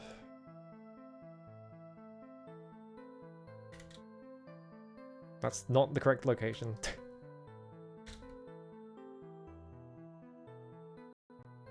Yeah, Stones works pretty well for an overall theme. Like, I feel like if the music was, like, this, like, level of, like, extreme consistently, I would be less annoyed by every time Rule Britannia plays. Because, like, yeah, like, the music here is, like, fine, right? Like, it's got a good tone to it. Like, it's not, like, overbearing. It's not going to get really annoying really fast. And it's a good song. This is a bit too much. This one is, like... like, if I had to describe it, it's like slightly too like anxiety inducing. Like, I feel like it would only play in like certain areas. This is just annoying. Like, it's too loud. The instrumentation is like way too like in extreme for like what they're trying to do. So it's just like really annoying.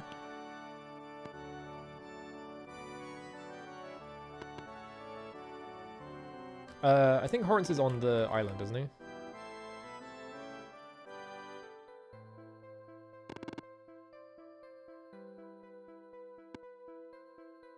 Oh god, I took the boat ages ago, so now I have to, oh god.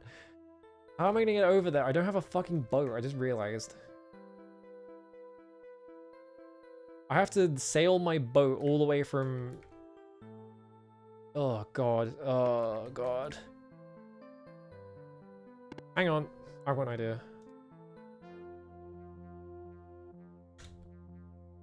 If Rule Britannia never played, I feel like it genuinely would improve the OST, honestly. Like, I think Rule Britannia is just like, it sticks out too much. And it's annoying. Alright, don't worry lads, I'm gonna solve the problem.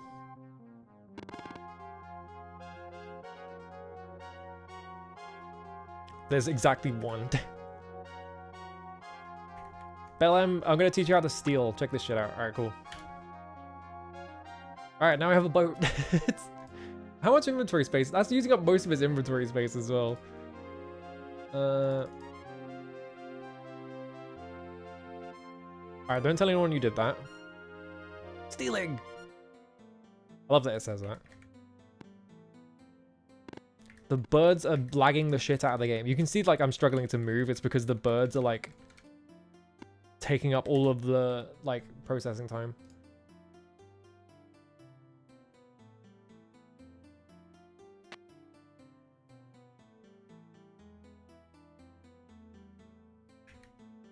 I can't get in it because I need a fucking deed. Oh, what do you mean I need a deed? Come on, it's a fucking skiff. It's a skiff. Fuck my... Alright, whatever.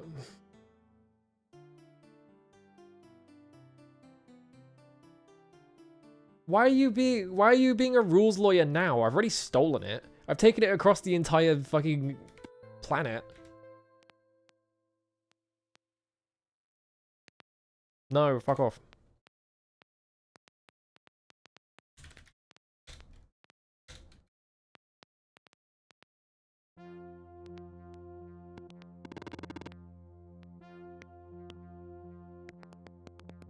Yeah, we steal virtuously.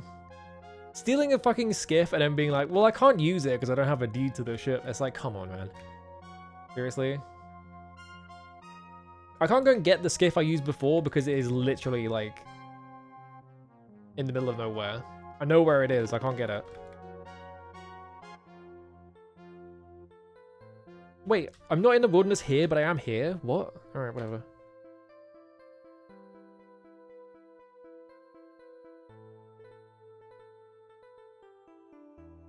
I like how no one gives a shit that there's a gargoyle in my party, by the way. Like, no one has brought it up yet. Like, you would think it would be, like, more difficult to, like, access locations and shit, but it's not. I'm gonna stand here and wait for this guy to show up. Yeah, where's the summon boat spell?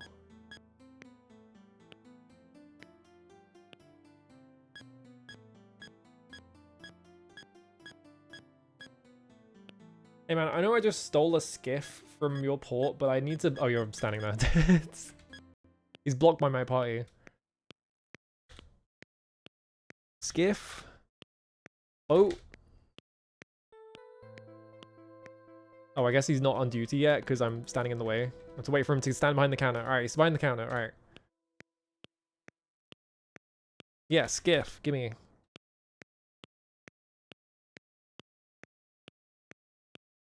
Alright, bye. Fucking... Why... Go away.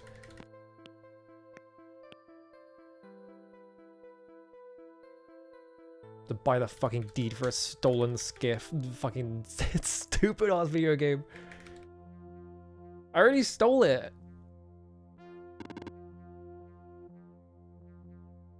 Alright, get in the skiff. Alright, here we go.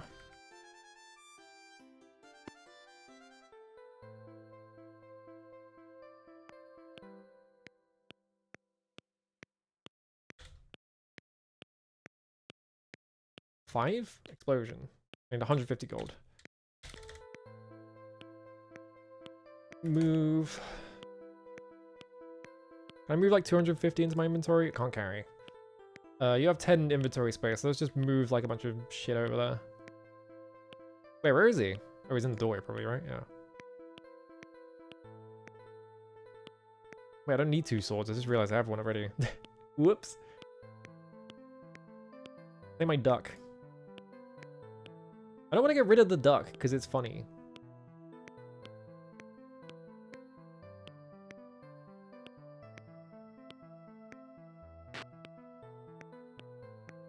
Put the duck in my quest bag.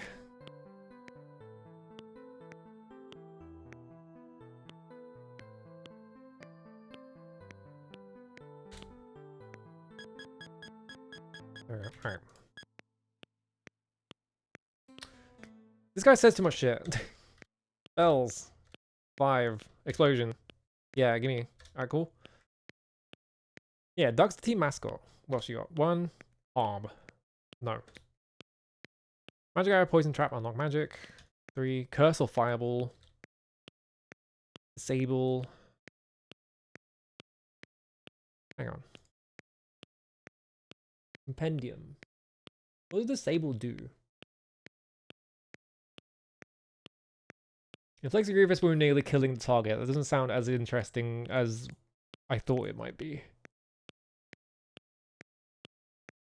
I was thinking disable would be like, they can't attack you.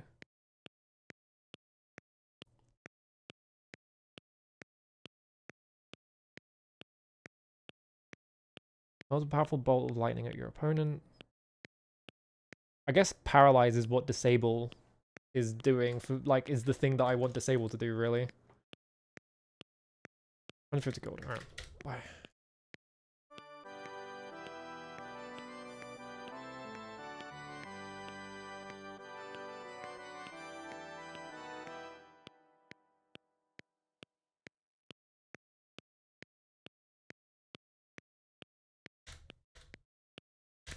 Alright. This book, it was 2.4 last time I checked, I think, so now it's 2.6, yeah, so every spell makes the book heavier, which is silly. Alright. I'm not fucking leaving my skiff behind. Bellem, pick the skiff up, alright. Yeah, written in lead ink. Like, how is like a single piece of paper like as heavy as like an entire block of cheese? What's going on there? Alright, where am I going now? Do I have explosion now? I don't want to cast explosion. Well, look at explosion. I have 26 casts of explosion. Alright, cool. Now I need to go get my boat. My boat is in Moonglow right now. So we need to go up left.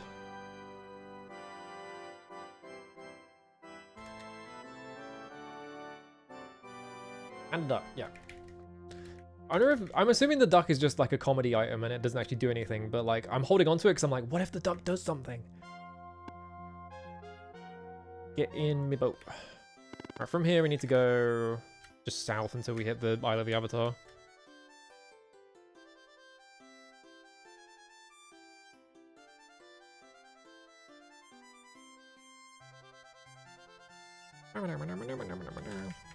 And my cycle's all the way up.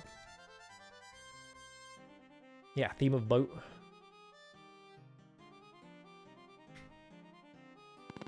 There's the Isle of the Avatar, so now we just go left. And this should be the castle. I'm pretty sure this is the castle.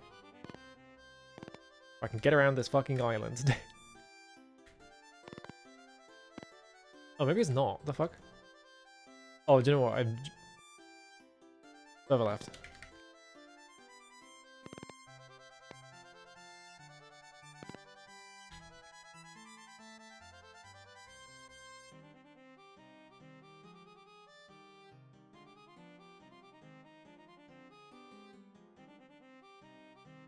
Yeah, the overworld is like orthographic, if you know what that means. So like it is drawn at an angle, but the depth is flat, basically, is what orthographic is, if I remember correctly. So like everything is at a 45-degree angle, but instead of like drawing that with depth, it's like a I think I think structural diagrams, like architectural diagrams, are orthographic as well. I'm next to land. Fucking, they're back. Get them. No, I probably should have given LM a sword, actually. I just realized. He has a boomerang.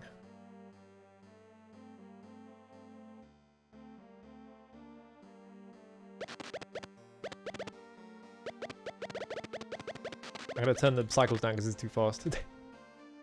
There we go. Kill those rabbits. Let me just, I need to figure out how bad my karma is right now.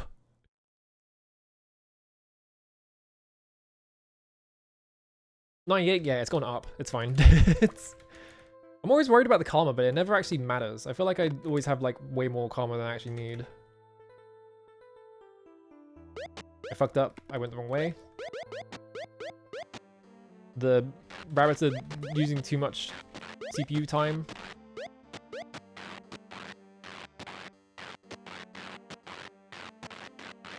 Yeah.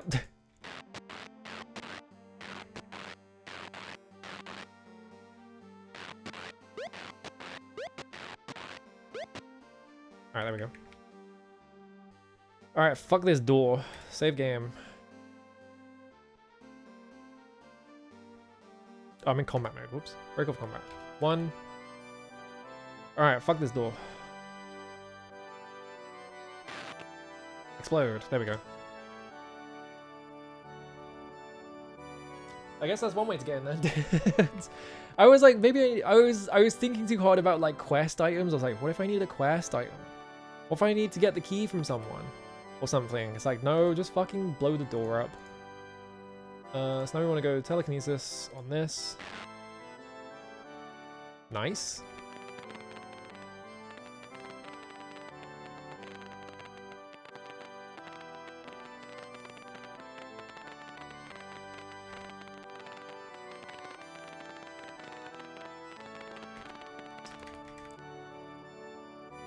They're being annoying. They won't let me move this sword to the... I have to move it off the wall like that. There we go. That's like their favorite trick, is to hide things behind, like, that thing specifically. I haven't noticed that there are, like, weird... Are these ants or, like, two-headed scorpions or something?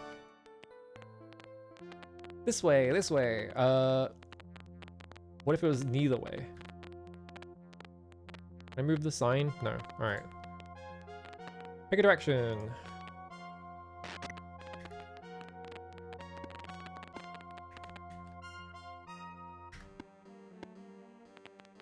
You guys can fuck this ant up, right? Can't be that difficult. It apparently... Oh, okay, never mind. It was like... Apparently it is difficult because they can't get around that corner, but then they just instantly killed it.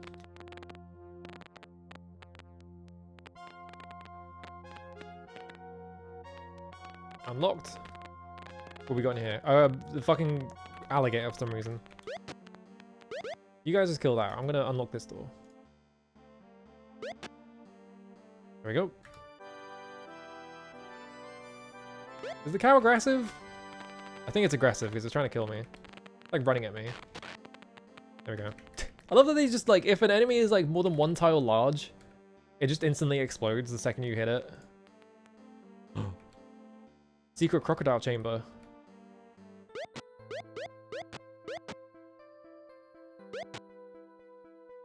You gonna fight it? There we go. How are you guys doing on health? You're like fine. I should go to an inn at some point. The hint book suggests blowing up the door. The way the locked unlock status works is that being magically locked overrides that. So magically locking and then unlocking something removes the regular lock state. That's pretty good. There's a portcullis here. There's no secret door or anything. Why does Sutek just have a castle full of, like, alligators and ants and shit? Also, who is Sutek? Sutek has not come up before, and he's not going to come up since, I get the feeling. Kill this freaking ant. Get him. Don't get poisoned, moron.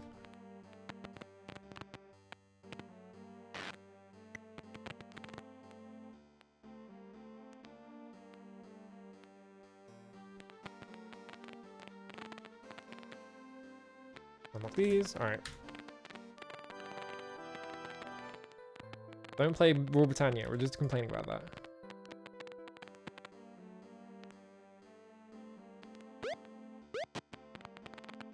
Oh, there's a secret thing here. Oh, fuck my life. Wait, what is that? Pull chain? Okay. Dupree, get it. There we go. Oh my god, the fucking frame rate in this area is crazy. I'm gonna guess this is nothing? Yeah.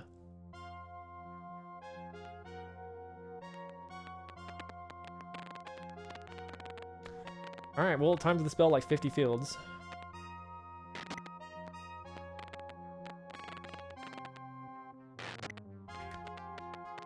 Spell field.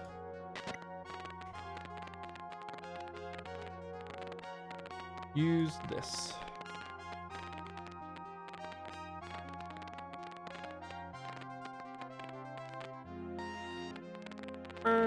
What did that do? Did that do anything? Is this like a secret password that I have to like figure out?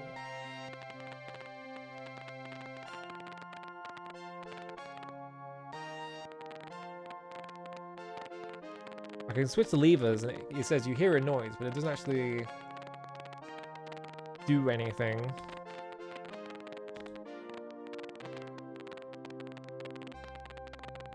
This castle has a dungeon connected to another area, so you can just theoretically get through there, yeah. I mean, Sutek is like an Egyptian crocodile god, but like, there's no character in this game that's been named Sutek yet. So I'm like, where did Sutek come from? Why are you just introducing Sutek now? Oh. Well, there's a secret wall there. Oh, so I guess like these levers must have done something. That's just a Hydra. It's gonna poison me, but that's fine. I just need to find a way in there is the main thing. Like, how do I access that room? I'm guessing the portcullis is open and closed depending on which levers been flipped, right?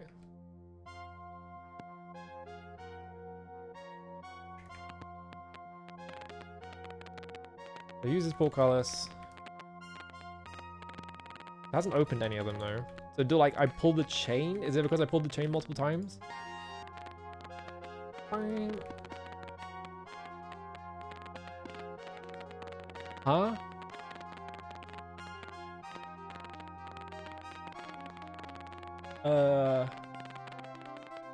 Let's take a wall.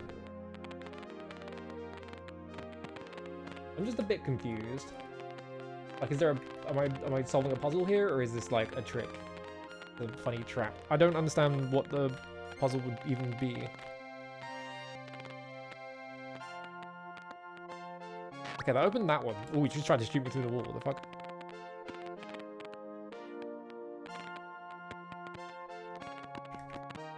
The frame rate in this area is crazy. I'm just gonna crank the cycles up to 8,000 to just fix it.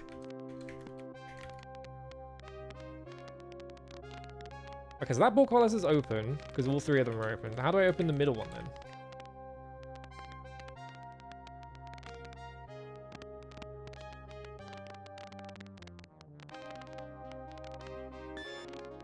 Boing. Okay, that closed those ones.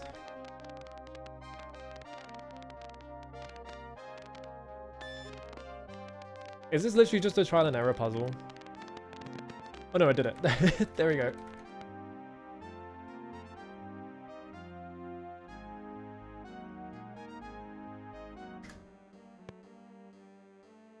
Alright. You guys gotta get in here so I can kill this fucking Hydra. Come on.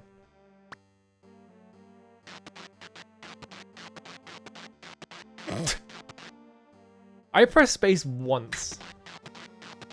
This is me pressing space once and he's just going crazy. YOLO, get back here. There we go. That's how you solve a problem. You just get YOLO to throw a boomerang at it.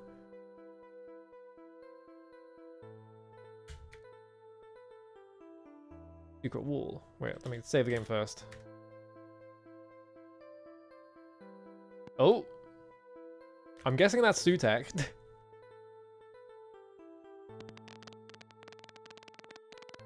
Where's this ladder go?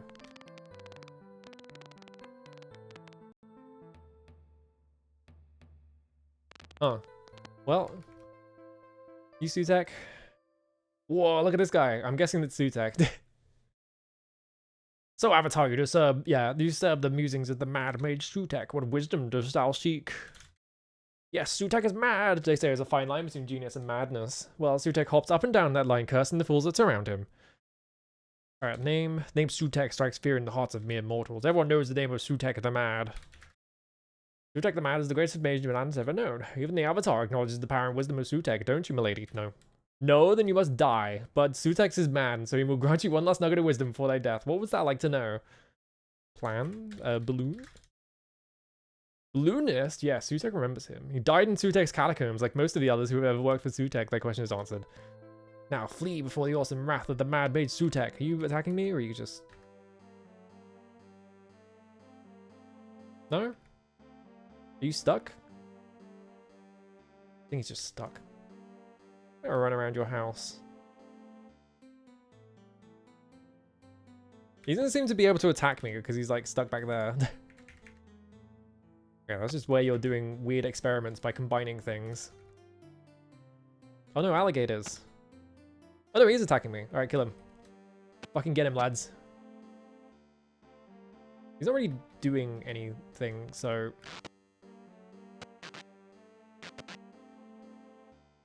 Oh, there's a mimic. That's funny. I don't think I've seen a mimic in this game yet.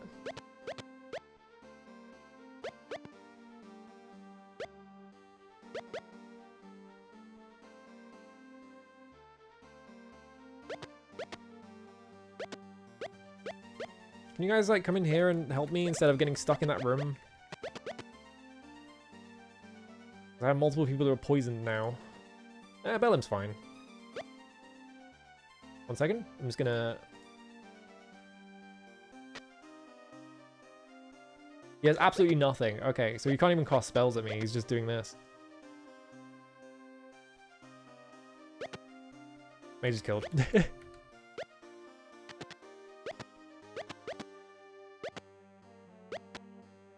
Alright. Jana has kind of just been tanking this cow, basically. Alright, there we go.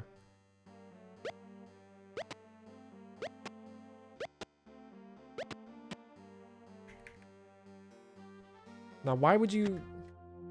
Oh, because we're poisoned. I was like, why are you taking damage? But it's like, oh, right, because we're poisoned. Whoops.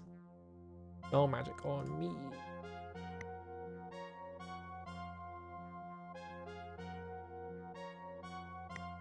Alright, there we go. Well, Sutek's dead.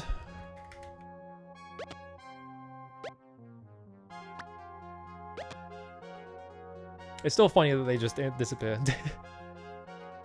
Look, nothing. Yeah, you really did have nothing. What's this pull chain? I'm assuming the pull chain just opens those things, right? So I don't want to do that.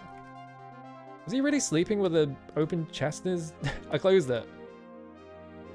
I found a chest inside the chest. Alright, hang on. There's a chest inside it.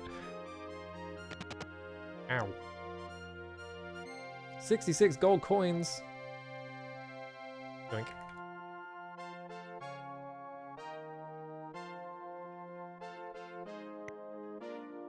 Wow, that is a pretty good heal. Why is it 210 now? Nice. There we go. I was hoping the second chest was also a mimic, yeah. That would have been good. Unlock magic. Pow. You found a cleaver. Well, that was a waste of time. Where are these fucking alligators coming from?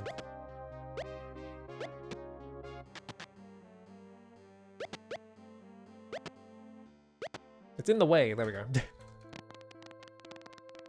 Alright. There's a secret wall. No, I've already seen all the secret walls. Alright, so we have to go in the catacombs and find the balloonist. Oh god, there's fucking switches. What the hell is that? Wait, it's the Silver Serpent from Ultima 3. That's crazy.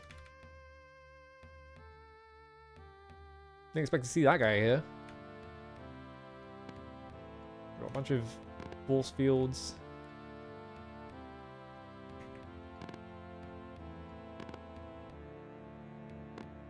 Another one.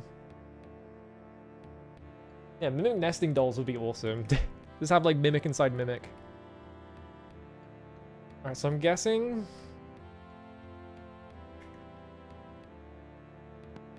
Didn't free the serpent. Didn't unlock the field though. Oh, there's a lot of serpents, huh?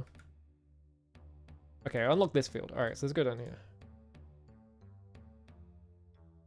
Nothing in here. Okay. Actually, is there a secret wall? Let me check. No.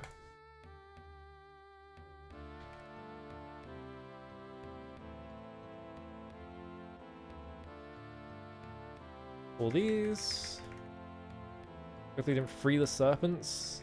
I really hope there's no like secret wall inside the serpent's lair where I have to like kill the serpents to like get the plans or anything. Use nothing. There was a ladder over here. I'm not seeing anything in these rooms, so I'm getting the feeling I might have to kill the serpents. Is there like secret door in this room? Actually, what? Do you know what I could do? Anything? I'm not seeing anything out of the ordinary. Alright.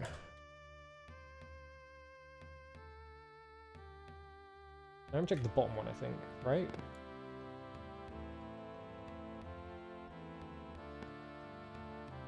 Ah, secret door. Bam. Some kind of hole. Ooh! It's a good thing that attack missed because, hey. What? Stand over here. Stand over there. Come here, I'll puzzle anywhere. My partner said you should go west and he would be a lying... Oh, fuck my life. It's the fucking... Hang on. It's this fucking puzzle.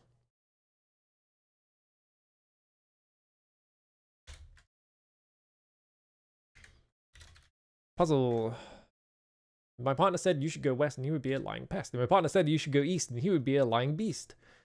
If my partner said go east to you, then he'd have said that, which is true.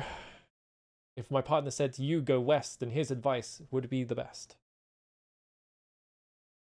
If you asked my partner which was best, he'd say east lies beasts, so go quest west. Okay, hang on. Puzzle. My partner said you should go west. So, right facing horse.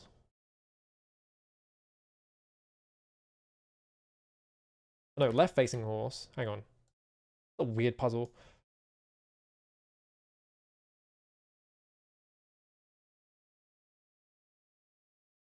Left facing horse says go east.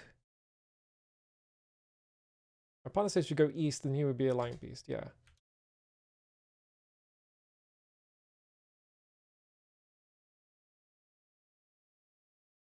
Left facing horse is saying go east, and right facing horse is saying go west. My partner said go east to you, then he said that which is true. My partner said to you go west, and his advice would be the best. West. If you asked my partner which was best, he say east lies beast, so go quest west. So left-sided horse.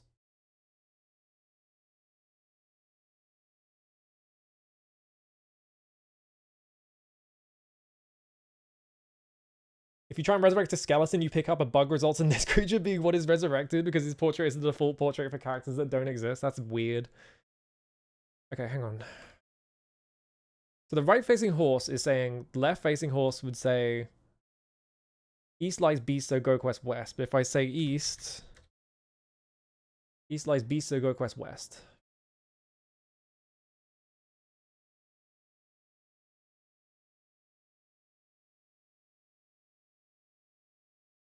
Hang on. They both say it. Because it just flips at random. Isak, is that a lie or is it true? Could we be more confused than you? Lie. My partner lies and that is true. It's because he is the pull you. You ask my partner, then forsooth he say the pull you always speaks truth. I'll always tell the truth to thee. That's because I am the push me. Hang on.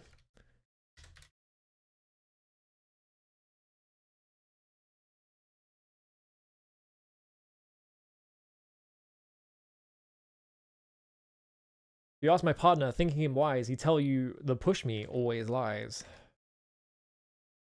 This is a nightmare. I hate this puzzle.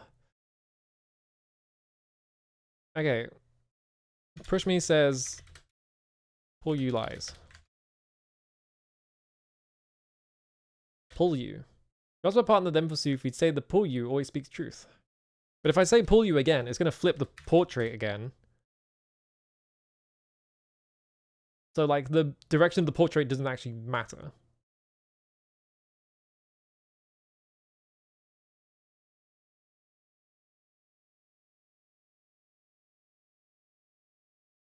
I hate this puzzle. I'm gonna I hate this puzzle. I don't think it's a good puzzle. I never enjoyed the two gods that lie to you. It's not a good puzzle. I'm just gonna look up the answer.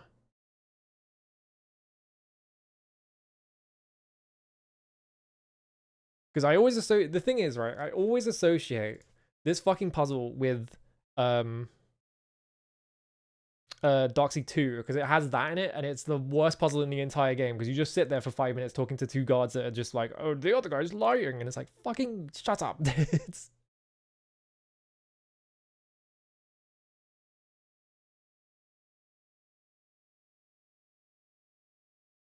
If you take the wrong ladder, you will fall in a lava pit surrounded by demons and dragons. Alright, well, it's a 50-50 then, so, bye. That's gotta be the most baffling thing I've ever heard, yeah. It's a shit puzzle. Wait, there was a fucking bear trap there. Didn't even notice. Alright, 50-50. I picked with 1.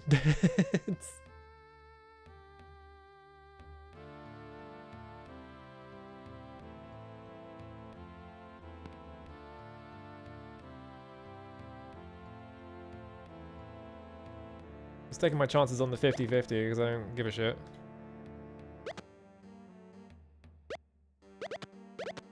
Oh no, Rat World.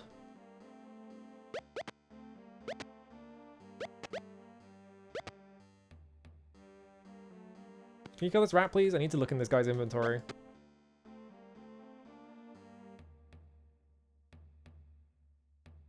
Yeah, it's a logic puzzle that works when you don't have any... That's the other thing that's really annoying, is that, like, the only things I can really tell them is things that they want me to tell them, so it's just like, I'm just gonna have to say every single word in the dictionary until I figure out which one they want to fucking talk about. It's like, it sounds boring. Aha, balloon plants. Well, that was easy. Yoink. I'm fucking out of here. Where's the ladder up? Here it is. Whee!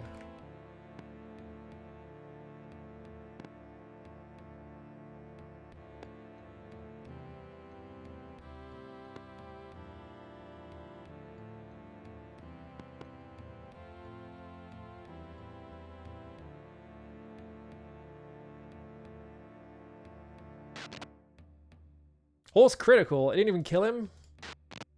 Fuck off. they would have anything. Whatever, I feel better about it now. Get out of my way.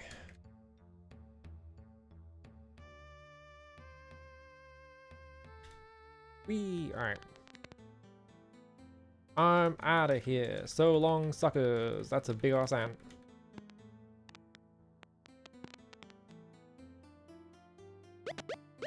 Oh, fuck the rabbits.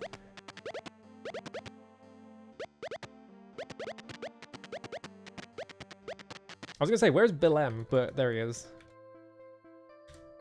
Alright, get in my fucking ship. I gotta sail my ship to somewhere I can access it easily so I can go to Minnock. Yeah, if you ask the other one what the other one would answer, it'd always be a lie is the solution I always think of. But like, then you just have two people who are saying the other one is a liar, and it's just like, whatever. Like, what do you even ask if you want to get through that puzzle? I don't even care anymore.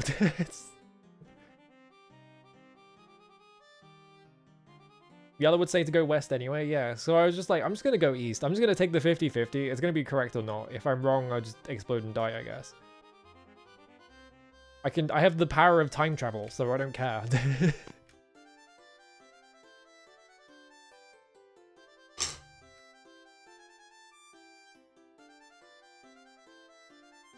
I think this is the Moon Glyand, actually.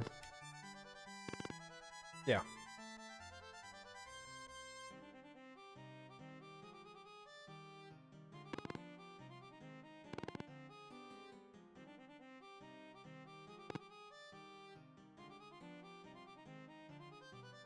Like, I think we're gonna add a puzzle to a game. Don't put it in a game where you can just, like, reload if you get it wrong.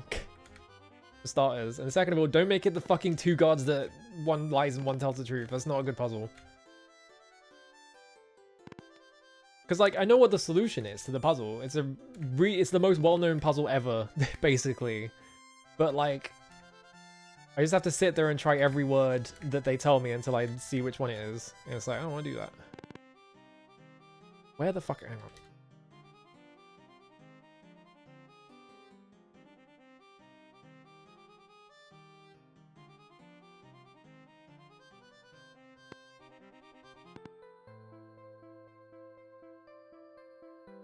Oh, I found it. Alright. Minnock. Where's Minnock? Minnock is top right, I think, right? No, bottom right. Let me look in the, hang on, what do I need for Mandrake Root? Ugh. Mandrake Root's annoying to get. Whatever, it's near Minnock anyway, I think.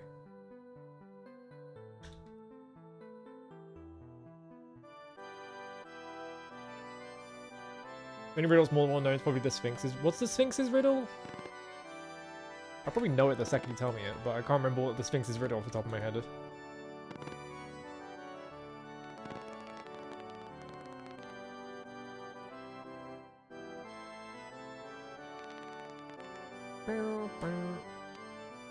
Oh, 4 legs in the morning. Yeah, yeah, yeah. That one's so easy. It's in Devil May Cry. So it's. Look. Balloon. I got the plans. And it was true. Father did weave a basket that big. Surely I could do the same. She likes the plans for a moment. Such a basket would cost 300 gold in advance. So I was still interested. Yes. Okay, they just take up the collection. Queen's weaving the huge basket, chatting with you as she works. Has I found a silk weaver yet? Oh, okay, yeah, I just need a silk weaver. Yeah, alright. Oh, wise then. There's a huge bag this will require. She can weave the basket. Do not mean to pry. Why does it need a balloon anyway? Quest. I'm afraid I don't understand. Fly? I don't. What do I? Oh, I see. Finished. Took less time than I thought it might. Gives basket to bear. Struggles under its weight. I currently have more. My inventory is like more shit in it than I can actually carry. There's only 6 stones. Dupree can carry this. Alright. Now he's got to go to the Silk Weaver, who is in New Magentia. Let me just go try and dig up Mandrake Root as well. Hang on. What's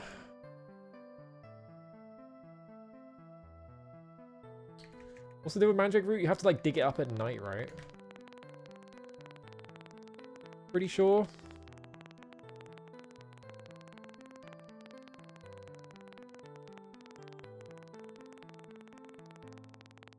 Hang on. Trying to look through. I don't want to open my notes, so I'm just opening a page that just tells me where it is.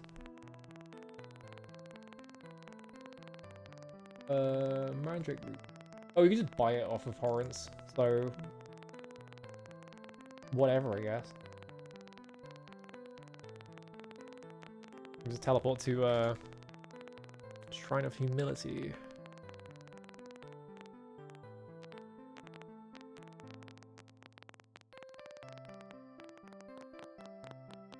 If Horrence sells it, I'll just buy it off him because I have so much money that I don't give a shit. What the fuck was that? I didn't just imagine that, right? There was like a massive explosion in the top left side of the screen. No, there is. Oh, there are explosions. Okay. Am I in the right place? I'm in the altar of humility. That's the wrong altar. I meant the altar of compassion. That's why there are explosions going off.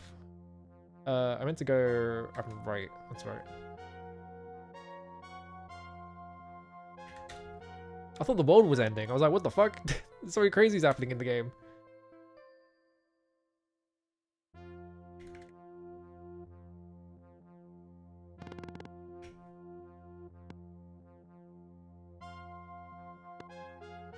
Okay.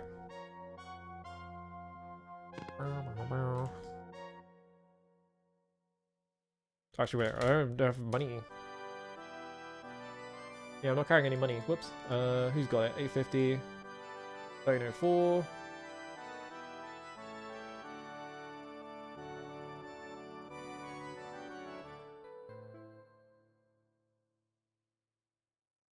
Me. 7? Secret 7th. Nope. Oh, I'm talking. Oh, it's the wrong character. Horrence is in Scarabry. I have to go get fucking. Alright, bye. I forgot who Horrence was. I thought that was Horrence. It's not. That's another guy.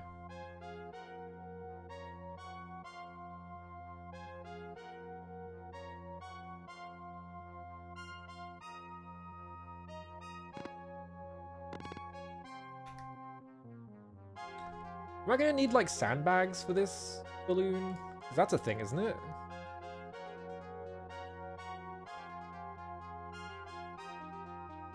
Like you need sandbags for balloons to like control the like movement of it or whatever.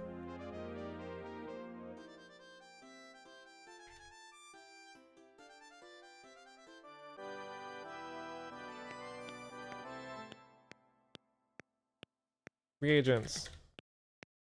Me. Mandrake Root. There we go. Like 50.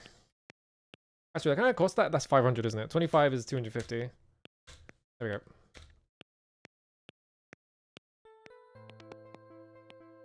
One. Move all 25. In here. There we go. Now I should be able to cast Great Heal like way more times. Am I out of like ginseng or something? Yeah, I haven't got enough ginseng. Hang on.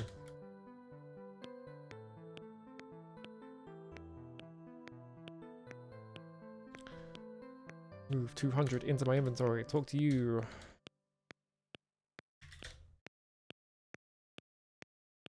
You don't even sell it. Whatever, I'll just get it when I'm in Minnock. Can I get it when I'm in Minnock? I actually have no idea. Pick up my skiff. Where are we going? We are going to New Maginsia, right? Because we need to go make silk. New Maginsia is 2 left.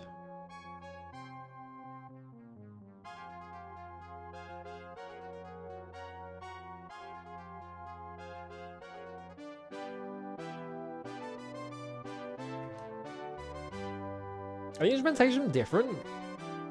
That doesn't sound right. What happened? Why is it like a weird synth now? Huh? Huh?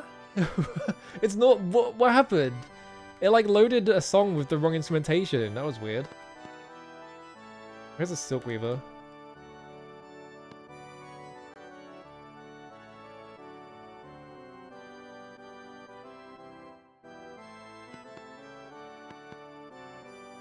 I think if I take that shield, he'll yell at me and get mad at me. Hey, man. Oh, yeah, Katrina with your weird face. We need to find...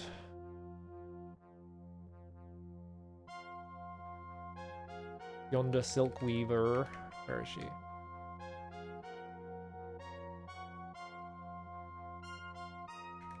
Okay, here we go.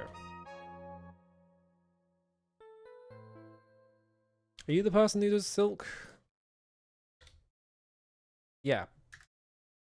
Loon. You got some silk thread, I could help you guys. Oh, Beth, he's on his bear. Oh, Beth. He lives in pause. Fucking. Alright, here I go. I'm off to pause now.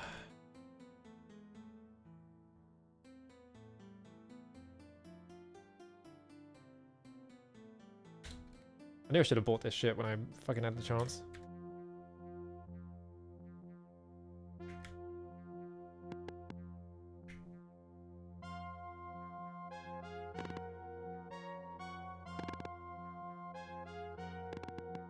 Get out of my way.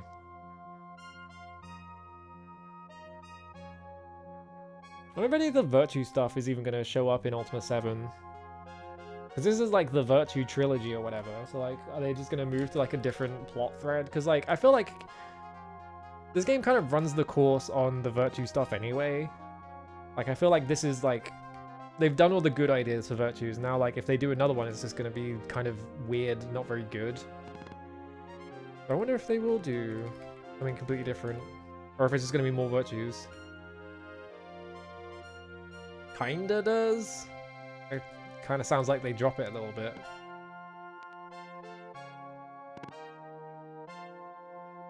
Where the fuck is Albeth? Where you at? You little freak. I don't know why I'm calling you a freak. You're probably Albeth, right? You're Thindle. Where's Albeth?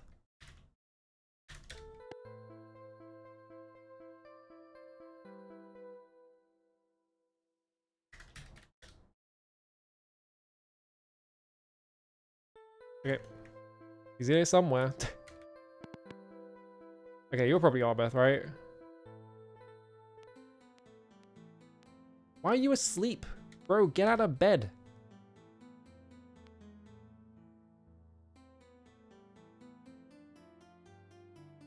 Can I just steal his thread? I could just steal his thread. What time is it? Oh, it's coming dark. Alright, can I rest on this? No. The last trilogy about how... Yeah. I know about that. Me take nap.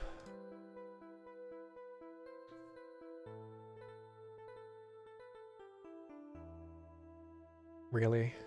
Really? I'm just trying to pass the time. Trying to get... You fucking woke me up in the middle of the fucking night. Because of a rat. Was it literally one rat? Not while Foe's in there.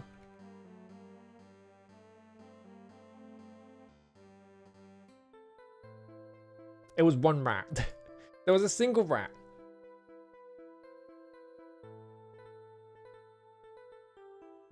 There we go. It was like, you can't sleep, there's a rat biting your ankles. Wake the fuck up, samurai. Alright, here he is.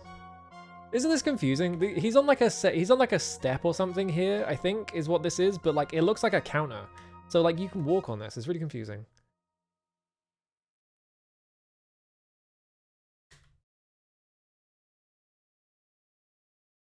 Thread, yeah, do you want to I'm trying to make silk. Oh yes, I could spin spider silk into thread. Do you want me to? Yeah. Oh no, 20 gold.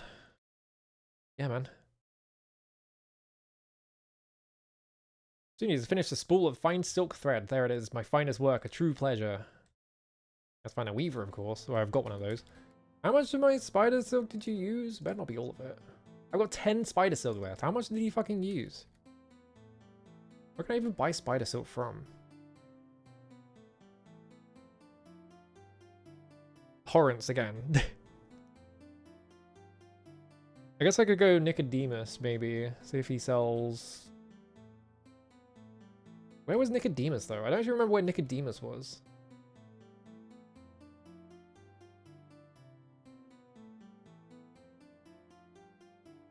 Whatever. Gotta go. Where's New Magencia? To the left. I wonder what happened. Like, I really wonder what happened there with the instruments loading wrong. Like, I wonder if it was... Maybe it's just because the cycles are too high, because I have it at like 8,000 right now. So I wonder if it, like... There was like a race condition or something, and... The song finished loading before the instruments did.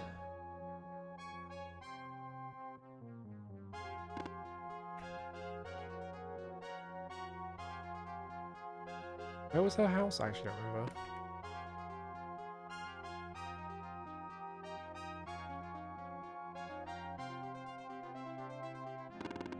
That's the tavern. There's the magistrate. Okay, I think she's like here. Yeah. Balloon. Then I should speak with Marissa. Who's Marissa?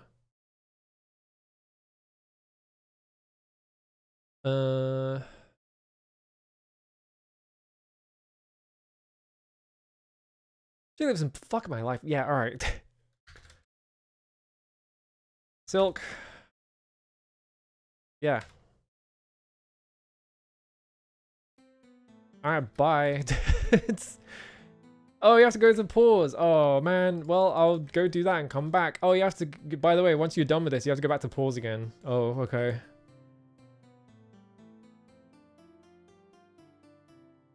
Oh, you can tell you're near the end of an Ultima game because they start just finding random excuses to make you teleport everywhere. These birds are lagging the shit out of the game.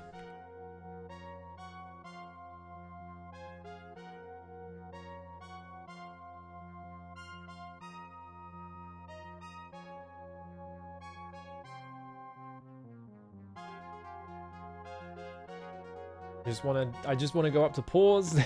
Fucking these guards running at like light speed is driving me, because like even when I have the cycles at a reasonable speed, right? Like I have them at 4,000 right now, which is only 1,000 higher than like DOSBox defaults to. Like they still move so fast that you just have to sort of like run into them to stop them from getting in the way.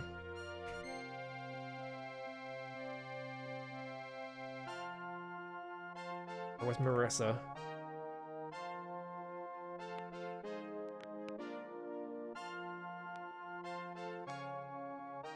Marissa was the clothing shop woman, right?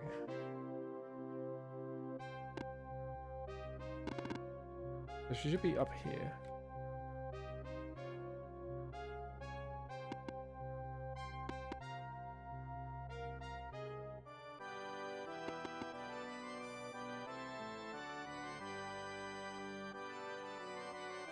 Where is she?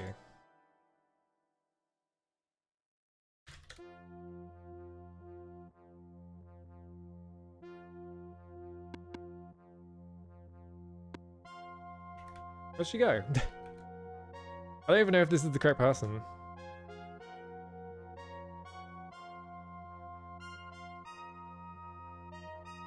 Like, I have her in my notes. Right next to Thindle, which makes me think that she's in the house opposite, but where'd she go? She in the tavern? You taking a nice break? Yeah. Bro, come on! Oh, sorry, I can't help you save the world. I'm busy drinking a lager. Come on, fucking piece of shit, motherfucker. I'm trying to save the entire world from getting collapsed into the void here, and you're like, oh, but I have to drink my beer right now. Gotta have my single pint.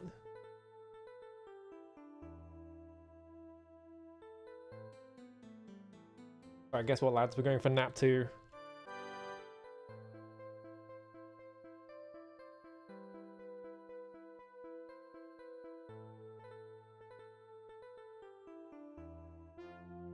That wasn't enough. How was that not enough? The sun seems to have stopped existing, so that's a good sign.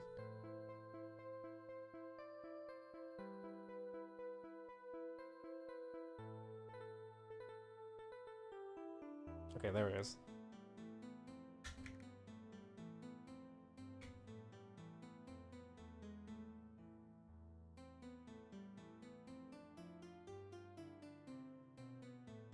Alright, I'm gonna stand in your shop. Oh no, there you are. You're standing right there. Why are you standing there?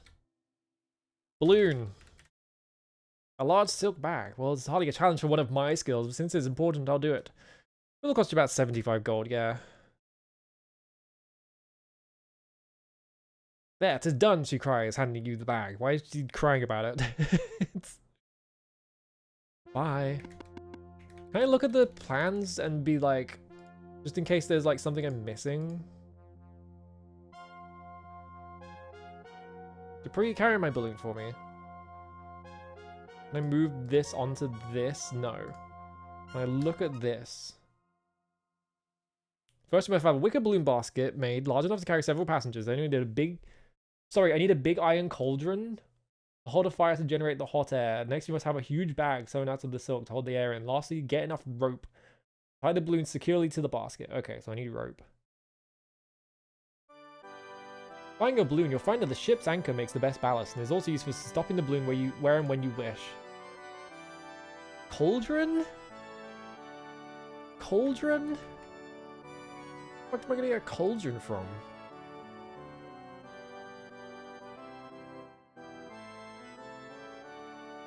Well, the way of the Avatar, we're gonna go around and steal them. I know where to get a rope, I think.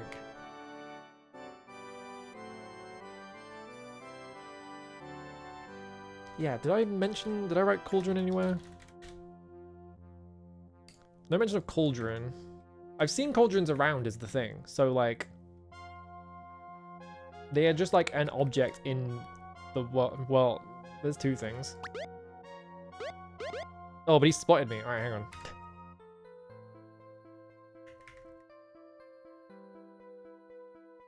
I do have the balloon already, right? Yeah.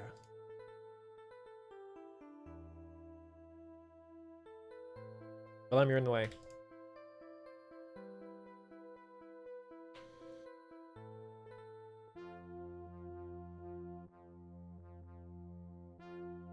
Cauldron. Well, I need this stuff, but this guy is like in the way, so I need to like wait for him to go to bed, which I just fucking... Hang on, if I just set the cycles really high and just hold space.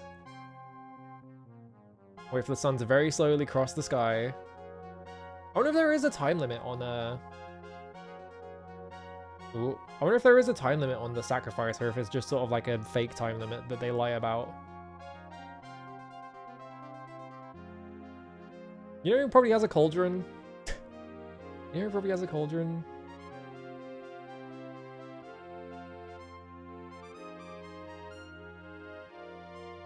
Oh, are you stuck or something? Or are you just walking into me? Alright, it's getting dark. Good. Bellem, you're now a, like, designated thief. The total is too heavy. How heavy is this thing? 25 stones? Oh. Hmm.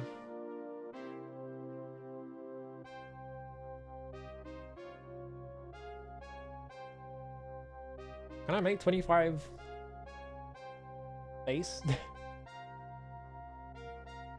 Okay, what if I move all 400 gold coins to Shimino? Can't carry. Oh shit.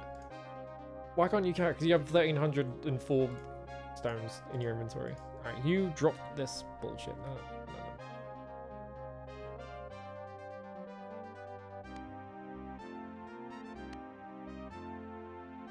Are these tablets heavy?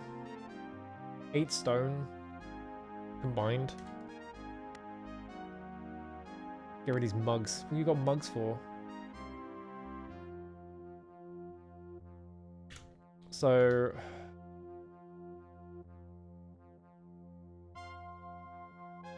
yeah, I didn't really empty out Shamina's inventory that much.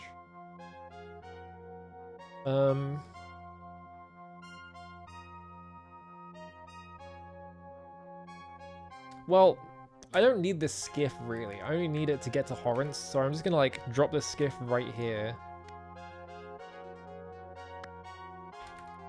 And we're just gonna steal this ship anchor? Because what the fuck?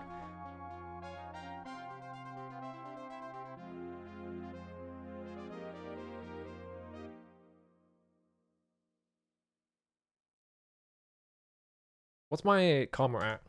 76. Ooh. I guess I did too many evil stealing deeds. I stole too much shit. You got a cauldron in your house? I've seen cauldrons around, so like I know that they exist, but I don't remember where I saw them or how to get them.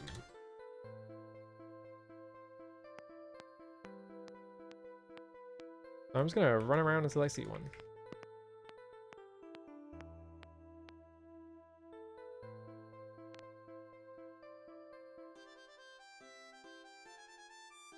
What if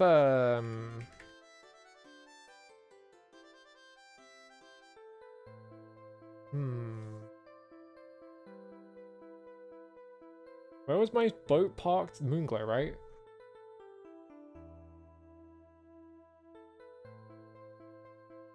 How else would I get a cauldron?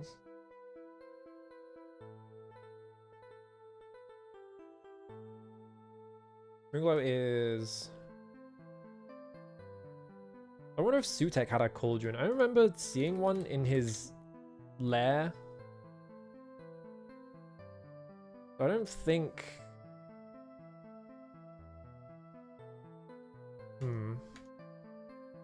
Hang on. Why a cauldron? Can I even buy a cauldron from anyone? Is there like a character I could buy a cauldron from?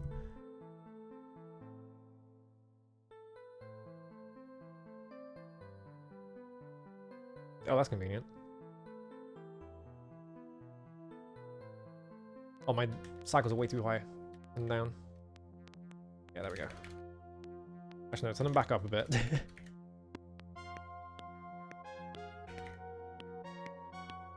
How do I get... Apparently there's one in here somewhere.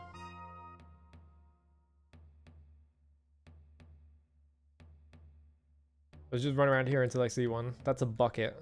That's a bucket. Or the other kind of vessel that holds liquid. That's a pot, I think. That's a spittoon. Ew. Yeah, that's the guy that gave me his rubber duck. That's a rat in a cage. Fight all my rage.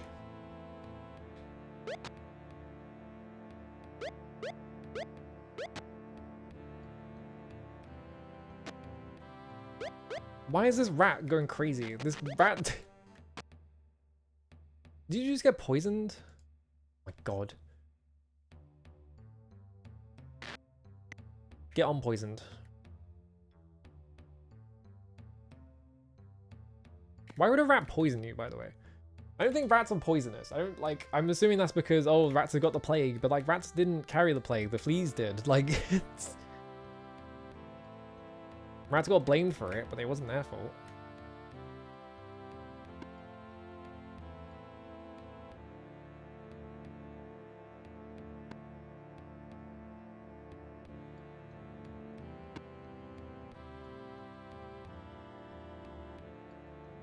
Oh! 16 stones? Do I even have that much space? Oh, I have exactly enough. Alright. turtle is too heavy. Oh my god. How heavy is this rope? Rope is 0.8. Alright, rope. You pre-get the rope. Like, I got in this random gargoyle charge. I'm just like, can you carry all this shit for me? Thanks, man. Oh,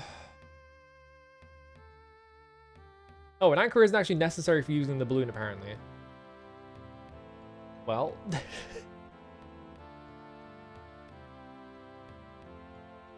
How do I get back to the Gargoyle Town? Gargoyle Town should be easy to get back to because I can just...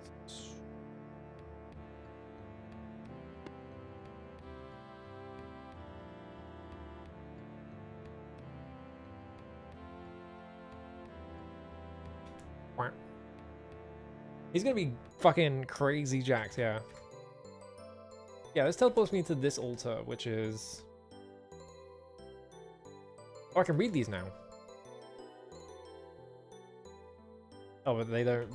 Hang on, why did the gargoyles have crosses? Are the gargoyles... Gargoyles Christian? Hang on a minute. Doesn't make any sense. Oh.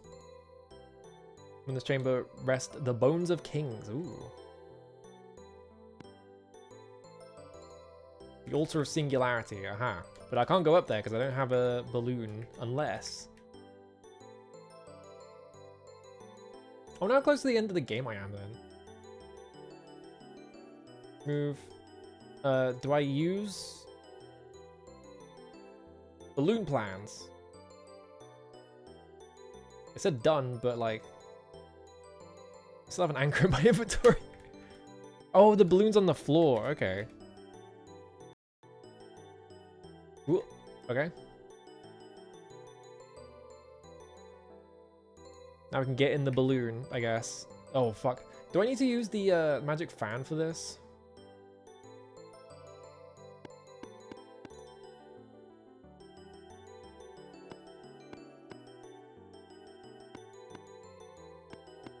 Kind of notice I'm not actually going over the mountains, which is interesting.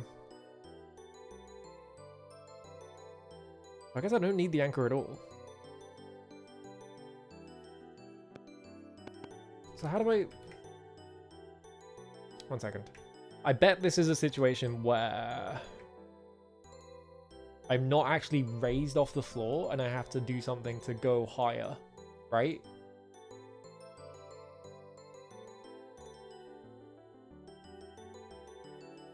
Like, can I... How to see a balloon? Yeah, alright.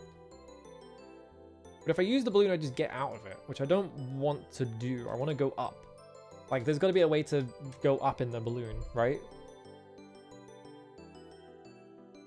Reference card. Reference card say anything about a balloon? Probably not. Can I talk to the balloon? Is that what I have to do? That'd be weird.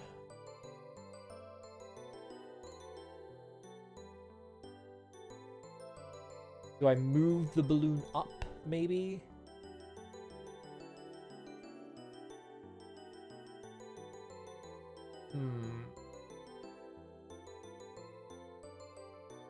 There's gotta be...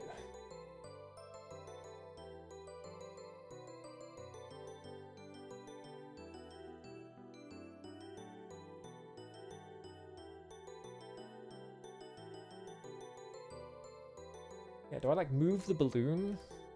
Not while I board a ship. How do I go up then?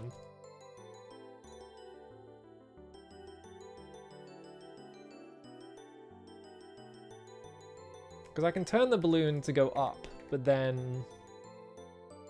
Oh, what? Huh? But I was being blocked by the mountains. What? Is it just the white part of the mountains? Is that why? That was a bit weird.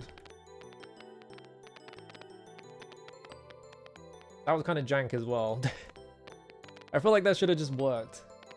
Maybe it is just like the white part and I was hitting the white part. Alright, spell field. Spell field.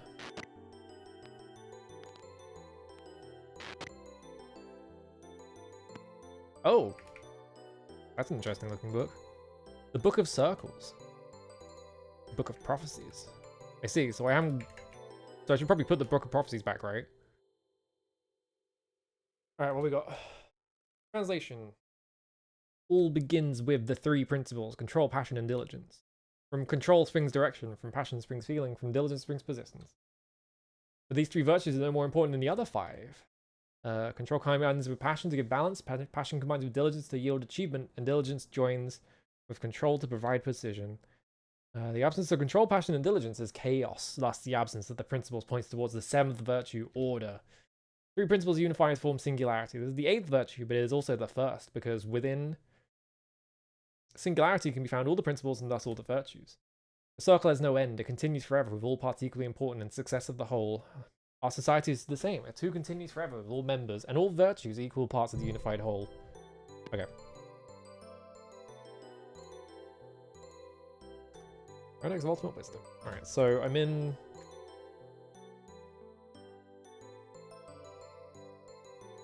I'm in here. Now what?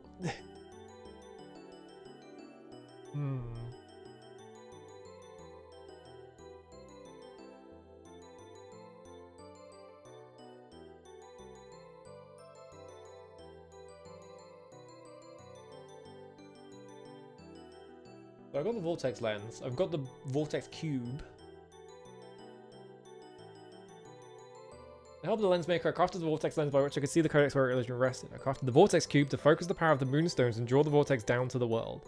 Then I used the lens to form an image of the Codex upon the cube. The Vortex touched our plane, the image became solid, and the Codex was brought down to be used properly by our race. So...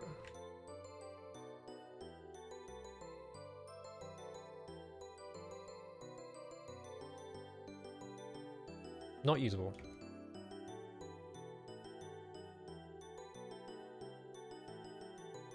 The book stand. What if I...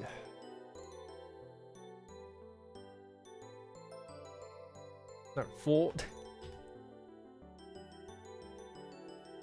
not possible, huh? I can't drop the Book of Prophecies on the Book of Prophecies altar for some reason?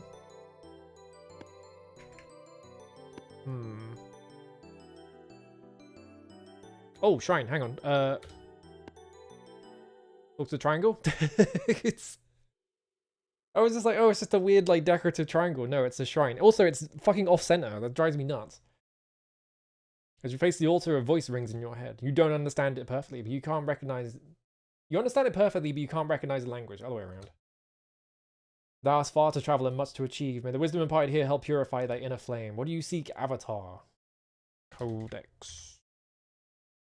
Look deep inside thyself, Avatar, and answer this. For whom dost thou truly seek the Codex? Gargoyles, I guess.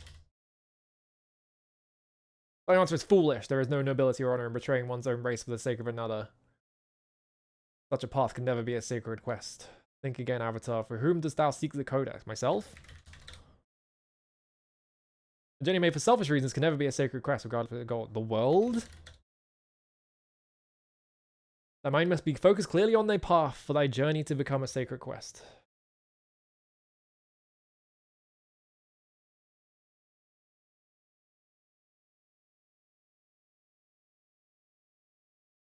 I mean, it is for the goggles, right? I want the code. I want to put the codex back to fix the prophecy.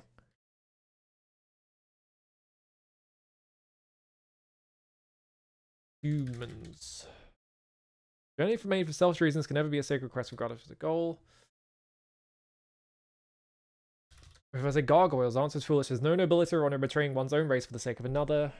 Such a path can never be a sacred quest. For whom dost thou seek the codex? Bear lamb.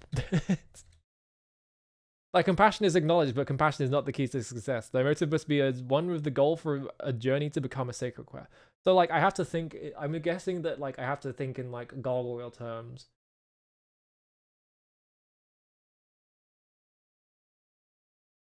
Right?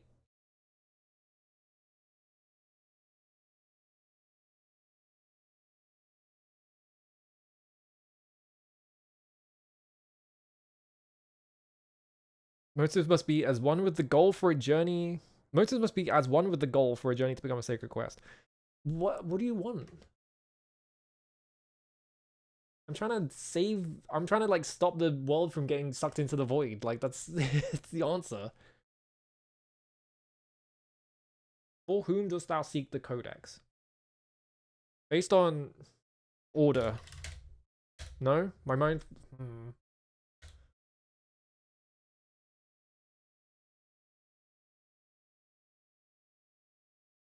Yeah, all maybe? What, really? I fucking... Oh, whatever. They want me to say humans and gargoyles, so they wanted the answer all. How canst thou truly work for the good of a race whose ways thou do not understand? Go thou into the catacombs of... Okay.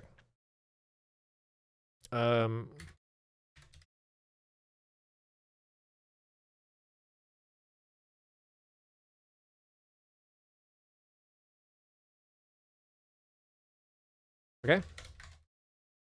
In each will thou find the final resting place of the being who most exemplifies that principle.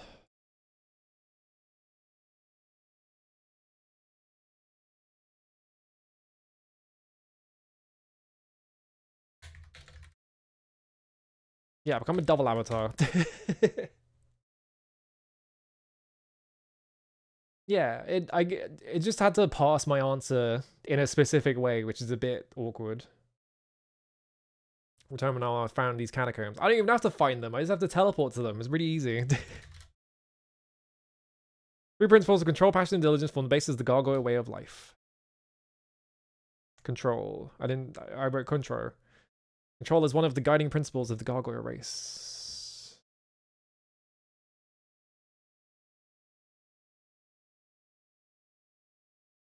Oh, okay. So it'll just tell me which catacombs I want to go into.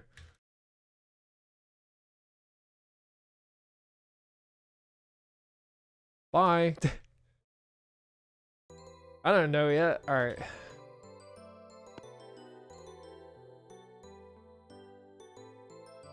So I guess, yeah. I have to go on a so yeah. We've done like almost everything, but we need to go on a sacred quest. So now we have to get all the parts so that we can actually get near the codex, I'm assuming. Right? Yeah, I mean, the way that the parser works is that it can only parse the first 4 letters of the word. So you can mistype the rest of it. As long as the first 4 letters are correct, it will work. So I guess all fits within 4 letters. So they were just like, yeah, let's do that one. I'm guessing this is like the final quest, right? It's like, this is the last thing we need to do. And I can just like teleport to all the shrines. I don't need to go looking for them, which is funny. I do need to not teleport there with the balloon on this side, because then I'm fucked. Don't do that.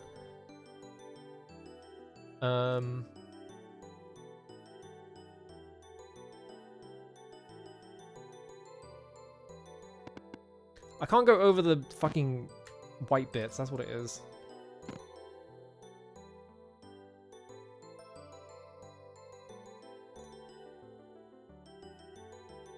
Why does south wind push me up? That doesn't make... Wind is coming from the south. It's the opposite. Okay, there we go. My balloon is now in a position where I can actually access it. Alright. I'm really hungry. So I'm gonna go make dinner. We can probably finish this tomorrow, honestly. Like, how far into the game am I? I'm gonna go look at... Hang on. Ultima VI guide. I just want to see the table of contents. I don't actually want to see...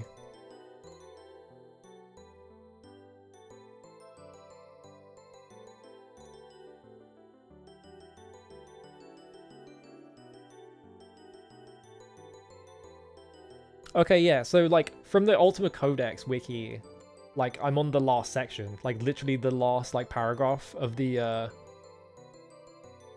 Not even just the last paragraph, like, halfway into the last paragraph. So...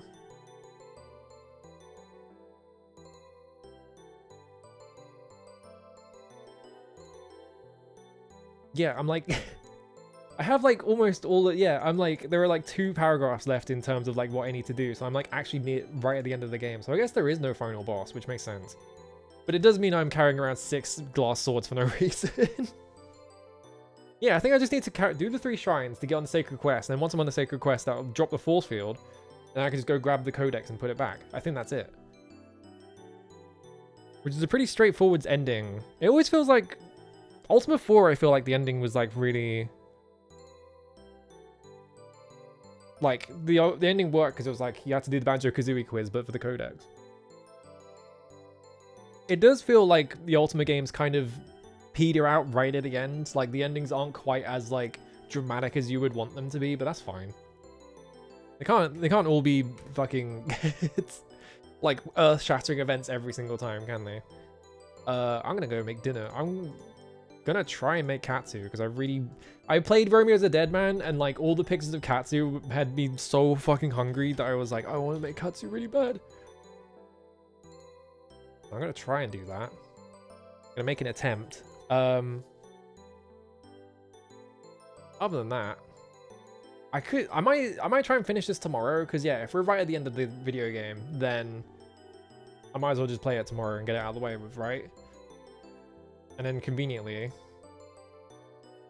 I have 2 weeks until the end of February, right? So can I beat an entire RPG in 2 weeks? It's probably right. How long did I think Wizardry 1 only took me 3 weeks or something like that, so we should be fine. Where can we raid? Who's online? How come Digi streaming at this time? I guess they don't have work to worry about, so get rid of Digi, I guess. Why not? But they're normally not on at this time. Digitablet. Alright. So I guess Ultima 6 is like shorter than the previous Ultimates, because like Ultima 4 and 5 felt like 50, I think they were like 50-ish hours long or something like that, right? So like, this game feels like it's clocking in much lower, like 35 if I had to guess. Which makes sense, because it's like much more ambitious and complicated, and they probably expected you to do a lot more questing, but it turns out when you give the player their teleporting device that just lets you teleport around the entire map, I don't have to do as much. But yeah, I guess I'll try and finish this tomorrow, and then I don't know, I'll find another RPG to play real quick before the end of February. Yeah, I'm off to make dinner. Bye.